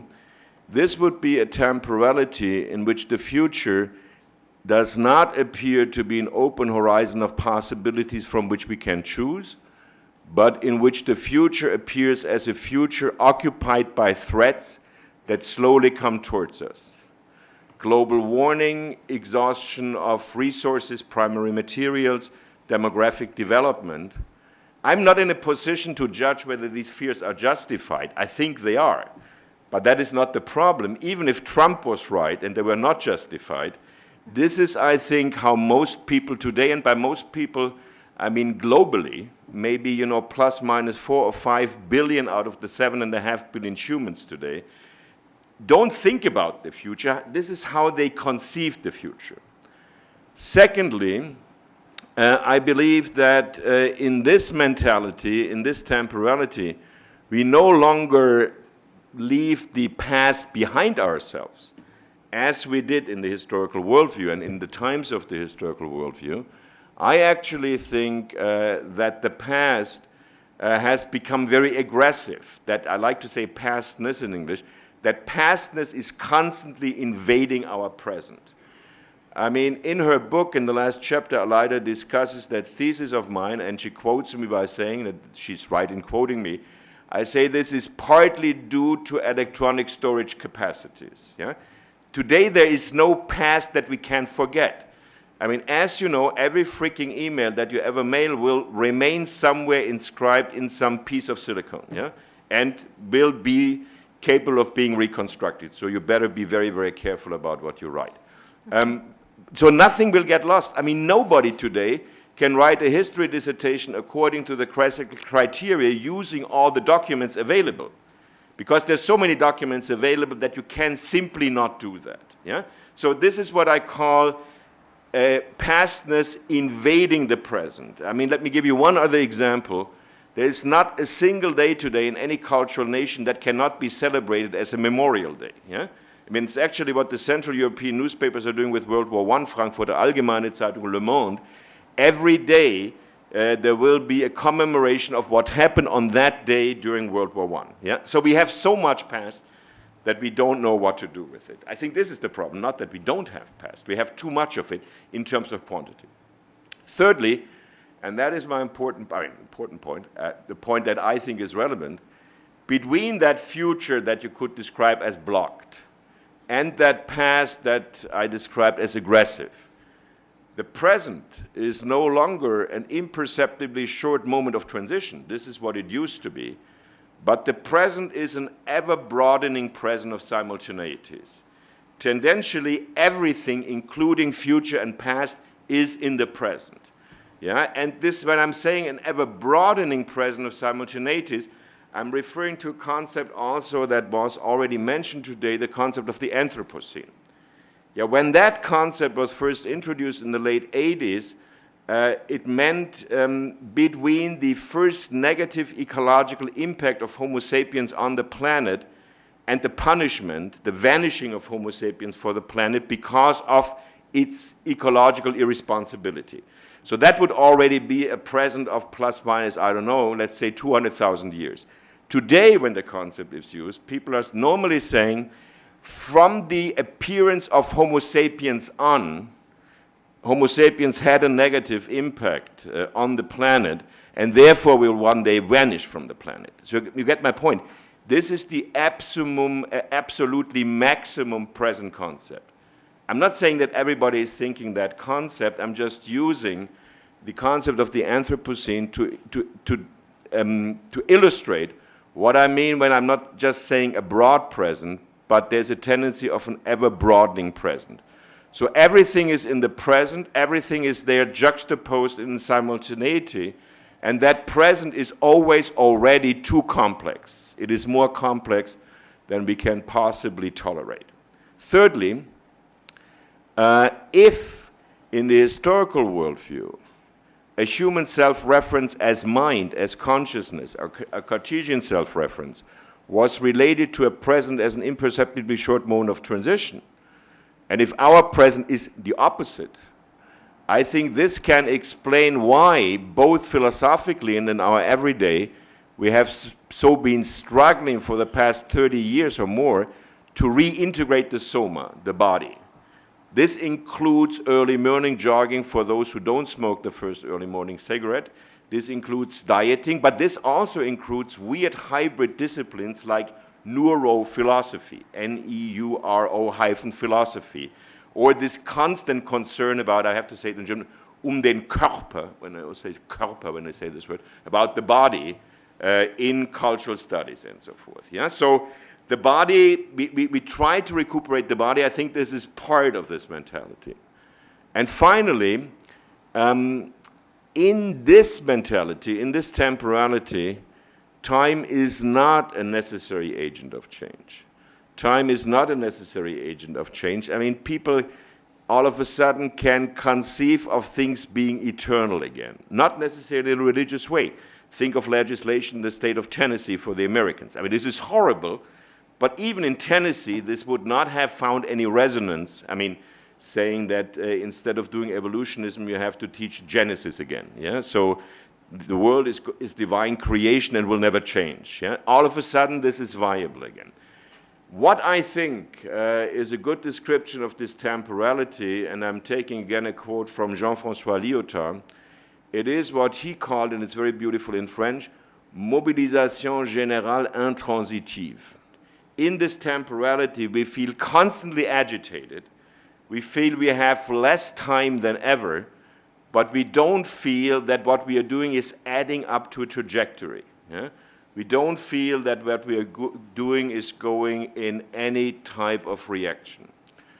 Let me add two remarks to this very brief description of the broad present, but I have an entire book about it, so if you want to get bored, you can read the entire book. Description number one, and this is very, very important, and refers back to something I tried to say in the discussion of Alaida's lecture and presentation. You could say it is part of the logic of the broad present that the historical worldview does not disappear. So it would be wrong to say, as I have been saying for 5 or 10 years, that the broad present replaces the historical worldview. No, as nothing disappears, as we don't leave anything behind in the historical worldview is part of the broad present. So they are being juxtaposed, and I think actually the way it works is that in certain social, cultural dimensions, the historical worldview is still dominating. Definitely in academia. Yeah? This is why we have this colloquium. You will not get a PhD in history if you don't observe the rules of the historical worldview. Definitely in democratic politics. This was Alaida's and my discussion this morning. Because there is no way, we have no institution of democratic politics without assuming that the future is an open horizon of possibilities that we can shape. The moment that we give this up, we don't have politics in a viable way anymore. So you get my point. I think they coexist, and they may coexist for quite a long time. Final descriptive element about the broad present, and then we only have the comic relief about Trump at the end. I actually think, and this makes the situation more dramatic, that if a formula to describe this complex present used to be, it is a field of contingency, very frequently used in German, ein Feld der Kontingenz. It is beginning to become today a universe of contingency. Let me briefly explain what I mean. If you say a field of contingency, then you mean by contingency that unfortunately most phenomena that we encounter in our everyday life are being back to perspectival. Yeah? They have multiple values. They don't have this famous Hegelian necessity anymore. You have to constantly make judgments. That is already quite a lot. I mean, it's a lot of freedom, but also a lot of complexity. But they used to be surrounded, and I'm indirectly quoting Niklas Luhmann here, by two cushions of necessity, certain things that did not appear to be contingent, that appeared to be necessary, that appeared to be fate, and other things that we thought were impossible, in the sense of saying we could imagine them, but we could never associate them with humans. Let me give you two examples for what I mean when I'm saying I believe to see that this field of contingency is now being transformed into a universe of contingency. Everything is perspectival, everything is random. Take the necessity side. I would say until plus minus 2 or 3 decades ago, we considered the sex, the body into which you were born, as necessary, as fate.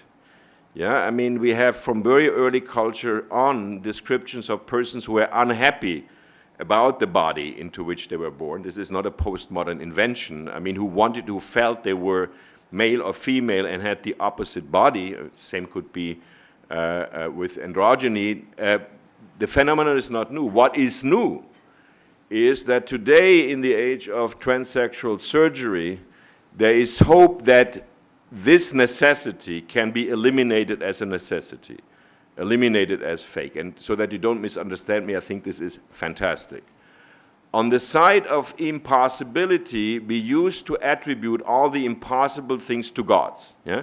They became predicates of divinity. Like, for example, immortality. We could imagine immortality, but we couldn't imagine humans becoming immortal. As you all know, today immortality is a research project of medicine. Yeah? Whether it will ever reach immortality is a different question, but we can imagine that. So, my argument would be that all these phenomena, I mean, this transformation of the field of contingency into a universe of contingency, are fantastic additions of freedom, but it may be that they are too much. It may be that this broad present has an overcomplexity that is unbearable for many people, and not only for those lowly people who are not intellectuals like ourselves, also for ourselves. And I think this produces a desire, and I deliberately describe it in a broad way, a desire to hold on to something. To hold on to something. And I think this desire to hold on to something, this is basically the reason having to do with the broad present, why there is such a tendency for populist statements. Yeah? I think what made Trump president of the United States is a desire to hold on to somebody or to something. It has nothing to do with content. And as I get a big fat exclamation mark for all the right reasons here from Irina, only the comic relief at the end. If the broad present has no open future, I think this is absolutely the case with our president. Yeah, I mean, the sentence, "We will make America great again," is completely empty of content. He has never said what a greater or a regraded America would be. Yeah? It is just a gesture you can hold on to. So the second person plural, the first person plural is interesting. We will make America great again. Secondly, the success of Trump and the ambition of Trump is a success and an ambition of resonance. And resonance always has a physical component. Yeah? And he is very strong at party rallies, not at party rallies, at rallies. I mean, if you read interviews, for example, once they get transcribed, they're almost content-free. But if you see the coverage or ever go to one of those rallies, he's actually quite good at producing this resonance. So he's playing, I think, with a human self-conception into which the soma has returned. He activates physical reactions. And finally, and without any theoretical explication, I think the incoherence of Trump. Yeah? I mean, as Kevin and I were saying in the break, I mean, if you live in America, you have to read the newspaper every day because there is no logic in what he does the next day. He gets up very early in the White House, runs through the White House, goes to the bathroom, and shoots the first Twitter. And nobody knows what tomorrow's Twitter will be. We have to read. And this precisely is an embodiment of intransitive general mobilization. Yeah? I mean, this is what we are living with. I end up on the American president because I find him mega embarrassing. For the first time in my life, I'm embarrassed to cross any border with an American passport because every customs officer asks me about Trump. So this is not my worldview. But I do think this is maybe an accentuated, but maybe not only pessimistic description of the present. And if it was so long, it was all your fault because you all looked at me as if you were interested. Many thanks. Thank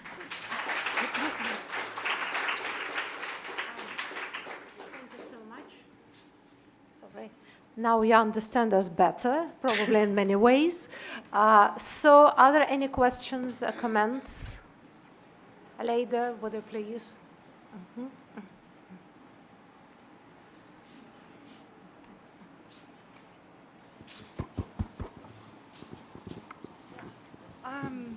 Thank you so much, Zeb, for a really brilliant talk and also enticing us and by drawing us into the process of your thinking. It's really great fun. And what I would like to add is perhaps making clear a difference between your perspective and mine, which has become much clearer to me now. To me too this morning. Okay.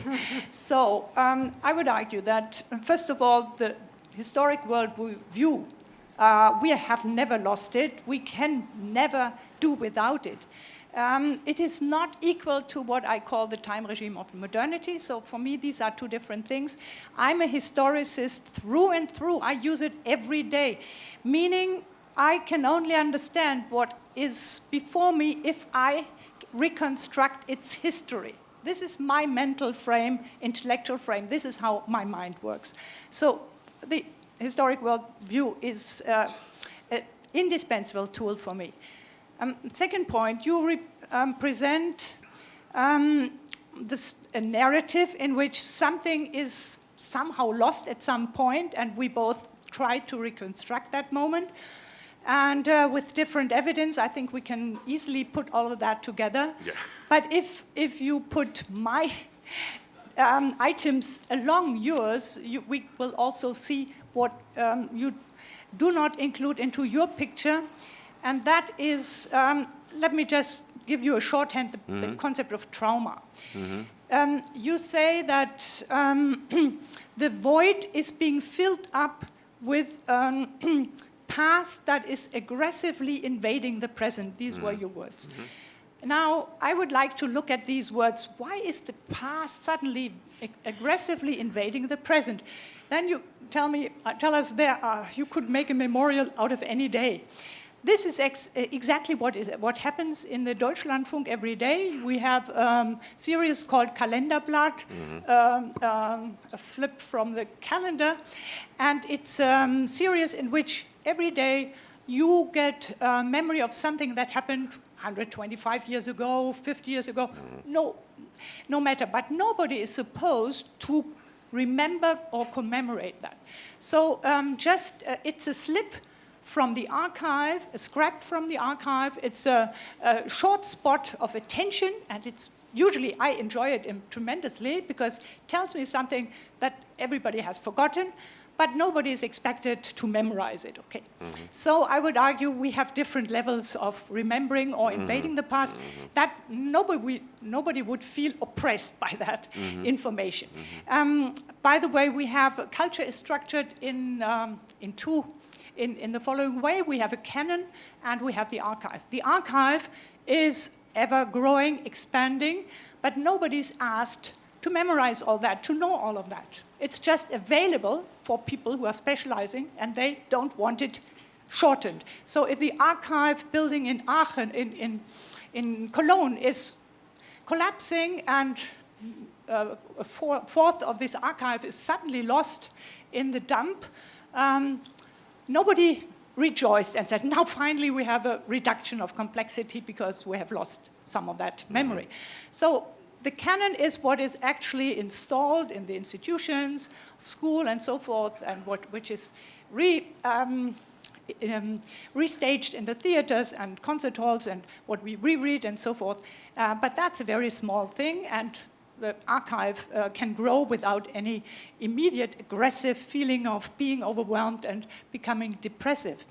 I wanted to just add that the term trauma for me is important here because when I spoke about the Pact of Silence in Germany, and you yourself said there was a general trauma, but nobody addressed it, there's also this sense that the past itself becomes more prominent and finally, after 40 years, makes itself asserted. It had been pushed back and it has returned. There is a psychological pressure building up here, and it works on communities and individuals. And that pressure, the agent of the past as an agent, coming back, exerting force, getting people to do things, to start remember, which they hadn't done for 40 for decades. So that is something that I would like to see included, or could you think about concluding it into I do your... think, Aleida, I mean, we have known each other for, as Aleida was saying this morning, half our lives. At some point, we have to write something together. I think it would have a duetto effect. So I try to be brief because this was so beautiful and important. I mean, of course, like yourself, I cannot help being historicist. Yeah? I mean, but this is also, I mean, this is how we grew up. I enjoy that. I'm not saying it is horrible and I have to do the opposite. But I give you one example. I fear I once mentioned this example here, but it's interesting. And this is, I think, the youngest generation of college students, and it might be similar in Europe, have a different relationship to what we call the classics. So my example is that a couple of years ago, I was teaching at Stanford, this is a freshman course. I mean, just a college student of first year, they're 17, 18 years old. And I was saying, what is a classic today? And I started reading, which is my favorite poem, at least in English language, Sonnet 18 by Shakespeare. And as I'm not a native speaker, then I was saying to break the ice, would anybody in class, about 200 young students, want to read it? And 200 wanted to recite it. That I found really interesting. My second example was Sappho of Lesbos. And so I did all this historization with my students and said, you know, this is 3,000 years back almost, and this is a very different society. And then the reaction was, and I thought it was beautiful, oh no, these poems, they call it poems, speak to us directly. And you get my point. I mean, this speaking to us directly, for me, is an interesting symptom of a different availability of the past that was not ours. I think you and I would never have reacted this way. Yeah. So I think, maybe yes, but maybe you. But I think something has changed, and I try to describe that. More briefly, yes, I mean, I'm not saying, this is why I like to use this concept pastness that you cannot quite say in German. You would say in German, historisches Material. Of course, there are very different dimensions. There's trauma, there is too much archive, etc., etc. But I would still say, not only, but largely due to electronic storage possibilities, it is sometimes just too much. There is a complexity. And finally, and that would be a third point, yes, you are right. I mean, if you have much archive, you could say the more the better, as long as you have a canon. But this would be my point. Not only in Germany. I mean, that Germany had specific problems with the canon for reasons of 20th century German history. But in an age of, the way I described the broad present, a universe of contingency, a canon cannot function. You can always have a counter-argument against the canon. So there's an infinity of canons, so to speak. And maybe, and that would be a better way to describe it than I did, I would say, okay, we have all the archival materials, on this we agree, and the canon cannot function anymore in a time in which nothing is exempt of the universe of contingency. I mean, every canon that you may propose, you know, I have a counter-canon, and I have yet another counter-canon. But many thanks above all. I really enjoyed the talk, Zepp, and I was remembering, actually, it took me back to my childhood. Zepp was one of my dissertation advisors, and I remember he brought Lyotard to Stanford when I was there. Yes. I remember reading Lyotard with you in the philosophical reading group, so this was a strange blast from the past. But anyway, I love this concept of the broad present in the sense of this, like the endlessness of the present. But I felt like I lost a piece of the sort of phenomenology of the present in the talk. And I'm sure you've described it in other dimensions of the book, which I haven't read yet. But I wanted to hear about the sense of acceleration and the smallness of the present and precarity. Mm-hmm. So someone earlier, I don't think it was in your talk, but this term running in place, which seems to refer to the sort of endlessness of the present, but also to the sense that it's like moving very fast. I loved also this sort of phenomenological experiment of like what happens in the morning when you like first enter the world. And I have this sense that for me, you know, when I first like pick up my devices in the morning, what I'm doing is finding out what has already happened in the anticipation while I'm brushing my teeth that something terrible has already happened, or possibly something great. Like it's always either, you know, the last 2 months, is it that he has already gotten rid of the National Endowment for the Humanities somehow, or he's already been impeached. One or the other when I pick up the Could happen account. every day. So it's almost like this, like the past is something which has already happened to me. I've already gone into the future, and I don't know where I am yet. But then there are these counter effects as well that I want to know about technological change, because it's very fast, but then I have this sense that it doesn't get us anywhere. Yeah. That we've had like 25 years of the, internet revolution. Yeah. And you think about what it's done, it was supposed to like transform everything, but instead it doesn't change anything, really. It's just made it worse in certain ways. So I want something about the smallness of the present, sense of precarity and running. Where does that fit into the broad present? Okay, I have two answers. I mean, thanks for your reactions that give me more descriptive elements, really. You were mentioning at some point, and then it didn't appear again, but I wanted to say that already this morning, acceleration. See? What I'm trying to describe, like running in place, or like, this Lyotard, mobilisation générale intransitive. Everything is activated. We're activated all the time. It is also funny. Worldwide, the average time you have to work to make a living is going back, is less than ever. But we all feel we have less time than ever. Yeah? We constantly have to choose vacations that takes you already longer than the vacations, and we have so many possibilities, and so forth, and so forth. So I call that intransitive general mobilization, and this is not acceleration. See, because I think in order to use the concept acceleration in a somehow pertinent way, you need a linear distance to be covered. Only if you have a linear distance to be covered, like metaphorically speaking, if you have a project, if you have a project of modernity, whatever you want to reach as modernity, then you can say it accelerates or it's slowing down.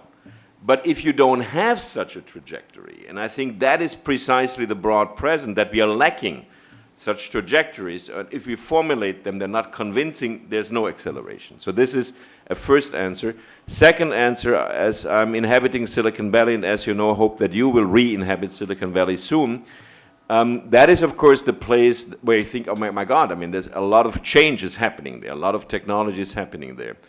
What I find interesting that would be an interesting small book project, The Discourse of Silicon Valley, is there are no such trajectories. It is very, very interesting.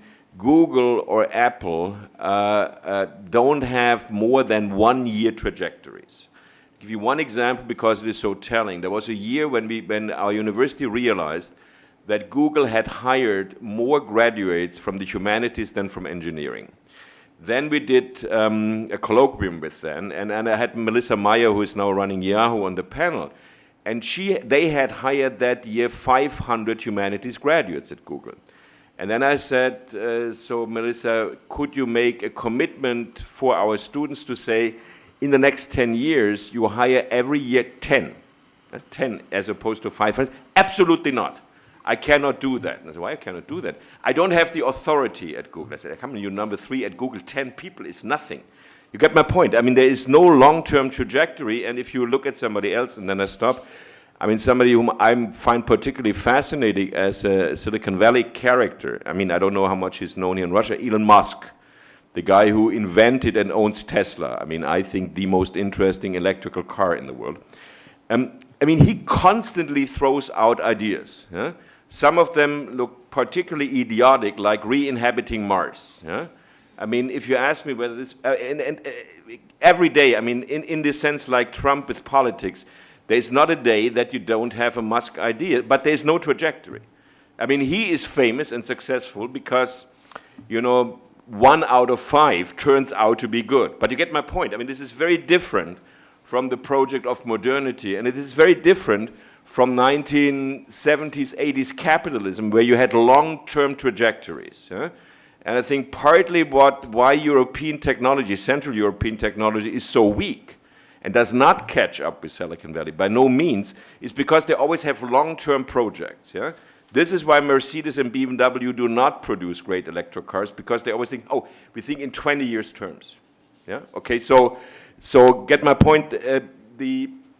There are no projects. There's a constant production of things you could maybe do, and the next day they forget it. I think Musk probably doesn't think anymore about the moon landing and Mars landing and Mars inhabiting, but he may think of something that will click. The last question, yeah. Thank you. Thank you very much for this very brilliant talk. I have this question to ask in connection with the historical worldview and the story you told us. So you said that it used to function as a kit, a theoretical kit to bind or control or brace the energies of perspectivism. And then it appeared at a certain point that it no longer works that way. And we had complexity unleashed or unbridled or what? Nice, and huh? it's become unbearable. So where does it take us really? Because this kind of emotional situation or condition that you are describing as broad present, certainly it was very much there, for instance, in the 1870s, when Nietzsche would write that reacting to this, people yearned for a backbone or for a guarantee. As Dostoevsky character would say, people don't really need God, they want a guarantee. Mm-hmm. Yeah. And this is very much it pertains to the condition that you describe. Does this mean that we've come back full circle? Or it makes a difference? I mean, 100 years back and 100 years forward, and we start from a different point. What is the difference then, in your view? Thank you so much. I'll not say for this good question, because if people think good question, it's always condescending, as if we had to grade your questions. It's a beautiful question. Thank you so much. And I try to be brief, because if not, I get 2 big exclamation marks. So, in my description of the emergence of the historical worldview, there's one difference that I've only recently kind of discovered, and that's important to me.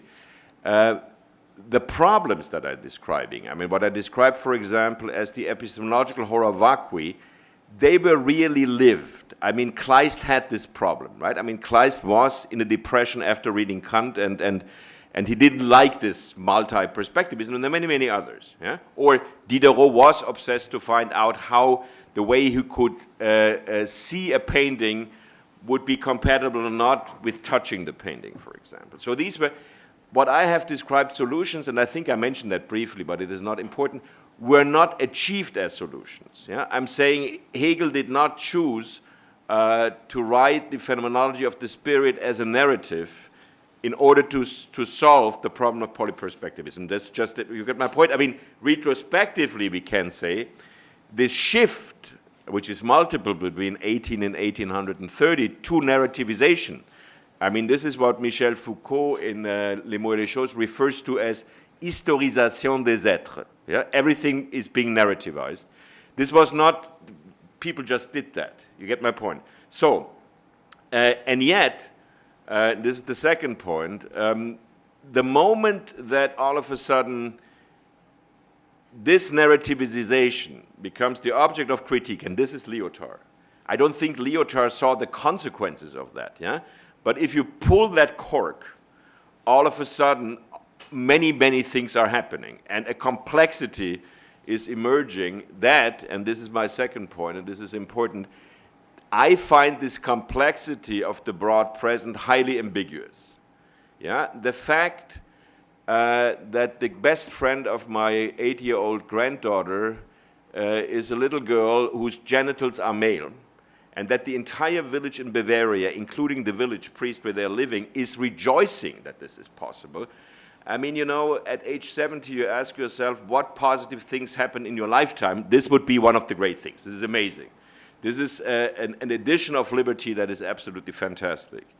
And yet, and hence my ambiguity, I think all these possibilities added up are an existential overload. I would never make the existential or philosophical or political argument that we should reduce them. But you get my point, having them all together, I think, explains this very elementary desire, and I think not only in people who are not cultivated, also in intellectuals, to hold on to something. This doesn't mean that you want an ideology. Maybe it, I think, explains partly this return to religion and to sometimes very basic religious gestures. Finally, I completely agree with you that, I mean, I observe in my own intellectual household, so to speak, that all of a sudden authors like Schopenhauer, Nietzsche above all, are more important again. But I'm not saying now we are in a return of Nietzsche and that is our new historical pattern. Because that precisely would be too historicist for my taste. My point is, now Nietzsche is returning and now we are in a circular historical model. So we are at a time where we feel this affinity. And my final sentence would be that I believe that since the late 18th century, there have been thinkers of complexity, thinkers of perspectivism. My four thinkers are Nietzsche, Goya, Lichtenberg, and Mozart. And this is a book, Diderot, Goya, Lichtenberg, Mozart. This is a book I'm finishing these days. And they have never been repressed. They have always been peripheral. Yeah? I mean, Nietzsche, for example, has been academically almost repressed, has been repressed in certain official state contexts, but has always been around. And all of a sudden now, there is a moment of affinity. You get my point? I'm not saying it's the Nietzsche reception that triggered this moment, but this way of thinking complexity, this way of thinking contingency, has always been there as a possibility, I think has never been repressed, and all of a sudden, due to an affinity with our present, has a different validity in our intellectual horizon. Thank you so much.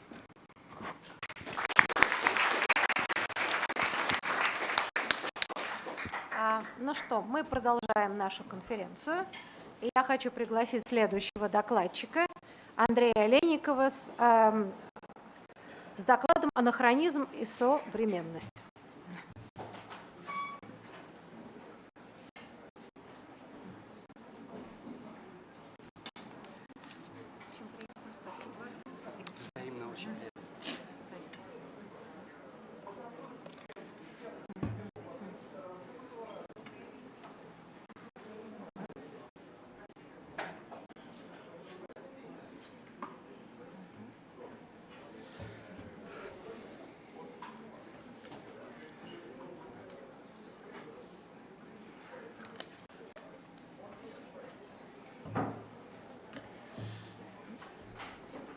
В первую очередь я хотел бы сказать большое спасибо организаторам этой замечательной конференции за то, что они сочли возможным включить мой доклад вот в программу этой конференции. Я узнал о том, что она должна произойти буквально вот накануне, да, неделю назад. И невероятно этому обрадовался, потому что тема, которая заявлена здесь в качестве основной, рамочной, напрямую соотносится с тем, чем я занимался достаточно долгое время. А занимался я в основном западной философией истории, или той ее частью, которая вот связана с феноменом лингвистического поворота, ну и также с тем, так сказать, подходом к осмыслению исторического опыта, который родился внутри все того же лингвистического поворота. Я имею в виду довольно известную фигуру Франка Анкерсмита, который скоро, через несколько дней, на следующей неделе здесь выступит перед вами. Да, значит, амбиции мои, когда я думал над замыслом своего доклада, были достаточно большие. То есть я хотел совместить два тематических блока, которые вот на первый взгляд, может быть, не очень хорошо совмещаются друг с другом. Мне очень хотелось попробовать поговорить об анахронизме, имея в виду, так сказать, две перспективы, две точки зрения на этот феномен, да, которые мы получаем в первую очередь благодаря современной философии, благодаря таким фигурам, как Жак Рансьер, Жорж Агамбен, там, я не знаю, Паула Вирна, все они достаточно давно рассуждают о том, что такое анахронизм, как он соотносится с нашей современностью, насколько он конституирует ее. Но с другой стороны, мне хотелось бы также в своем докладе коснуться того, как историки, современные историки, интеллектуальные по преимуществу историки, тоже пытаются работать с этим непростым понятием. Ну, когда я уже, собственно, так сказать, свой доклад написал, я понял, что у меня очень большой крен в сторону интеллектуальной истории получился.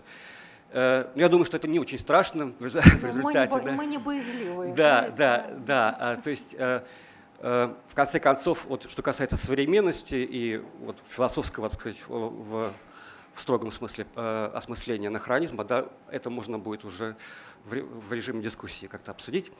Словом, перехожу к докладу своему. Тоже буду, чтобы уложиться, так сказать, в отведенное время, стараться его с выражением читать. Значит, мне думается, что кризис воображения будущего, о котором мы здесь говорим с большим или меньшим сожалением, и с которым так или иначе мы согласны, это одновременно есть кризис определенной концепции прошлого, которая вплоть до недавнего времени поддерживала наше проективное воображение и, по сути, работала на то, чтобы вселять в нас уверенность в неизбежное наступление будущего, которое будет совершенно отличаться от прошлого. О какой концепции я говорю? Я говорю о такой концепции прошлого, которая требует от нас мыслить его как отсутствующее и неизменное, не поддающееся изменению. Оно отсутствует просто по определению, поскольку прошлое – это то, что прошло, то, чего больше нет в настоящем. И его нельзя изменить в силу того, что оно состоялось, завершилось, и это просто необходимо принять, поскольку история якобы не знает сослагательного наклонения. Вот я хочу очень сильный акцент сделать на том, что, признавая, кажется, мы все сегодня это признаем, то, что нам все труднее видеть будущее, мы делаем это в силу того, что утратила свою убедительность концепция прошлого, которую я только что выше сказал. Почему это произошло? В силу каких причин? Ну, можно назвать среди этих причин как минимум две, которые заявили о себе еще в конце прошлого века. Во-первых, это так называемый лингвистический поворот, поскольку благодаря ему было поставлено под сомнение очевидность различия между художественным и документальным повествованием о прошлом, между фикцией и фактом. Всякое представление о прошлом, в этом смысле есть его конструкция, репрезентация, создаваемая в интересах определенного настоящего всегда. Во-вторых, это появившееся благодаря так называемому буму памяти травматическое прошлое, которое прочно застряло в настоящем и, по словам, по известному выражению Эрнста Нольта, не собирается уходить. Оба этих фактора действительно весьма серьезно проблематизировали те квазиестественные свойства прошлого, о которых я говорил выше. Однако к ним, в принципе, вот к этим двум, так сказать, факторам, при желании можно относиться не так серьезно, скажем. Мы знаем, что большинство практикующих историков склонно не замечать вот все эти повороты. Мы знаем, с каким большим раздражением в профессиональной среде на них реагируют. И поэтому мне думается, что более весомый аргумент в пользу того, что прошлое, вот неизменное и отсутствующее прошлое, сегодня не обязательно должно, так сказать, восприниматься нами вот в этом своем качестве. Да? Вот этот аргумент более весомо звучит из уст современных интеллектуальных историков.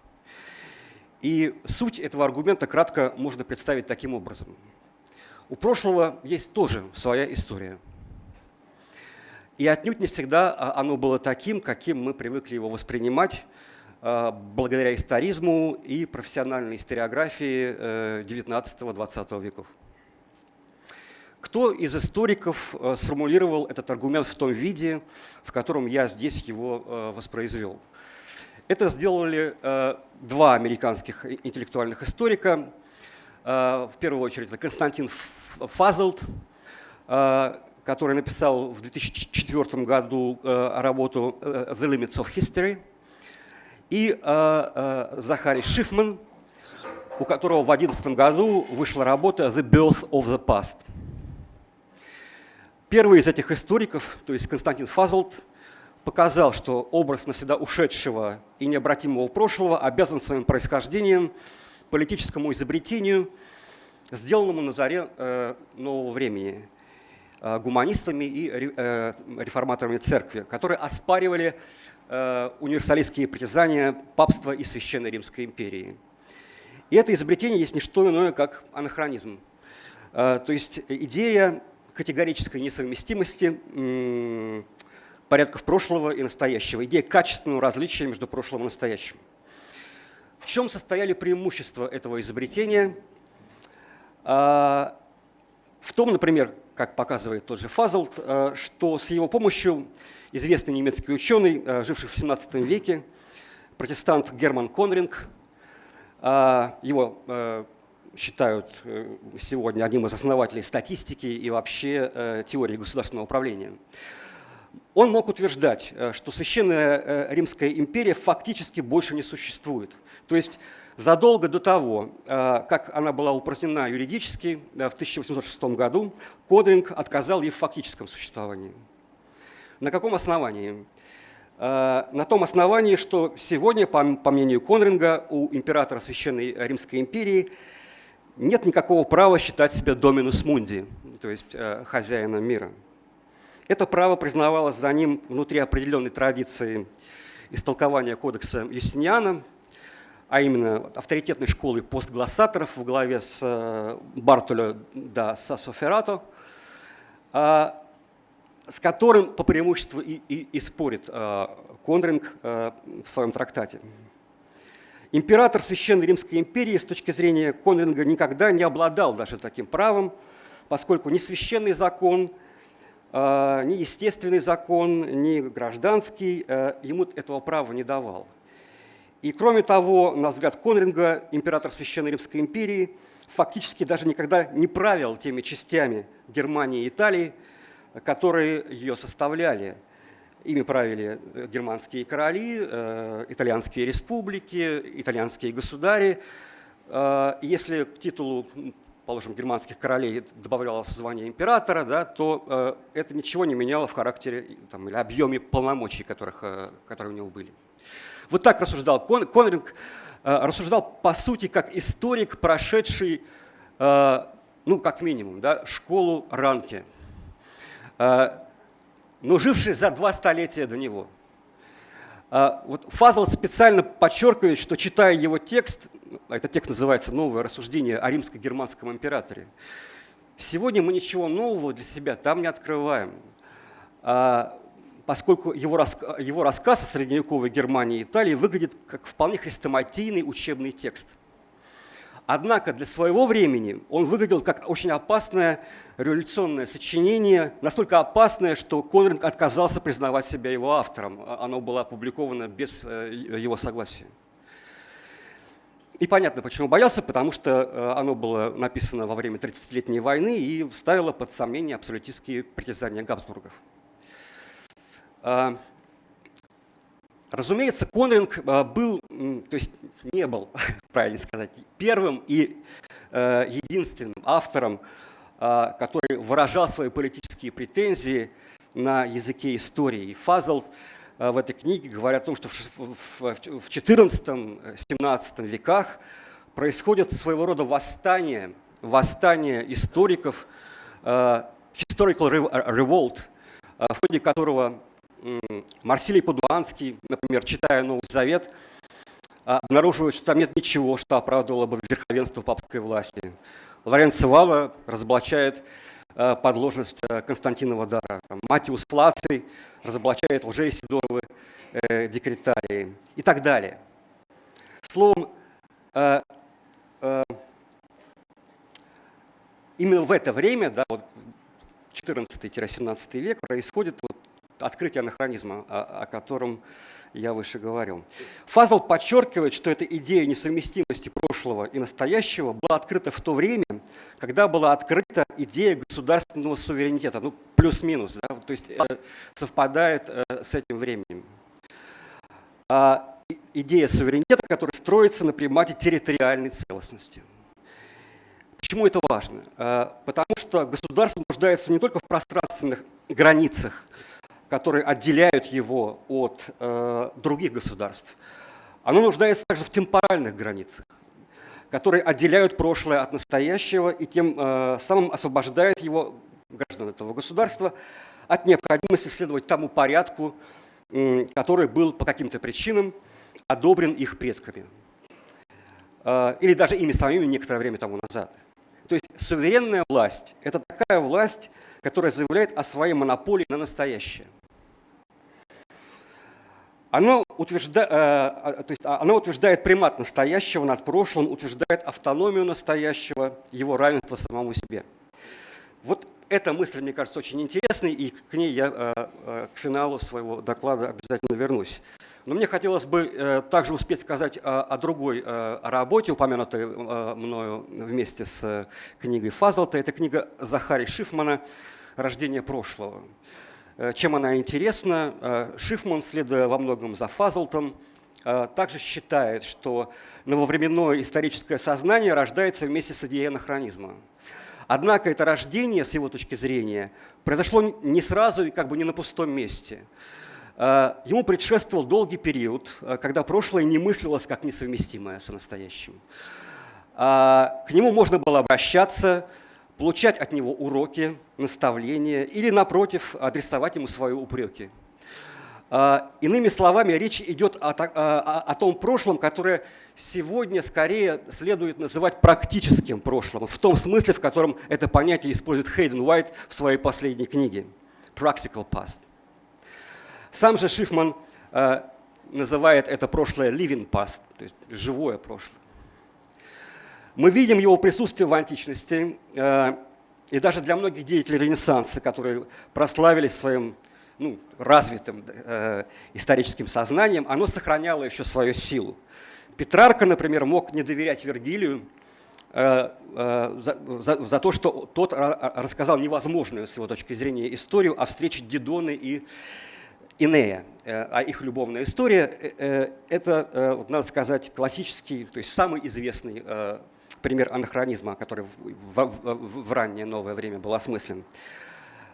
Да, но при этом Петрарка мог писать письма Цицерону, упрекать его за то, что тот на склоне лет, например, отказался от оциума, соответствующего его возрасту и признанию, ради возвращения к политической жизни, исполненной великого множества бесполезных ссор. Это цитата была.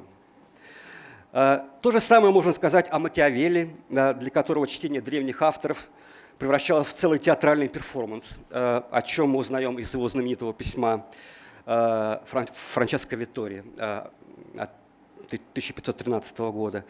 И даже Лоренцо Валла, которому многие современные ученые, то есть Питер Бёрк в первую очередь, приписывают славу едва ли не первооткрывателя анахронизма, родоначальника исторической критики.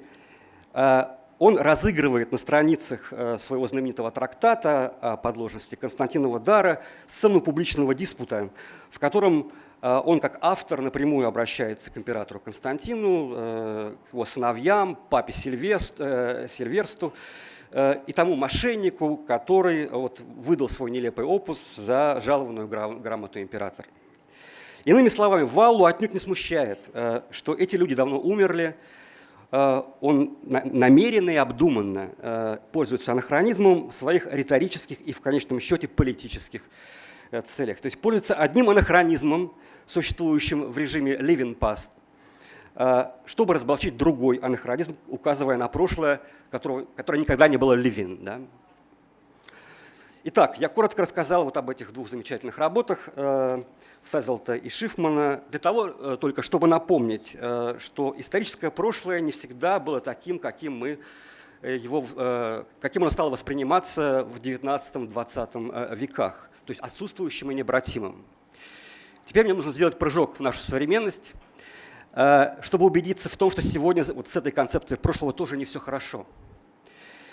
И что, должен признаться, меня скорее радует, чем огорчает. Да, и вот постараюсь объяснить, почему. Для наглядности, просто чтобы успеть объяснить свою позицию, мне хотелось бы воспользоваться одной метафорой, которую я нашел в замечательном сборнике научных статей, вышедшем в 2013 году под редакцией двух известных уже довольно ученых из Голландии и Бельгии, Криса Лоренса и Бербера Бевернажа. Сборник это называется «Breaking Up Time», и Алейда Асман также принимала участие в этом сборнике. На мой взгляд, он является таким path-breaking, то, что называется, в области изучения исторической темпоральности. А метафора, о которой я говорил, лишь следующая. Вот в своей редакционной статье составители этого сборника говорят, то есть они уподобляют положение современного историка службе пограничника, охраняющего границу между прошлым и настоящим. То есть оснащенный научной методологией, он берется решать, какие явления прошлого следует считать завершенными и описывать их спокойно, так сказать, отстраненно, с некоторой удобной дистанции, а какие явления таковыми считать нельзя. Хотя они все равно проникают в наше настоящее, словно контрабандисты или нелегальные мигранты. Эта метафора дает понять очень важную вещь, на мой взгляд. То есть мы никогда не располагали ясными эпистемологическими критериями, просто потому что их не было, позволяющими проводить объективную границу между прошлым и настоящим. В любом случае, эта граница имеет политическое происхождение, политическую природу. Мне представляется, я же заканчиваю свое выступление, мне представляется, что сегодня мы живем в условиях, когда даже государство уже не может претендовать на монополию над нашим нынешним настоящим. Мы видим, что государство очень хотело бы вернуть ее себе, но те усилия, которые оно предпринимает для этого, уже выдают их, так сказать, заведомую тщетность, на мой взгляд. Наше нынешнее настоящее пористо. В него, в том числе благодаря буму памяти, успело просочиться множество анахронизмов. И мне думается, совершенно прав Агамбен, который, отвечая на вопрос, что такое современность, говорит следующее. Современность – это уникальное взаимоотношение с собственным временем. Тесное и вместе с тем отстраненное. Выражаясь точнее, это такое взаимоотношение со временем, в котором связь выражается через смещение и анахронизм. Те, кто безупречно вписывается в эпоху, кто во всем соответствует ей, несовременные. А те, несовременные, извините, так как именно поэтому им не удается увидеть ее, они не могут ее разглядеть. Какие следствия имеет это прозрение или эта интуиция в отношении нашего воображения будущего? Должны ли мы сегодня сетовать на то, что мы можем себе представить будущее, мы не можем, наоборот, представлять себе будущее так же ясно, как это предлагалось сделать советским людям, например, в 60-е годы прошлого века, или там, либерально мыслящим людям в 90-е годы того же века. Мне думается, что нет. Мне кажется, что наше прошлое, при условии, что оно все еще остается открытым для нас, незавершенным, обладает сегодня гораздо большей потенциальностью, чем настоящее. Ну, вот совсем небольшой пример приведу для иллюстрации этого последнего своего утверждения. Пример, который вот сформулирую в виде риторического вопроса скорее. Вот, как вы думаете, в каком времени, например, живут сегодня университетские преподаватели в России, которые борются за улучшение условий своего труда и за академические свободы? Мне кажется, что сегодня они не обладают и тенью тех свобод, которых добились от правительства в августе 1905 года активисты тогдашнего академического союза. То есть мне думается, что очень сложно однозначно ответить на этот вопрос, да, в каком времени мы сейчас живем. В любом случае, мне кажется, что мы сейчас, то есть вот мы, университетские преподаватели, можем считать себя вполне современниками тех наших коллег, предшественников, которые вот еще в самом начале, да, 20 века начали борьбу за академические свободы и университетскую автономию. Ну вот, пожалуй, и все. Так, большое спасибо за интересный доклад. Я полагаю, что историки должны высказать какие-то свои мнения по этому поводу, судя по бурной реакции аудитории, которая слушала. Да? Так, сначала гостям дадим, да? Алейда, а потом Сэп. Так, а что у нас там с микрофоном? Проблемы?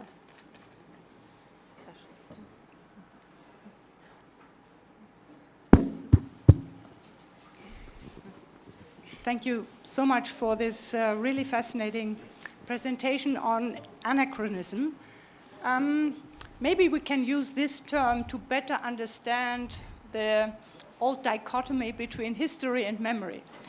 When it comes to history, historians, of course, they police this field and they create the rules of the game, and those who do not know the rules of the game, of course, they are kicked out. Now, anachronism had to be created in order to set up the rules of the games of objectivism. It was a huge achievement. It was like you would have to win a Nobel Prize for this discovery, that this is something to be actually marked as a mistake. You should avoid, by all means, anachronism within the rules of the game of historiography. But when it comes to memory, this is exactly what you're supposed to do. It's almost imperative to make a leap from the past into the present. And when Gumbrecht just spoke about the student who read the sonnet or said that Sappho speaks directly to him or her, she was exactly bridging what the historians have to keep apart, by all means. So memory is always has to do with creating a bridge, and what is virtue in one case is really the luster, what is a vice in the other. Would you agree? Certainly. Да, я, конечно, согласен. Но мне думается, что анахронизм, так же, как вот вы показали, что он допустим, да, в области памяти, то есть он не представляет собой там проблему большую, он также допустим в области того, что там можно с легкой руки Хейдена Уайта называть practical past, да? При том, что проблема отделения practical past от historical past в его интерпретации, она сама по себе, так сказать, довольно сложная, и меня не убеждает то, как он это делает. Да? Но нельзя отрицать, что у истории сохраняется со времен античности, даже сегодня, да, это практическое измерение. То есть история не перестает для нас быть магистра вита. Там, другое дело, как мы, насколько мы послушно следуем урокам, да, которые она нам предлагает. Вот, поэтому вот мой последний пример, он как раз с этим и связан, да, то есть люди, которые занимаются сегодня там, активизмом профсоюзным там, или политическим, они легче преодолевают эту границу, да, между прошлым и настоящим, о которой академические историки, кажется, должны заботиться в первую очередь. Zep.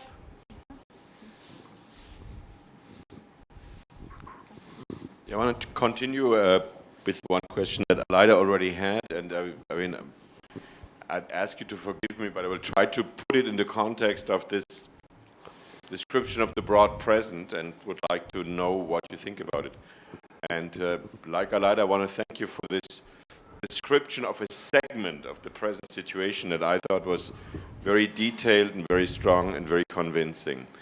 The first is about those borders. Yeah? I mean, border, for example, between what is a historical phenomenon and what is not a historical phenomenon. Because if you talk about something that is not classified as a historical phenomenon, you are allowed to be anachronistic. Yeah? I mean, only if the phenomenon is identified as historical, you're not allowed to be anachronistic.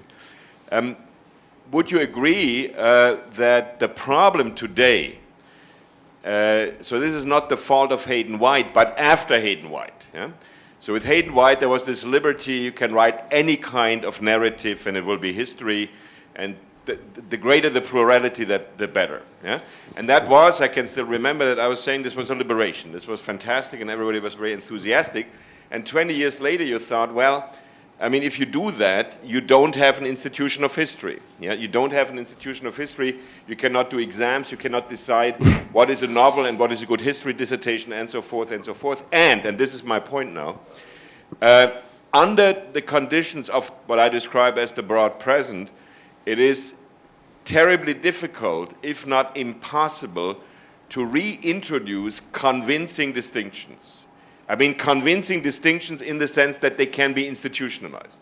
Because under conditions of what I describe as the universe of contingency, well, there's always an argument to be made, well, no, I see it differently. You get my point? I mean, the point would be, is there a way back to?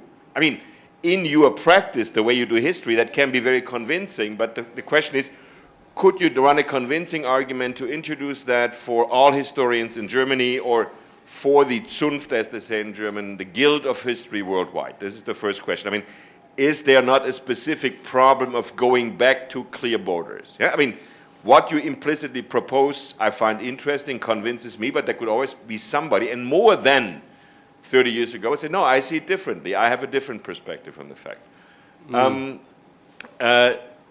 The second point I wanted to make about your talk was about a similar problem. I have to see what the similar problem was. My glasses on. It was,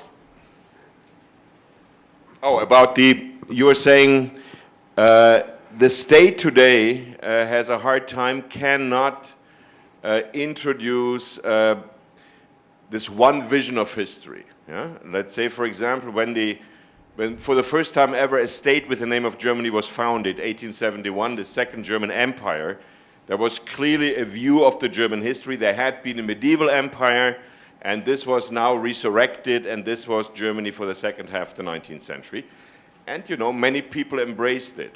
Now, the question is whether, unfortunately, states today have a possibility of doing something like that, but not in the form of an elaborate narrative. Yeah? Rather in the form of something, as I was saying, to hold on to. You have a certain formula, like let's make America great again, or the Great Patriotic War. So it is not an elaborate narrative. It is not something that is mediated with historians, but it is a formula that rather than producing identity, produces this type of security in a negative way, or not in a negative way. I think that is the appeal of the implicit history of the Anthropocene. It is very horrible, but it's very pessimistic. We will all disappear, but it at least is something we can hold on to. We have all behaved badly ecologically, and therefore we'll all be punished, we'll all disappear. So that at least is a very elementary, I don't think it's a truth, but something elementary you can believe in. You get my point? I mean, in an age of, and the plural is important, fundamentalisms. There's not one fundamental, but I mean, any fundamentalism finds a resonance today. Я, простите, вот второй вопрос хотел бы для себя пояснить. Правильно я понимаю, что вот сегодняшняя ситуация, на ваш взгляд, такова, что она чревата как бы эксцессами, да, или повторением фундаментализма, которые нельзя заговорить с помощью нарратива. Правильно я понял вопрос? Yeah, what I believe is that we live, I mean, all of us, let's say, global world, under a unprecedented complexity, with a great difficulty to introduce distinctions, to introduce institutions, and that creates a very basic, a very elementary desire, and I deliberately say again, of something to hold on to. Yeah, of a sentence as stupid as, let's make America great again. I mean, you can think about what the Russian equivalents would be. So that you don't need an elaborate narrative, but an offer of something, of a fundamental gesture, a fundamentalist gesture. You get my point? Not an elaborate historical narrative, but a fundamental gesture coming out of history, saying this is what makes us great. And the content doesn't really matter so much. It is precisely the elementary character of the gesture. That's what I mean, under conditions of complexity.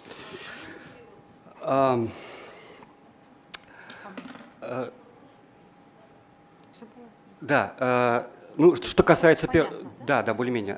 Что касается первого вопроса, то относительно широкого настоящего, да, я должен признаться, что мне, наверное, не очень близка эта идея, насколько я сумел ее для себя понять. То есть мне как раз я нахожу более удобным и верным, да, описывать вот нынешнюю ситуацию, да, не в терминах широкого настоящего, а скорее современности, да, вот в строгом смысле этого слова, то есть как совмещение разных темпоральностей.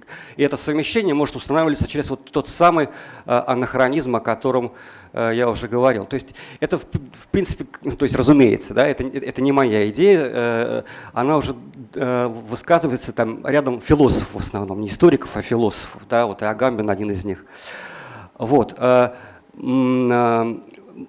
Почему мне не нравится широкое настоящее? Потому что оно оправдывает презентизм, да, и презентизм как раз это то, вот в отношении, собственно, чего у меня есть большое подозрение, да, то есть мне думается, что в этом смысле мне равно представляется не очень убедительно то, что пишет вот Франсуа Арток, да, говоря о вот, нынешнем режиме историчности, как о презентистском. Да. То есть, и вот я хотел снова отослать, сделать отсылку к этим замечательным авторам, составившим сборник Breaking Up Time. Вот, они подчеркивают, что вот как раз идея современности сложным образом, так сказать, устроенной, да, она, ну что ли, более адекватно схватывает вот эту сложность и случайность нашего нынешнего, так сказать, существования, да. Вот. Да, это что касается первого вопроса. Что касается второго вопроса, то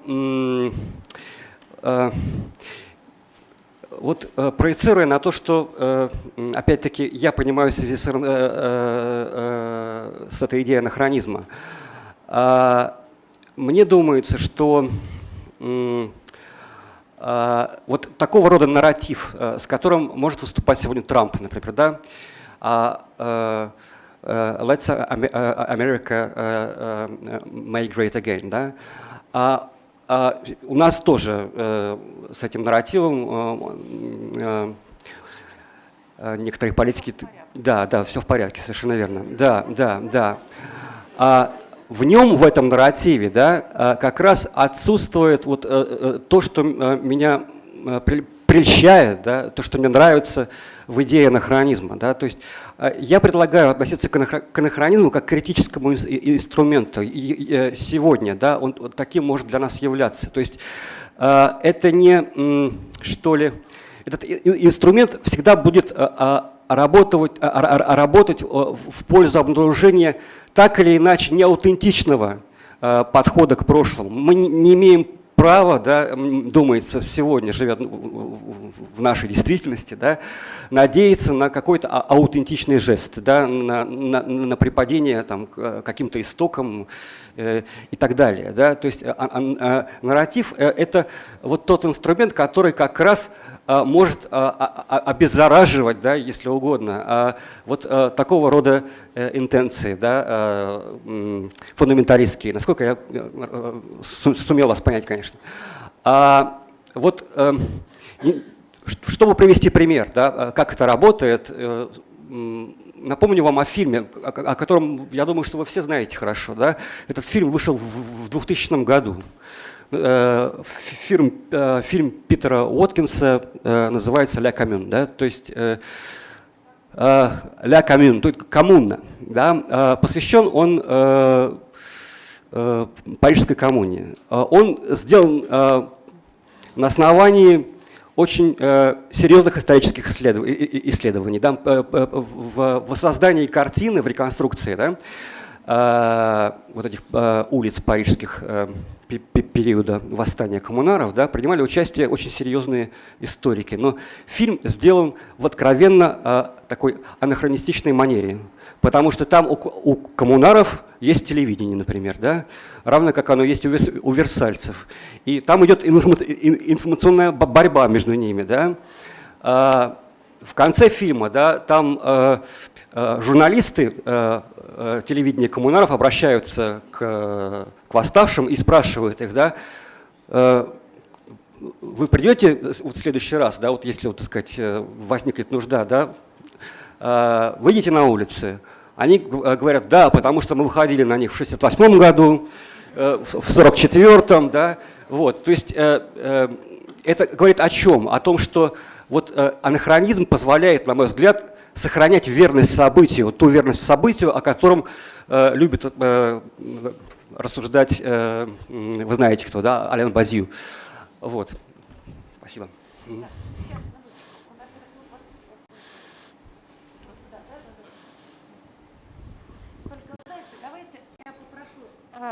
Краткие вопросы, потому что есть несколько, да, вопросов, чтобы вопросы. успели, а время нас поджимает. Да, пожалуйста. Андрей, я пытался восстановить логику вашего доклада, и там увидел несколько таких как бы незаполненных мест, которые можно заполнять разными вариантами. Давайте я предложу одну реконструкцию, а вы к ней отнесетесь. У нас есть три элемента: все прошлое и будущее государства. Государство устанавливает границы между прошлым и настоящим таким образом, чтобы отделиться от традиции и синхронизировать как-то своих граждан, чтобы они, ну, не ходили в лаптях, не делали каменные топоры, ну, как бы так, чтобы все было предсказуемо.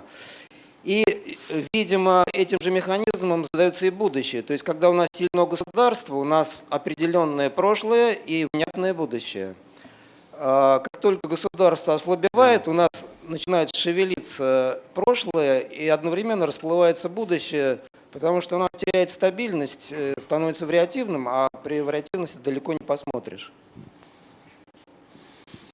Я совершенно согласен с вами. То есть, как к этому можно относиться? Ну, вот в этом и состоит вопрос, да, то есть стоит ли нам жалеть о том, что сегодня государство нам не обеспечивает такого железобетонного, настоящего, прочного, да, из которого можно какие-то проекции в будущее делать, да, и к прошлому относиться спокойно, дистанцированно, да, то есть беря из него только то, что легитимирует наше нынешнее существование. Да. или нет? Вот я говорю, что нет, сегодня так относиться нельзя, да, поэтому мы живем во время, которое называется time out of joint. Да.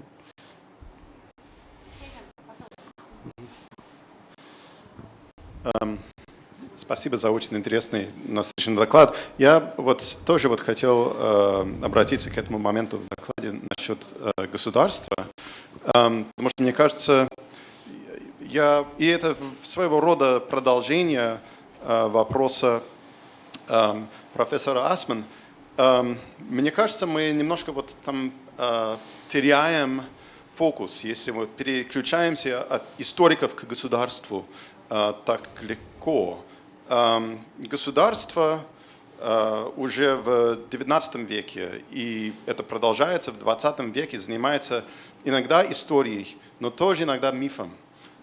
И в руках государства миф и история очень часто меняются местами.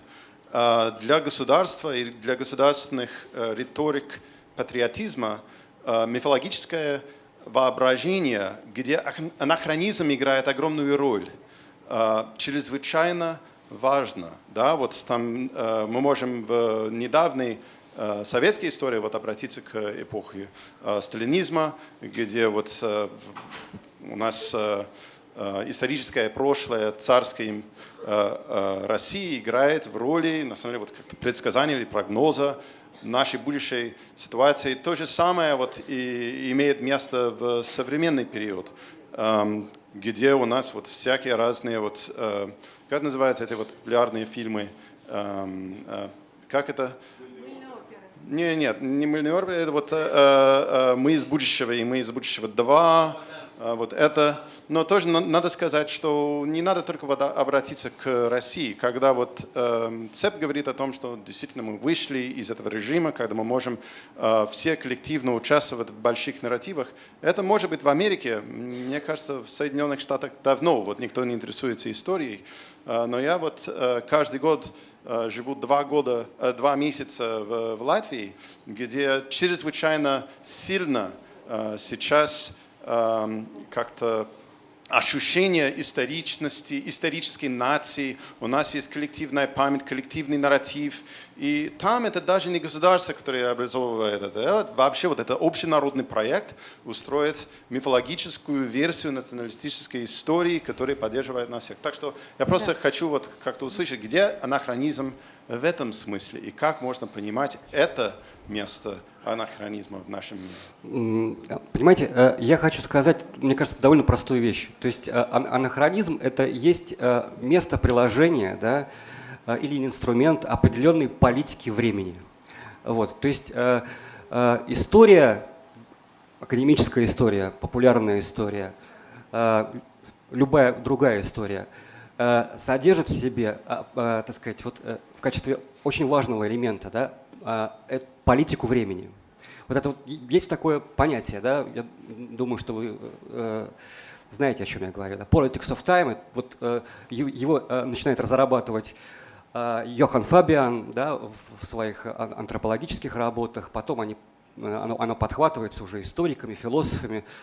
Питер Осборн написал известную книгу, ровно посвященную этой проблематике. То есть анахронизм, он как бы везде, да, не везде заметен. То есть он маскируется за последовательность, да, так сказать, ровный ряд событий, которые иногда историкам угодно называть словом «контекст». Да? Вот, то, что вот, нынешняя критическая рефлексия, связанная с анахронизмом, как это демонстрирует Рансьер вот в той статье, которая недавно была опубликована в журнале «Социология власти». Просто мы сделали такой сборник, называется «Политика времени». И там есть эта статья. Он показывает, что анахронизм – это восстание против контекста на самом деле. То есть он спорит с Люсьеном Февром, с известным его утверждением, что анахронизм – это самый тяжкий грех историка. Да? Почему это так? Почему так принято считать? Да? И вот Рансьер показывает, что анахронизм – это вот да, некоторый политический инструмент, политический в смысле policy, да, он устанавливает какую-то дистрибуцию смыслов производит, да, вот, важную для историка, так или иначе исполняющего какой-то политический, ну, грубое слово, заказ, но в любом случае работающего на какую-то политику, так или иначе. То есть я хочу сказать, мне кажется, довольно простую вещь, то есть история не является такой невинной, что ли, дисциплиной, наукой, да, а она представляет собой вот инструмент по ранжированию времени, да, по его распределению, конфигурации. Вот. И сегодня, мне кажется, что имеет смысл на это обращать внимание тоже. Да, пожалуйста. Да. Мне очень приятно, что все наши вопросы один другой продолжают, потому что, значит, мы поняли логику докладчика, и в то же самое время мы пытаемся уточнить эту логику для себя. Вот в продолжение вопроса, заданного предыдущим коллегой, я задам свой. Значит, если мы будем исходить из тех двух постулатов, которые прозвучали во всех предыдущих докладах, время антропологично – раз, история социально и культурно конструируема – два, то тогда я задаю свой вопрос. Можно ли сказать, что механизм анахронизма работает ровно так же во время, когда, значит, идет ревизия отъема права на историю у государя, вот этого всеобщего государя, совершаемого национальными государствами, с тем, что происходит сейчас в нашем современном обществе, когда человек толпы, common people, живет в персональной мифологии, где время одновременно, как в мифе, настоящее, прошедшее и будущее, а проектантство, утопия и, так сказать, будущее отдаются на откуп либо сообществу, либо государству. Можно ли так сказать? Вот мой вопрос. Какова роль анахронизма там и там? А какое место вы оставляете вот этому человеку, индивиду? То есть что ему остается делать, по-вашему? Если это вот действительно человек, относящийся к common people, то он живет в тем самым актуальным для него настоящим, условным, где он сам одновременно проживает прошлое, настоящее и будущее на уровне практическом. Вот на уровне того самого живого праксиса, я бы сказала. Не живого прошлого, а живого праксиса. Вот анахронизм там и там работает одинаково, и работает ли он во втором случае? Саша.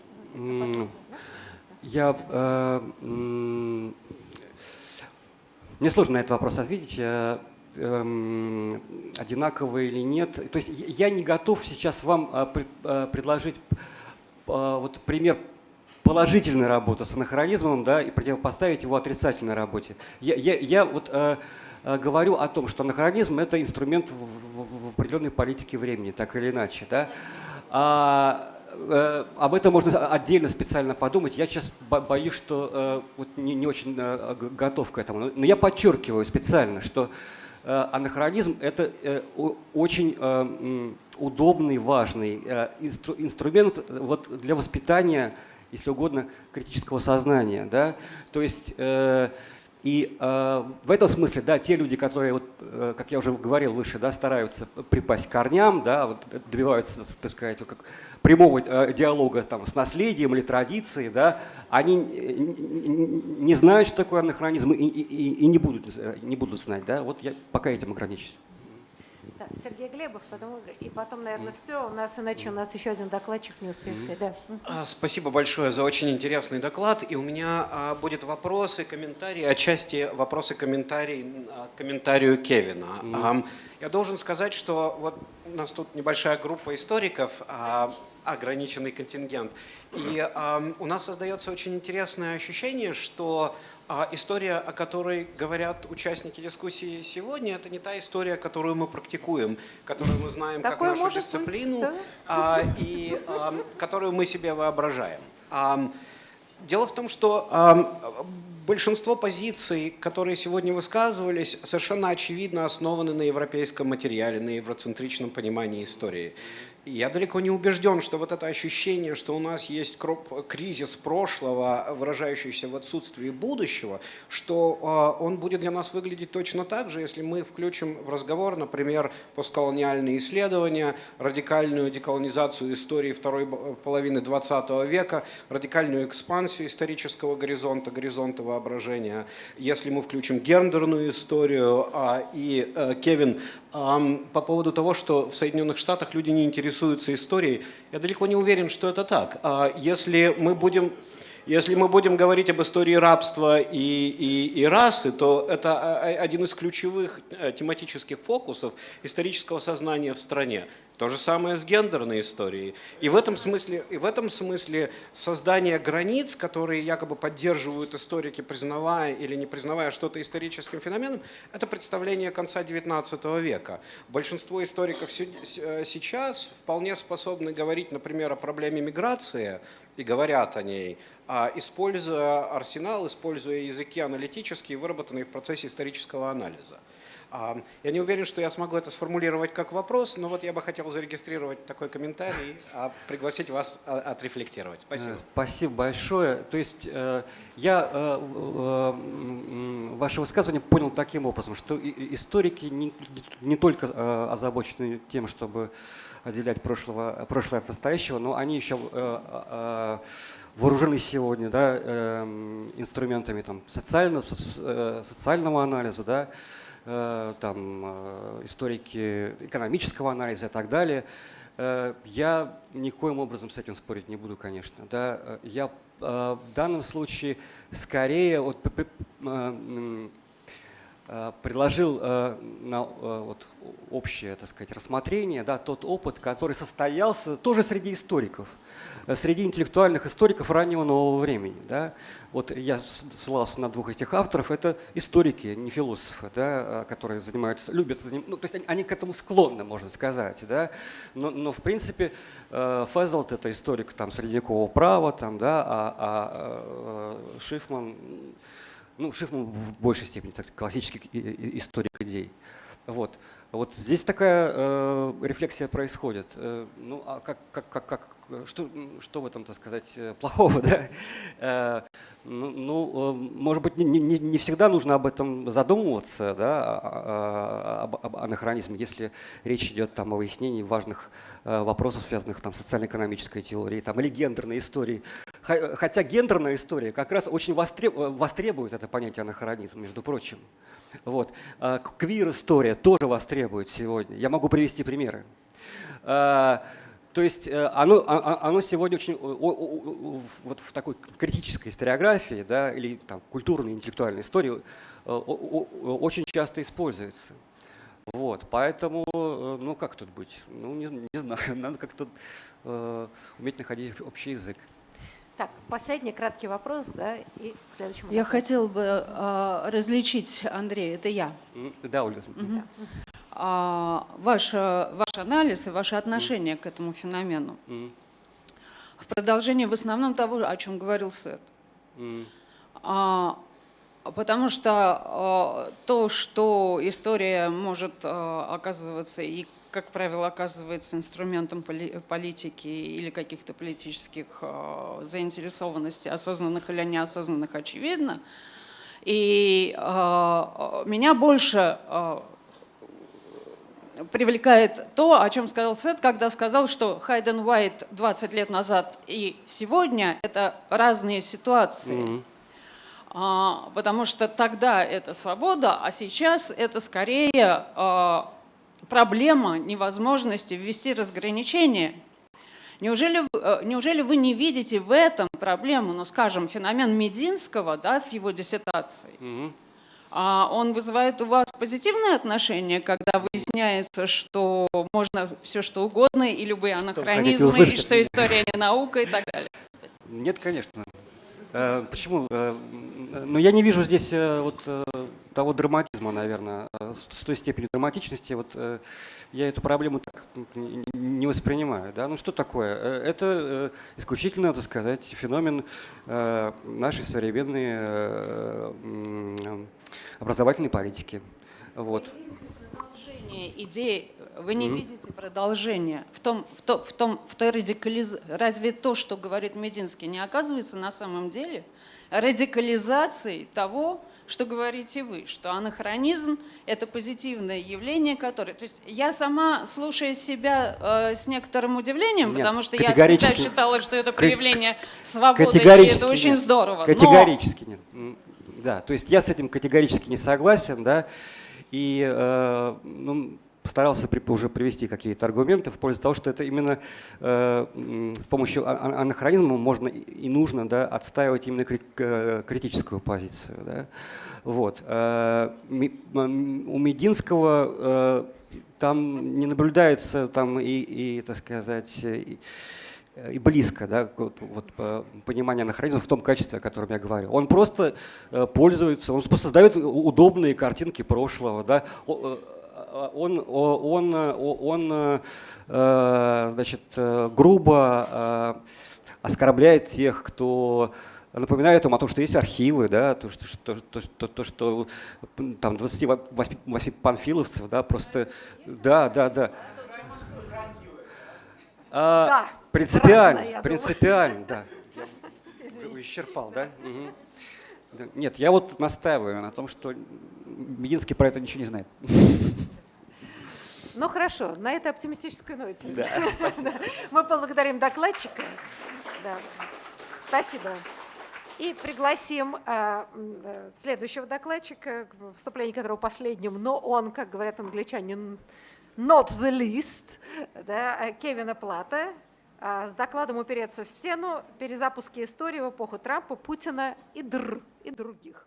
У нас будут картинки, да? И других. Да. Будет мало здесь о Путине. Я думаю, что, может быть, нам можно принести стол. Если будет вот это все, это будет для нас неудобно, да? Давайте вот немножко переустановим все. Нет, давайте лучше.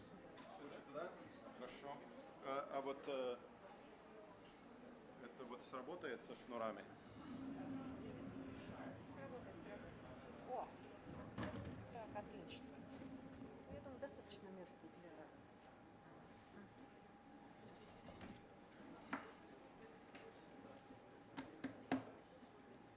Хорошо. Наверняка это будет нормально.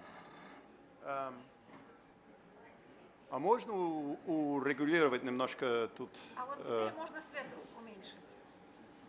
Да, наверное, так. Или можно было бы оставить там позади или под балконом. Я не знаю. Ну, я думаю, достаточно видно, да. Хорошо. Слушайте, еще немножко, все-таки часть света оставьте, потому что нельзя, чтобы докладчика вообще не было видно. Да. Наоборот?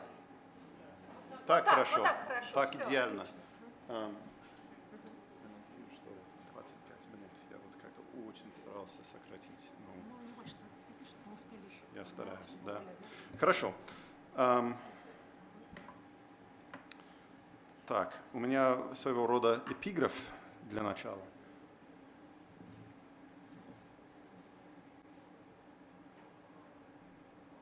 Звук нужен. Он есть?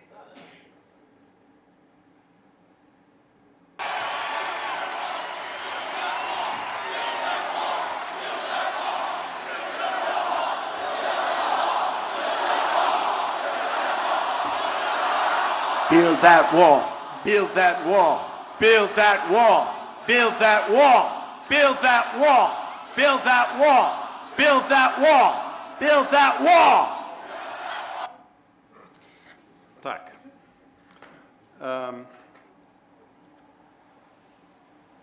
Мне очень нравится, что вот выступаю последним, потому что, мне кажется, я вписываюсь прекрасно в уже вот начатую дискуссию. Очень много моих изначальных вот там позиций уже как-то имели формацию здесь более умными людьми, чем я. Так что я думаю, что дорога уже очищена. Для нас, меньших мыслителей. Как мы уже обсуждали сегодня, наше понимание темпоральности вошло в кризисную фазу. Райнхард Коселек, имя которого прозвучало многожды сегодня, но здесь есть его слова, объяснял современный режим темпоральности как разрыв между будущим и прошлым, или в его собственных терминах разрыв между горизонтом ожидания и пространством опыта. По его словам, будущее нового времени мыслится как открытое и лишенное границ. Представление о прошедшем или теория возвращения всего, что имело место в прошлом, было решительно отодвинуто в сторону рискованным открытием нового времени, нового будущего. Будущего, которое в акцентированном смысле этого понятия абсолютно отличается от всего, что было прежде. Современность была отождествлена с прогрессом, поскольку именно прогресс определял различия между прошлым, которое было прежде, и наступающим будущим. Согласно Козелику, современность характеризуется развитием процессов и технологий темпоральной антиципации, которые населяют будущее планами и прогнозами. В нашем настоящем мы являемся свидетелями не столько гибели этой формы темпоральности, сколько опустошением позитивного потенциала будущего.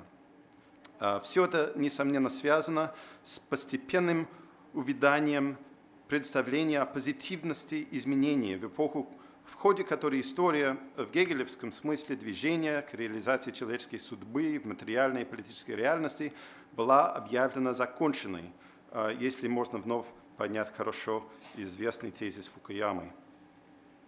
Я не предлагаю очередную критику позиции Фукуямы, наоборот, в терминах современной историчности значимость тезиса о конце истории по-прежнему сохраняется, несмотря на новые войны и соперничество за власть и престиж, которые имеют место в глобальной геополитике. С конца Холодной войны политическая реальность настоящего стала восприниматься как единственно возможная реальность.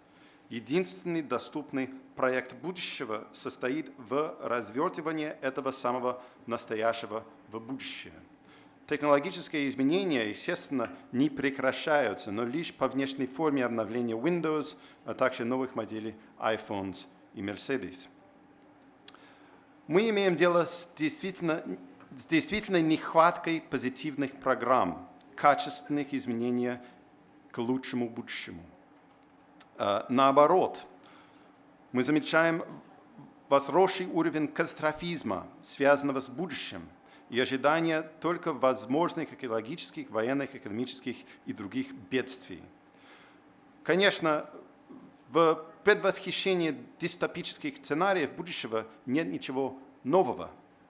Но этот аспект антиципации будущего нависает над нашим коллективным воображением будущего с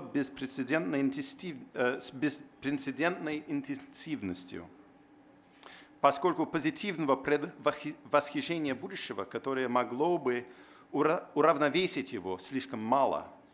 При отсутствии проекта положительной трансформации человеческой жизни в будущем, единственные воображаемые возможные изменения – это те, которые угрожают настоящему порядку вещей.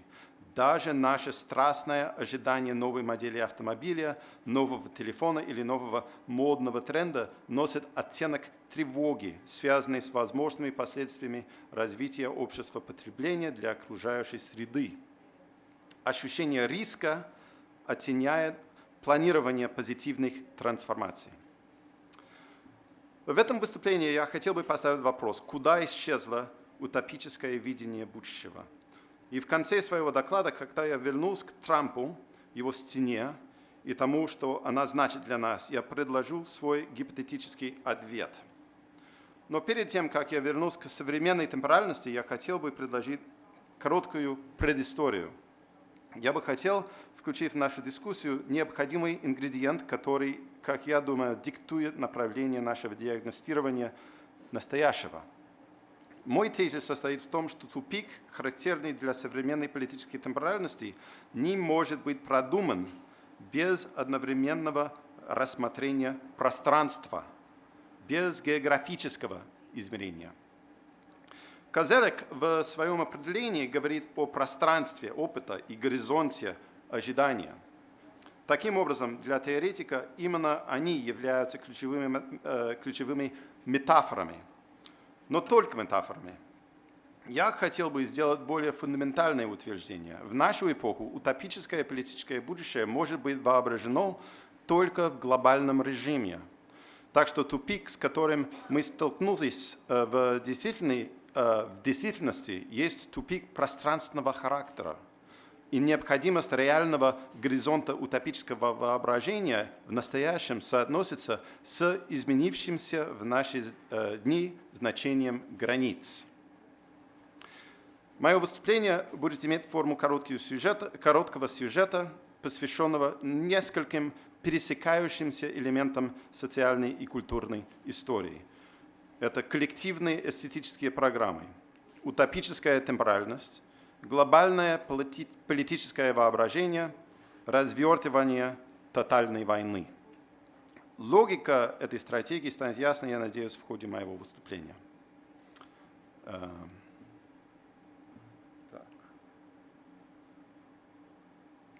Это я пропустил. Давай сюда. Мир-система нашей эпохи, как объяснил Эммануэль Валlerштайн, образовалась несколько веков назад в экономических режимах, постоянно наделявших центральной ролью западные страны. Далее, ссылаясь на Козелека, мы можем видеть решающий подъем модельных форм темпоральности в XVIII веке. В ту эпоху мы также можем наблюдать начало традиции мысли о проектах будущего глобального порядка, кульминирующей в предложенном Кантом плане для вечного мира. Аналогично мы могли бы начать дискуссию о модельном культурном порядке, начиная с романтизма, первого истинно модельного эстетического движения, с его ориентацией на инновацию как главный критерий художественной ценности в соответствии с понятиями Козелека. Наконец, можно указать на наполеонские войны как первый опыт тотальной войны, которая включает всю территорию и все население в конфликт и представляется современниками коллективным проектом политического строительства, продолжения политики другими способами, согласно знаменитому определению Клазевица. Однако, хотя эти точки отсчета действительно важны, из-за нехватки времени я начну свой рассказ с эпохи Первой мировой войны, когда в качестве реакции на уничтожение населения разных стран и разрушение империи возникли новые взаимосвязанные конфигурации эстетики, политической жизни и глобального утопического воображения. Начнем с эстетики. Как объяснил Питер Бергер, авангардные движения начала XX века являлись бунтом против эстетической автономии, которую они разрушили, выводя эстетическую деятельность из ее прежней изоляции в замкнутых художественных пространствах и практиках. Это была конвергенция искусства и политики, или, если говорить об этом в терминах Рансьера, в котором искусство стало инструментом для преобразования человеческого мира in toto. Можно также смотреть на это уравнение с другой стороны. Ссылаясь на Бориса Гройса или Джеффри Шнаппа, опознавая, как утопические политические движения эпохи авангарда от большевизма к сталинизму и нацизму участвуют в этом стремлении к тотальному воссознанию человеческой жизни. Радикальность этих проектов прямым образом отражала опыт тотальной войны, которая требовала проектов реконструкции, так же крайних, как хаос и уничтожение военных лет. Именно эта конъюнктура и образовала режим темпоральности авангардной эстетики и политики. Мы можем цитировать Сюзанну Бак-Морс с ее феноменологическим описанием авангарда как преданного живой темпоральности прерывания, отстранения, остановки, стремящегося вдохновить воображение, чтобы поставить реальность под вопрос и открыть время для альтернативных видений. Это все Бак-Морс. Авангардная темпоральность являлась суперконцентрацией модерности в терминах Козелека. Это ощущение не только того, что будущее отличается от прошлого, но что оно радикально открыто и непредсказуемо. В авангардную эпоху будущее в результате ускоренного технологического, социального и эстетического изменения переносит нерешенные проблемы в настоящее, которое должно на них ответить. Момент, когда человечество формулирует свои радикальные решения этих проблем, и есть момент авангардной эстетики и политики. Будущность авангарда характеризовалась и ощущением повышенного потенциала, и повышением катастрофизма. И это было результатом опыта войны тоже. И в особенности нового опыта воздушной войны, которая кардинально трансформировала и теорию, и практику тотальной войны, как показывает недавняя книга Пола Санамура. По его словам, это Бакморс. Военные практики начала XX века, в особенности воздушная бомбардировка гражданских населенных пунктов, фундаментально изменили темпоральность урбанистического опыта, превращая города и села в пространство напряженного ожидания. Непосредственно после Первой мировой войны боязнь повторения масштабного конфликта пронзила английское и европейское воображение во форме массовой пролептической травмы, до травматического синдрома стресса, симптомы которого появлялись в ответ на возможные будущие катастрофы, нежели уже случившихся. Вывод из работы Санамура, важный для нашей дискуссии, относится к вопросам о суверенности и территории. Оксфордский словарь определяет суверенность как, цитирую, абсолютное доминирование, авторитет или правление, и как территорию, находящуюся под управлением суверена или существующую как независимое государство. В классических описаниях суверенности связь с территорией фундаментальна. В более недавней критической мысли проблематика границы выражается более абстрактным образом. От Карла Шмидта, определяющего суверенность как власть вводить чрезвычайное положение, к Фуко и Агамбену, которые понимают ее как биополитическую власть над жизнью и смертью. Суверенность определяется как проекция политической власти, которая останавливается у физических и метафизических границ государства. В эпоху воздушной войны, однако, отношение между суверенностью и территорией меняется. В трактате 1921 года «Доминирование воздуха» Жюлио Духет, ранний теоретик воздушной войны, который стал первым субсекретарем авиации при Муссолини, писал: «Благодаря этому новому оружию эффекты войны больше не ограничиваются зоной поражения самой мощной наземной артиллерии. Они испытываются на протяжении сотен миль по всей территории и всем морям воюющих наций. Больше не существует областей, в которых жизнь может быть находиться в безопасности и спокойствии. В поле битвы больше не может быть ограничено фактическими комбатантами. Больше не будет различия между солдатами и гражданскими лицами». Работа Духета стала фундаментальной для всего последующего развития теории и практики войны. Для нас важны здесь последствия для значения суверенности. Как уже видно из этого раннего трактата, воздушная война меняет значение политической власти тем, что стирает границы. Любое государство может утверждать власть над любой или всей территорией, в зависимости не от легитимного права, а только от технических и экономических ограничений своей военной мощи. То есть после изобретения воздушной войны суверенность изменилась в самой своей природе. С этого момента мы справляемся с последствиями этой трансформации. В результате 20 век стал эрой соревнования глобальных проектов будущего. Ибо после появления воздушной войны, когда истинная государственная власть стала де-факто глобальной властью, проекты будущего также не могли не быть глобальными. Заметим, что авангардные видения тотального преобразования часто принимали форму глобальных проектов. Авангард как эстетический проект сам был глобальным проектом, который развивался в Лондоне, Париже, Москве, Нью-Йорке.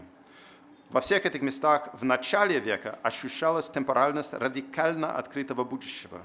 В политике, конечно, самый радикальный проект глобальной утопической будущности заключался в ожидании мировой революции, которая многим казалась неизбежным последствием тотальной войны.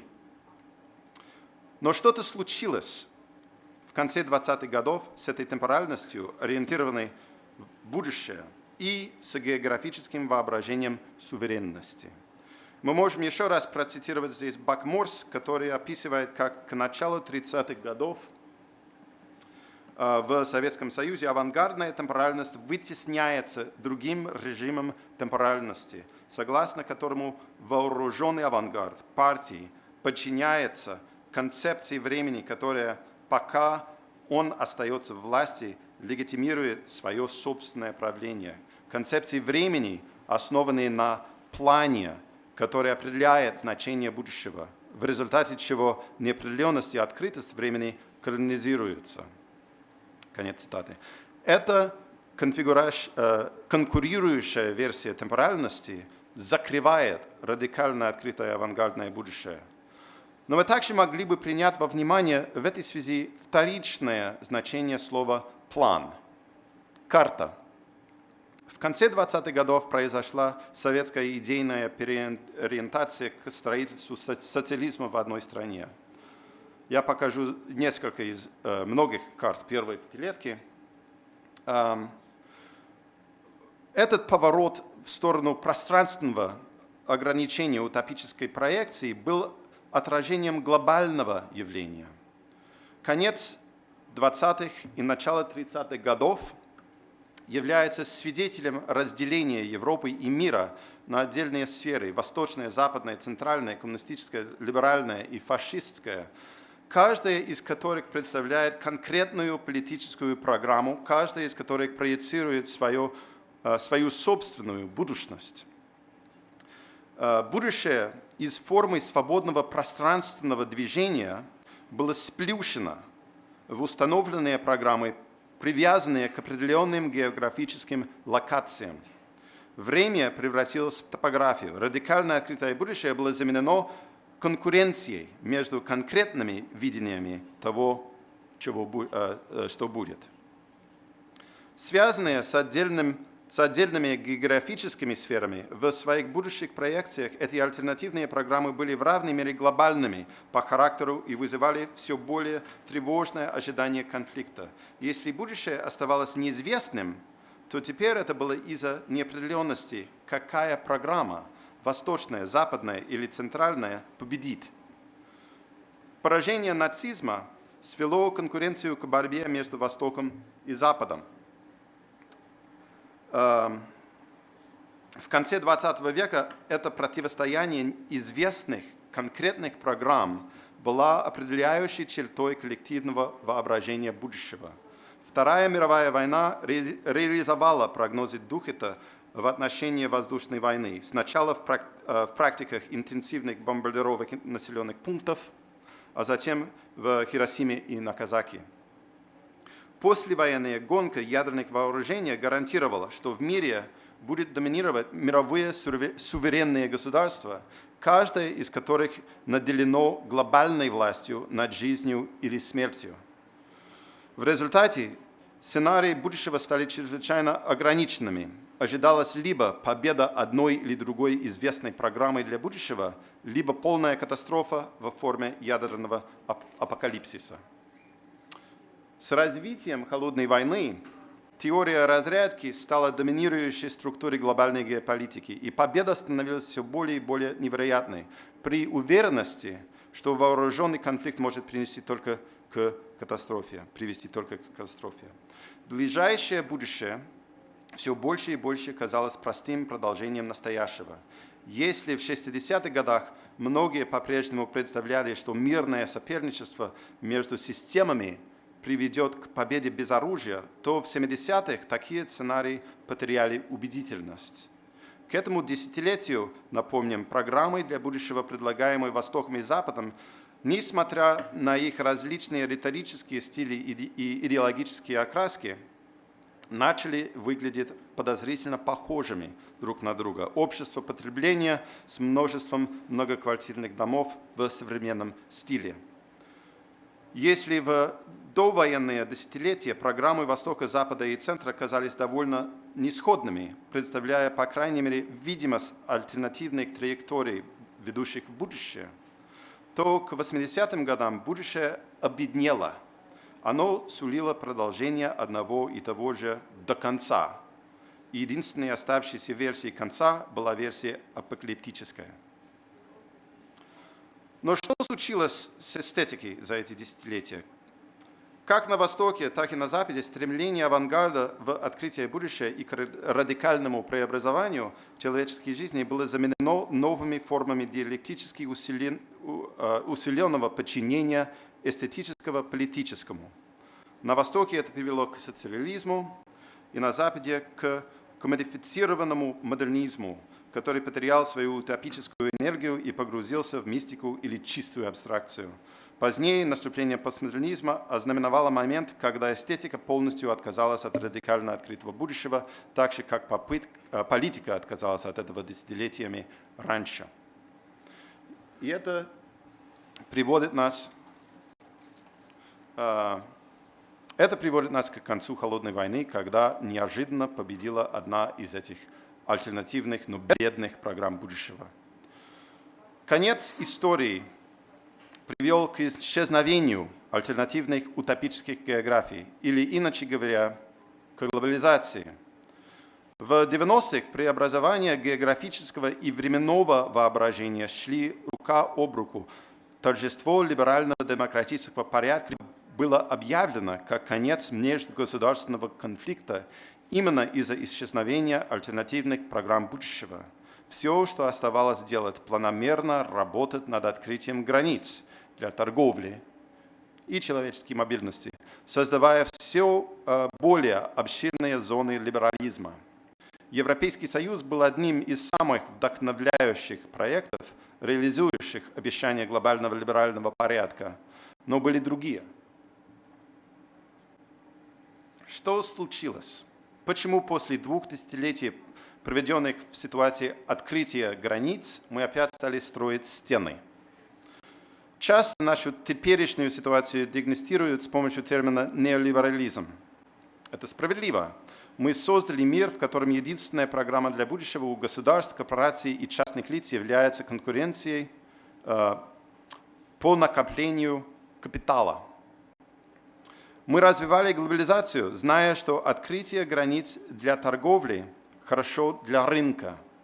Но мы поддерживали закрытие режима гражданства и миграции, особенно между тем, что Валlerstein описывает как ядро и периферийные зоны мировой экономики, потому что мы хотели сохранить неравный мир, где одни пользуются плодами торговли больше, чем другие. Мы обещали, что в конечном итоге все разбогатеют, но это было вранье. Некоторые разбогатели за счет других. Частично открытые границы с максимальной интеграцией рынков были на самом деле путем увеличения глобальной возможности арбитража. Низкая цена покупки, высокая цена продажи, перемещение прибыли в офшоры. Это правило игры, по крайней мере, для состоятельных. Но другой критический выход связан с суверенитетом. Либеральный мир долгое время существует в заблуждении, что он может быть одновременно и демократическим, и имперским.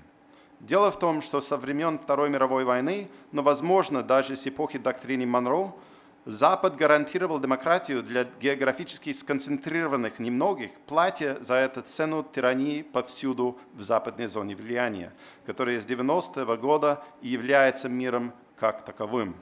Давайте определим понятие тирании.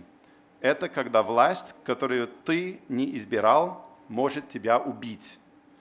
Такая тирания была присуща режиму ядерного оружия и массированной технологически превосходящей воздушной войны, как в Первой войне в Персидском заливе.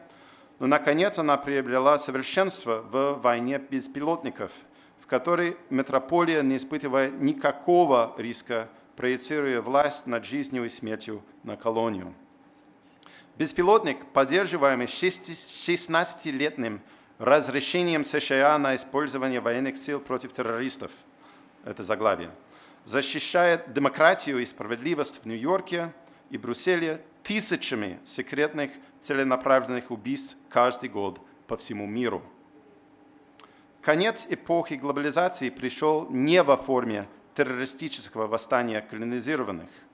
Наоборот, он происходит изнутри, во форме кризиса сознания демократического общества.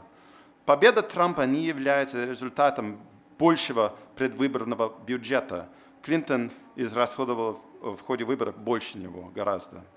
Она была последствием массовой утраты надежды в мире, в котором нет будущего, кроме накопления капитала.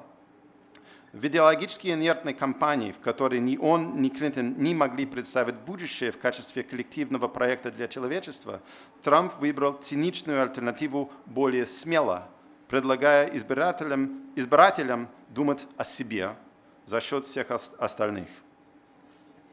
Это не случайно, что именно образ стены мобилизовал электорат Трампа. Трамп и его стена представляли им определенную истину. Вместо глобализации нафта, которые делают богатство для американских магнатов, отказываясь от мексиканцев и оставляя американских рабочих без рабочих мест путем экспорта труда, Трамп признался, что глобализированный мир был ложью для них. Это по-прежнему был мир границ. Он предложил своим сторонникам новую границу, которая, как он обещал, лучше защитит их интересы. Конечно, эта последняя часть была ложью, потому что в конечном счете стена Трампа может более активно служить имперскому порядку, но американскому рабочему он точно не поможет. Тем не менее, и теперь заканчиваю, мы можем извлечь критическую истину из трампизма, ибо он является истинным лицом мирового порядка, который был установлен в начале 90-х лет. Что мы можем понять от этой критической истины? Видение будущего, которое отличается и от игры в накопление капитала, и от трамповских циничных истин, обернутых ложью. Каким должно быть это видение? Оно должно быть переосмыслением и глобальной пространственности, и темпоральности. Конец истории, если он может наступить, должен состоять из действительно открытых границ, позволяющих нам действительно взяться за сокращение глобального структурного неравенства. Из-за отсутствия лучшего термина я называю этот проект «Глобализация 2.0». На протяжении десятилетий сопротивляются глобализму те, которые опасаются неолиберализма и также культурного империализма. Этой проблемой еще нужно решить, но мы должны руководствоваться осознанием того, что единственный институт, который может законным образом использовать оружие, разработанное в 20 веке, является глобальным институтом, в котором все осуществляют контроль над полицейскими учреждениями. Меньше все равно оставалось быть тиранией. В эпоху воздушной войны, как мы видели, суверенитет является глобальным. Поэтому мы должны представить себе мир, в котором не товары и услуги, а политическая воля и легитимность преодолевают географические границы. Спасибо.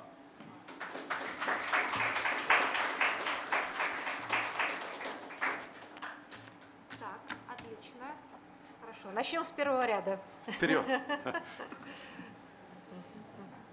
Немножко пафосно, я извиняюсь. Очень Нет, хорошо. Ким, спасибо большое, очень здорово. У тех, кто джетлаг, мы очень даже оценили, проснулись, и было совершенно замечательно. Историков обвиняют в телеологии, да, а здесь, в общем, такая замечательная телеология исчезновения суверенности и, главное, исчезновения будущего. Но у меня вопросы, которые связаны с тем, что мне кажется, вот эту твою генеалогию можно, например, выстроить по-другому, и тогда, наверное, то есть у меня вопрос, как ты тогда это интерпретируешь, да, вот в своей логике. Скажем, вот самый первый момент.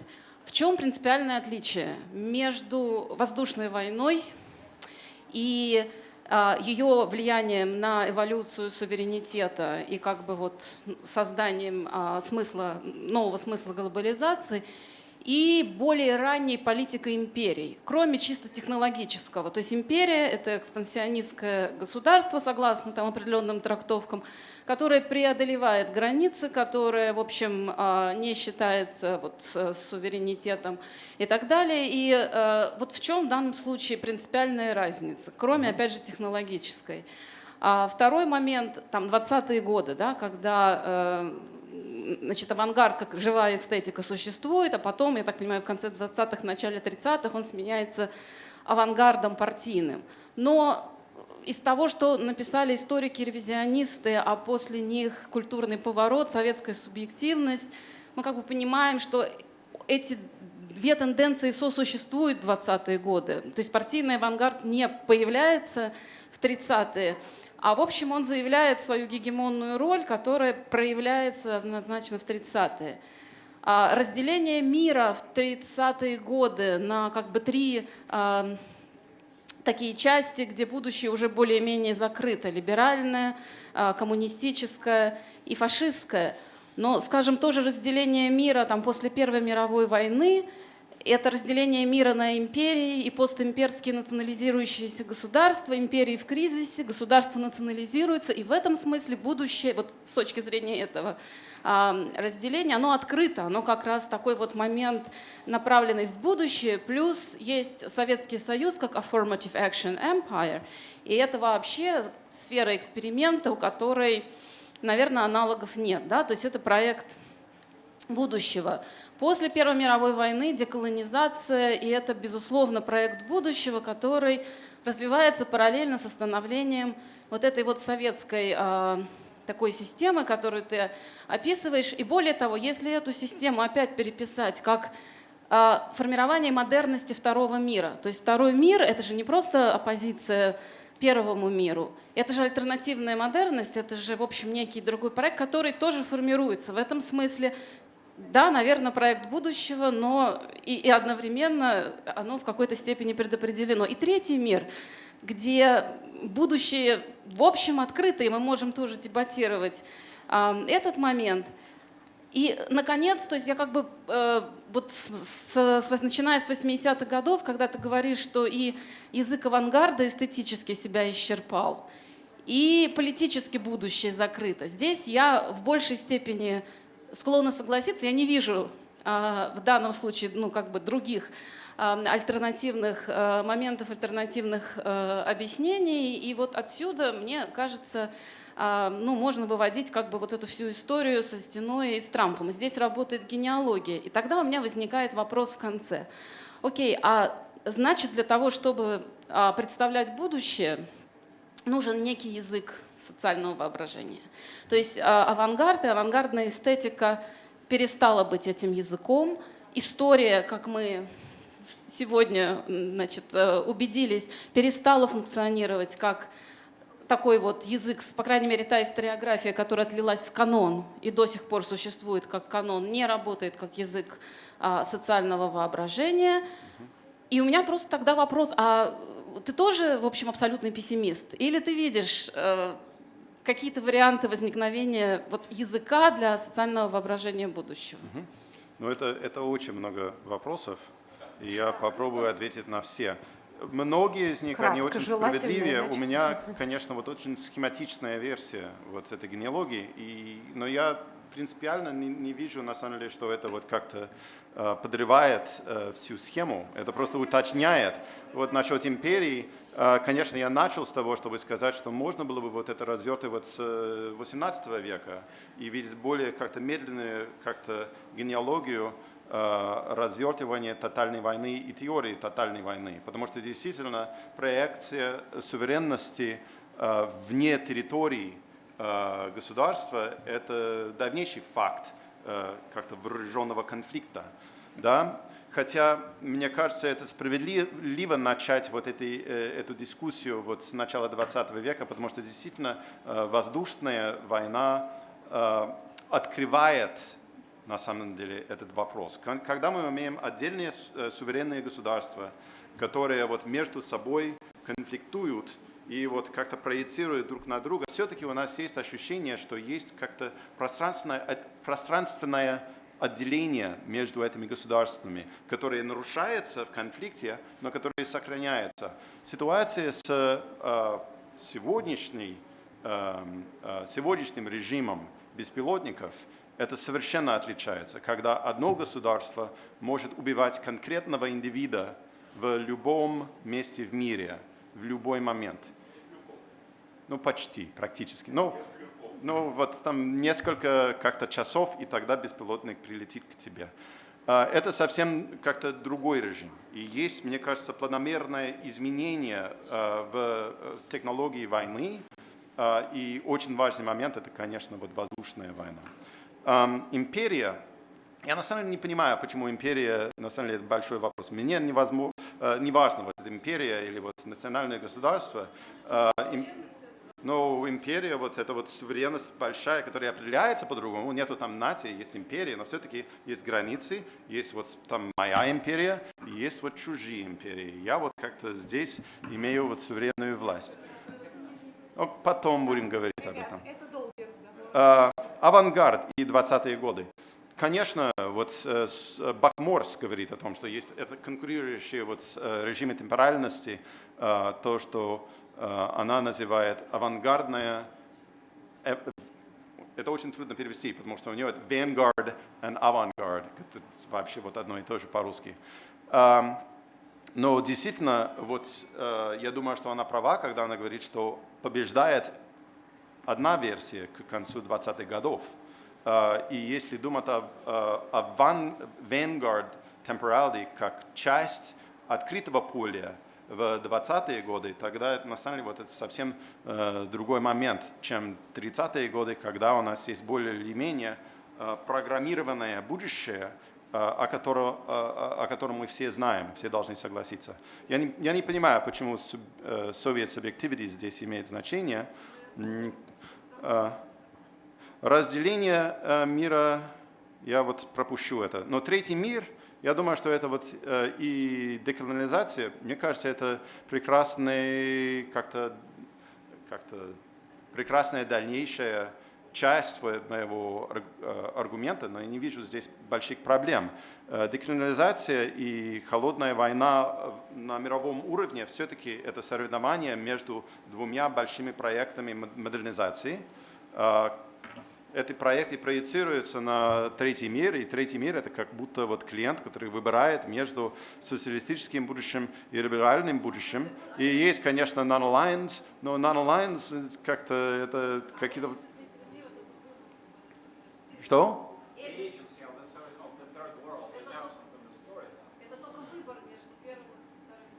Но это на самом деле военный конфликт в Африке, в Латинской Америке. Там есть много, мне кажется, agency. Но тоже, конечно, есть очень много проекций с центров. Насчет сегодняшнего момента, оптимист ли я или нет, но я старался вот заканчивать это оптимистом, потому что действительно я на самом деле вот как-то написал это все как-то режиме, там, мой план для будущего, мой большой план для будущего человечества как-то 2 месяца назад, после инаугурации Трампа, в отдельности от этого доклада. А потом я это все читал своим детям, потому что я думал, что они должны иметь как-то вот конкретные планы для будущего, потому что, мне кажется, в мире их нет. Но мне кажется, это довольно очевидно, что вот нужная сторона развития глобального человеческого проекта – это в сторону глобального полицейского режима. И я могу смотреть, у меня есть как-то другой доклад, где я смотрю на историю последних 2 десятилетий, как пропущенные возможности создавания вот этого. И их было 2, на самом деле, вот после окончания Холодной войны и после 9/11. Когда можно было вот там действовать в эту сторону и создавать как-то нужные режимы, нужные институты, и никто этого не делал. И это, мне кажется, crying shame. Но мне кажется, это не поздно. Другой вопрос, как найти правильный язык, чтобы выразить подобные мой план или любой другой план для будущего. Я не знаю, это мой вопрос был сегодня утром для профессора Асман. Да, вот там какие есть препятствия. И мне кажется, все-таки нужно думать здесь тоже о структурных препятствиях. Мне кажется, вот места, где могли бы появляться такие планы по-настоящему, как коллективные планы, это действительно третий мир, это ИГИЛ.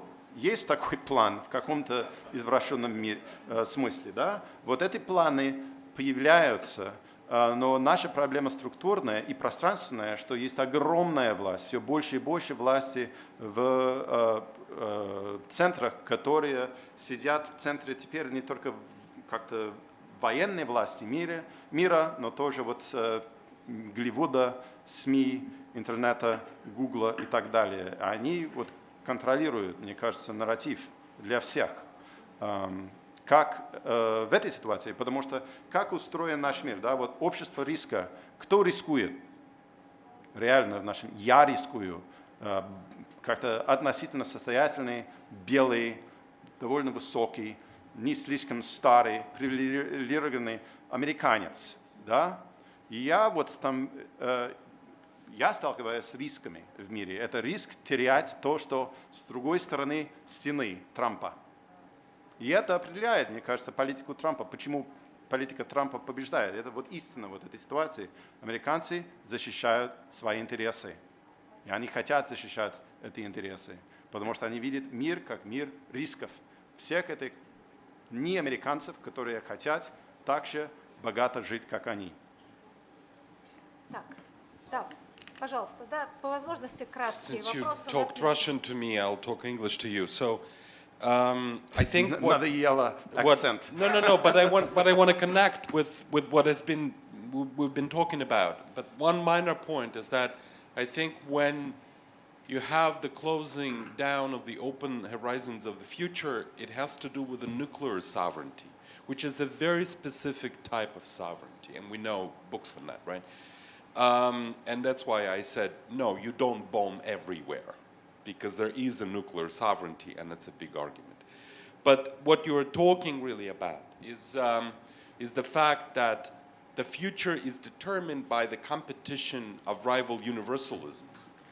And I think the fact that one of them is revolutionary brings the notion of event and the disruptive nature of the event into the whole concept of how do we think about the future. You mean during the Cold War? I mean before. I mean exactly early. I like that idea. Early 20th century, and with that, it's not so much unterritorialization that brings about the future, but the fact that even for the 20th century, for the Cold War, there is an entanglement, right? Because if you think about social welfare state, it's the idea that, oh, wait, we are in competition, and there is an alternative way of thinking what society and politics could be about, right? We can do that. So I disagree with your concept that it's territory, space, and sort of time. And by the way, Kozelek was talking about universalism. But I would encourage you thinking about the entanglement, which allowed different sort of engineering and different ways of thinking and posing questions, and indeed languages of sort of programming the future, at the same time when different alternatives are on the table. Yeah, I love that question. I had to get rid of a whole couple of paragraphs about the Cold War. But I stick with my scheme, which is to say convergence was already formulated as a theory in the 1970s, and it was already a fact. But now we have much more excellent evidence that convergence was a reality, that the welfare state was a creation in response to a certain kind of politics that was represented in the world. The best decades of American society were the post-war decades, the high point of the creation of the welfare state, and the flattest income distribution ever in American history. And as we now know from Piketty, you have to have a good explanation for a flattening of the distribution of wealth, because according to him at least, unless you have a good explanation, the tendency of capitalism is always going to be the other direction. Right? So I agree in some sense, right, that it was competition. And I like the idea of thinking about competition of different modalities of history. You could like do a whole sort of discussion starting with Mannheim and think about temporalities, utopianisms, and political positions, right? You have liberals who are concentrated on the present. The 20th century didn't have a lot of real reactionaries, but you could have Franco in your story somewhere, and you would have the radicals in the Soviet Union who are thinking about futurity, and that creates a kind of a menu of temporal possibilities within political imaginaries in the 20th century. But I still would claim that the 1970s détente, convergence, are the moments when both the Soviet Union and the United States, in response to precisely the problematic of the impossibility of solving the conflict of dueling universalisms, closed down their futures into this continuous expectation of sameness. It was all we could hope for, unless we had an apocalypse. And it was interesting to me to have these papers today that started out with personal sort of biographical accounts.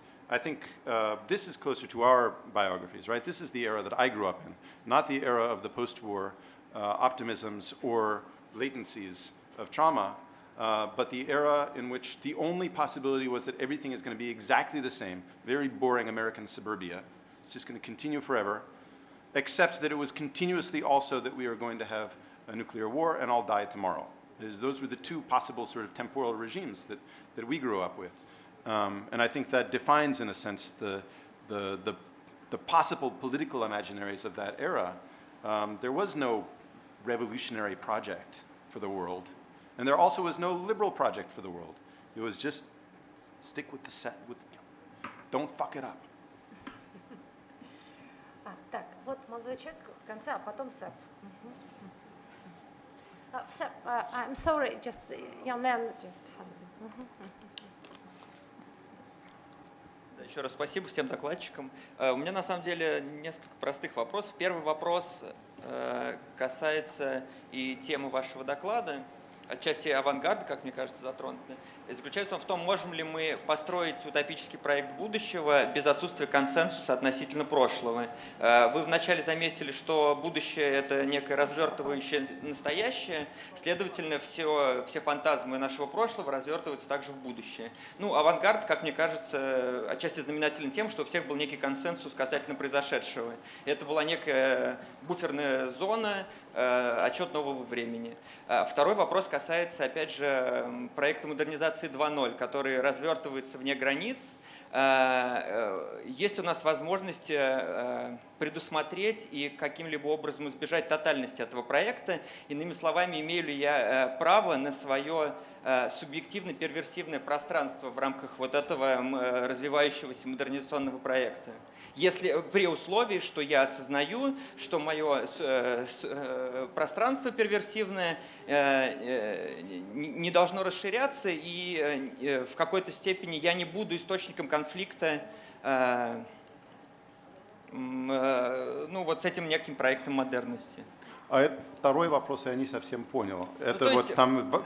Простыми словами, что я могу делать с этим? Нет, насколько я имею экзистенциальное право быть, условно говоря, глупым в рамках этого модернизационного проекта, оставить свое пространство глупости и не соответствовать неким идеалам, опять же, какого-то идеального носителя, знатока неких универсальных истин. Я опять не совсем понял вот второй вопрос. Ну, речь идет о том, что проект модернизации любой, он чаще всего тотален. Он предполагает, что есть некий набор универсальных истин, которые мы будем привносить. Хорошо. Да, имею ли я право... Я понял. Так, консенсус о прошлом и строительство будущего. Первый вопрос. Ну да, действительно, вот авангардный момент – это момент колоссального разногласия. Не было никаких вот коллективных проектов авангардного времени. Было множество разных проектов. Разных коллективных проектов, которые боролись между собой. И это как раз вот прелесть этого момента. Вот. И интересно, вот, конечно, вот, наблюдать, что создание как-то единства в планах о будущем в Советском Союзе, это тоже сопутствует консолидации идей о прошлом. Да, это вот сталинская реабилитация царского и имперского прошлого и превращение этого в предысторию для Советского Союза. Так что это действительно так. Вот некоторый консенсус о прошлом нужен для больших планов. Насчет вашего второго вопроса, я думаю, что это касается, я очень бегло вот пробежал, да, вот там проблемы с глобализацией, неолиберализм и культурный империализм.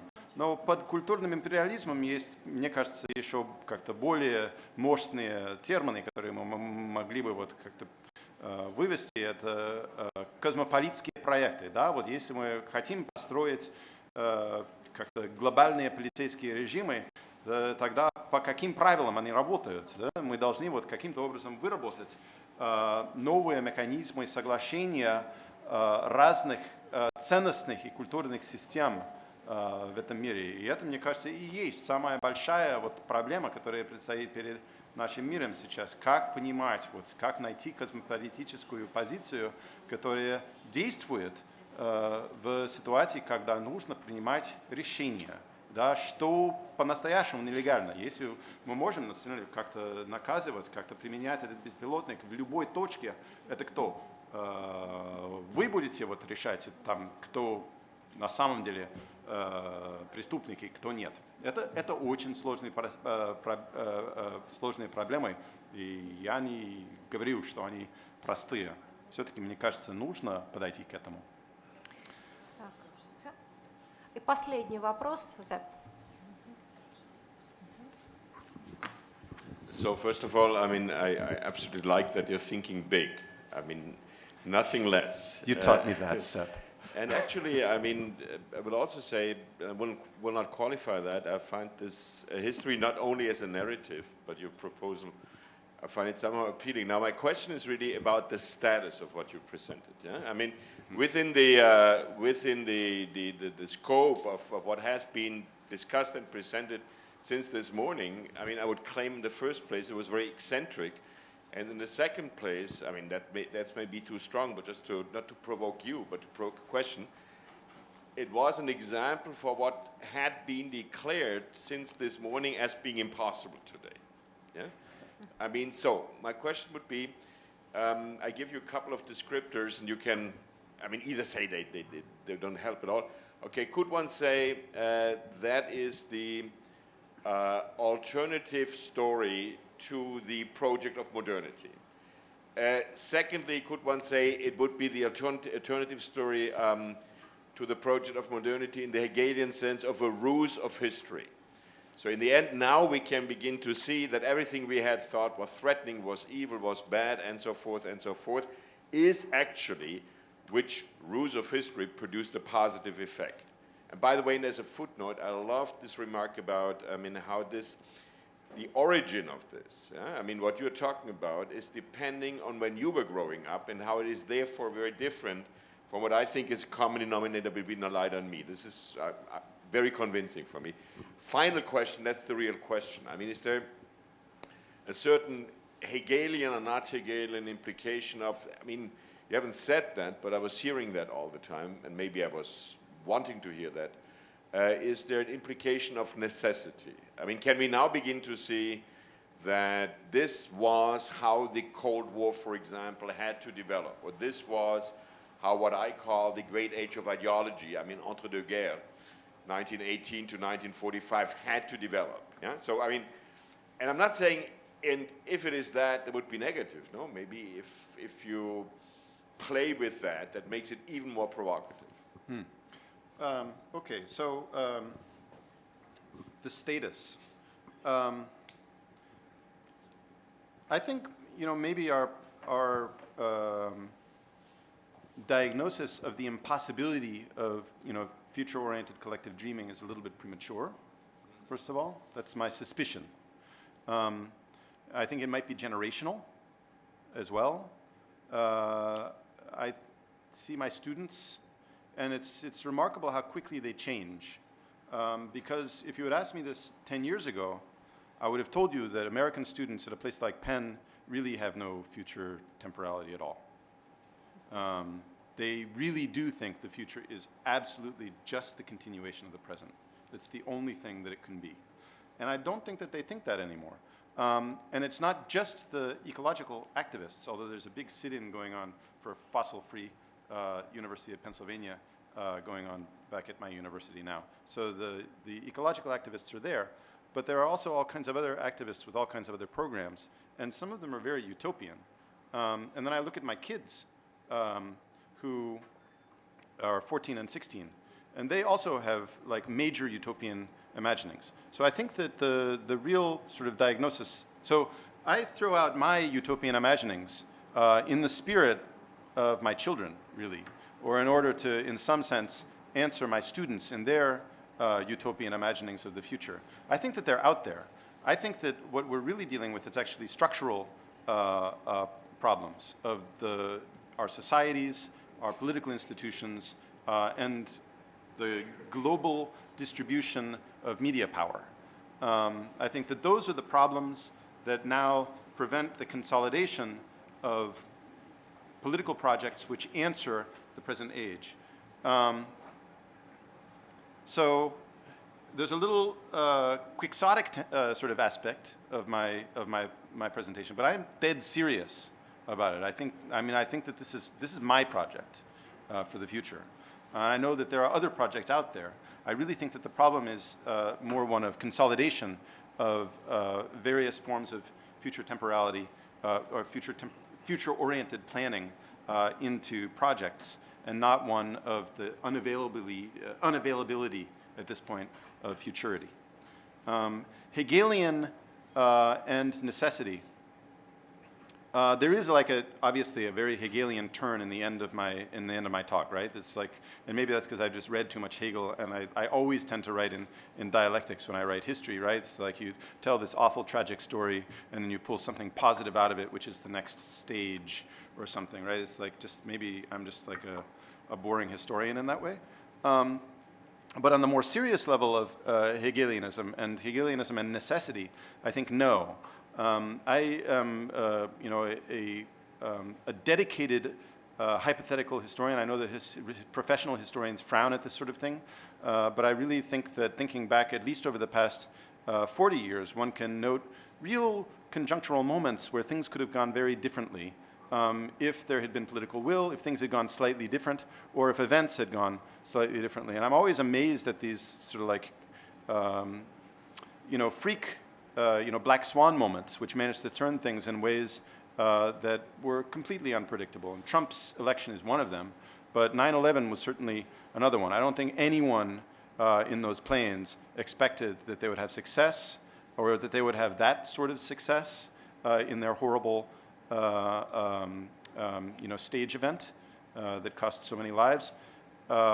It was a freak accident, but it was a freak accident that transformed the world. The entire world in a cardinal way. I think that the breakup of the Soviet Union also did not have to happen the way that it did.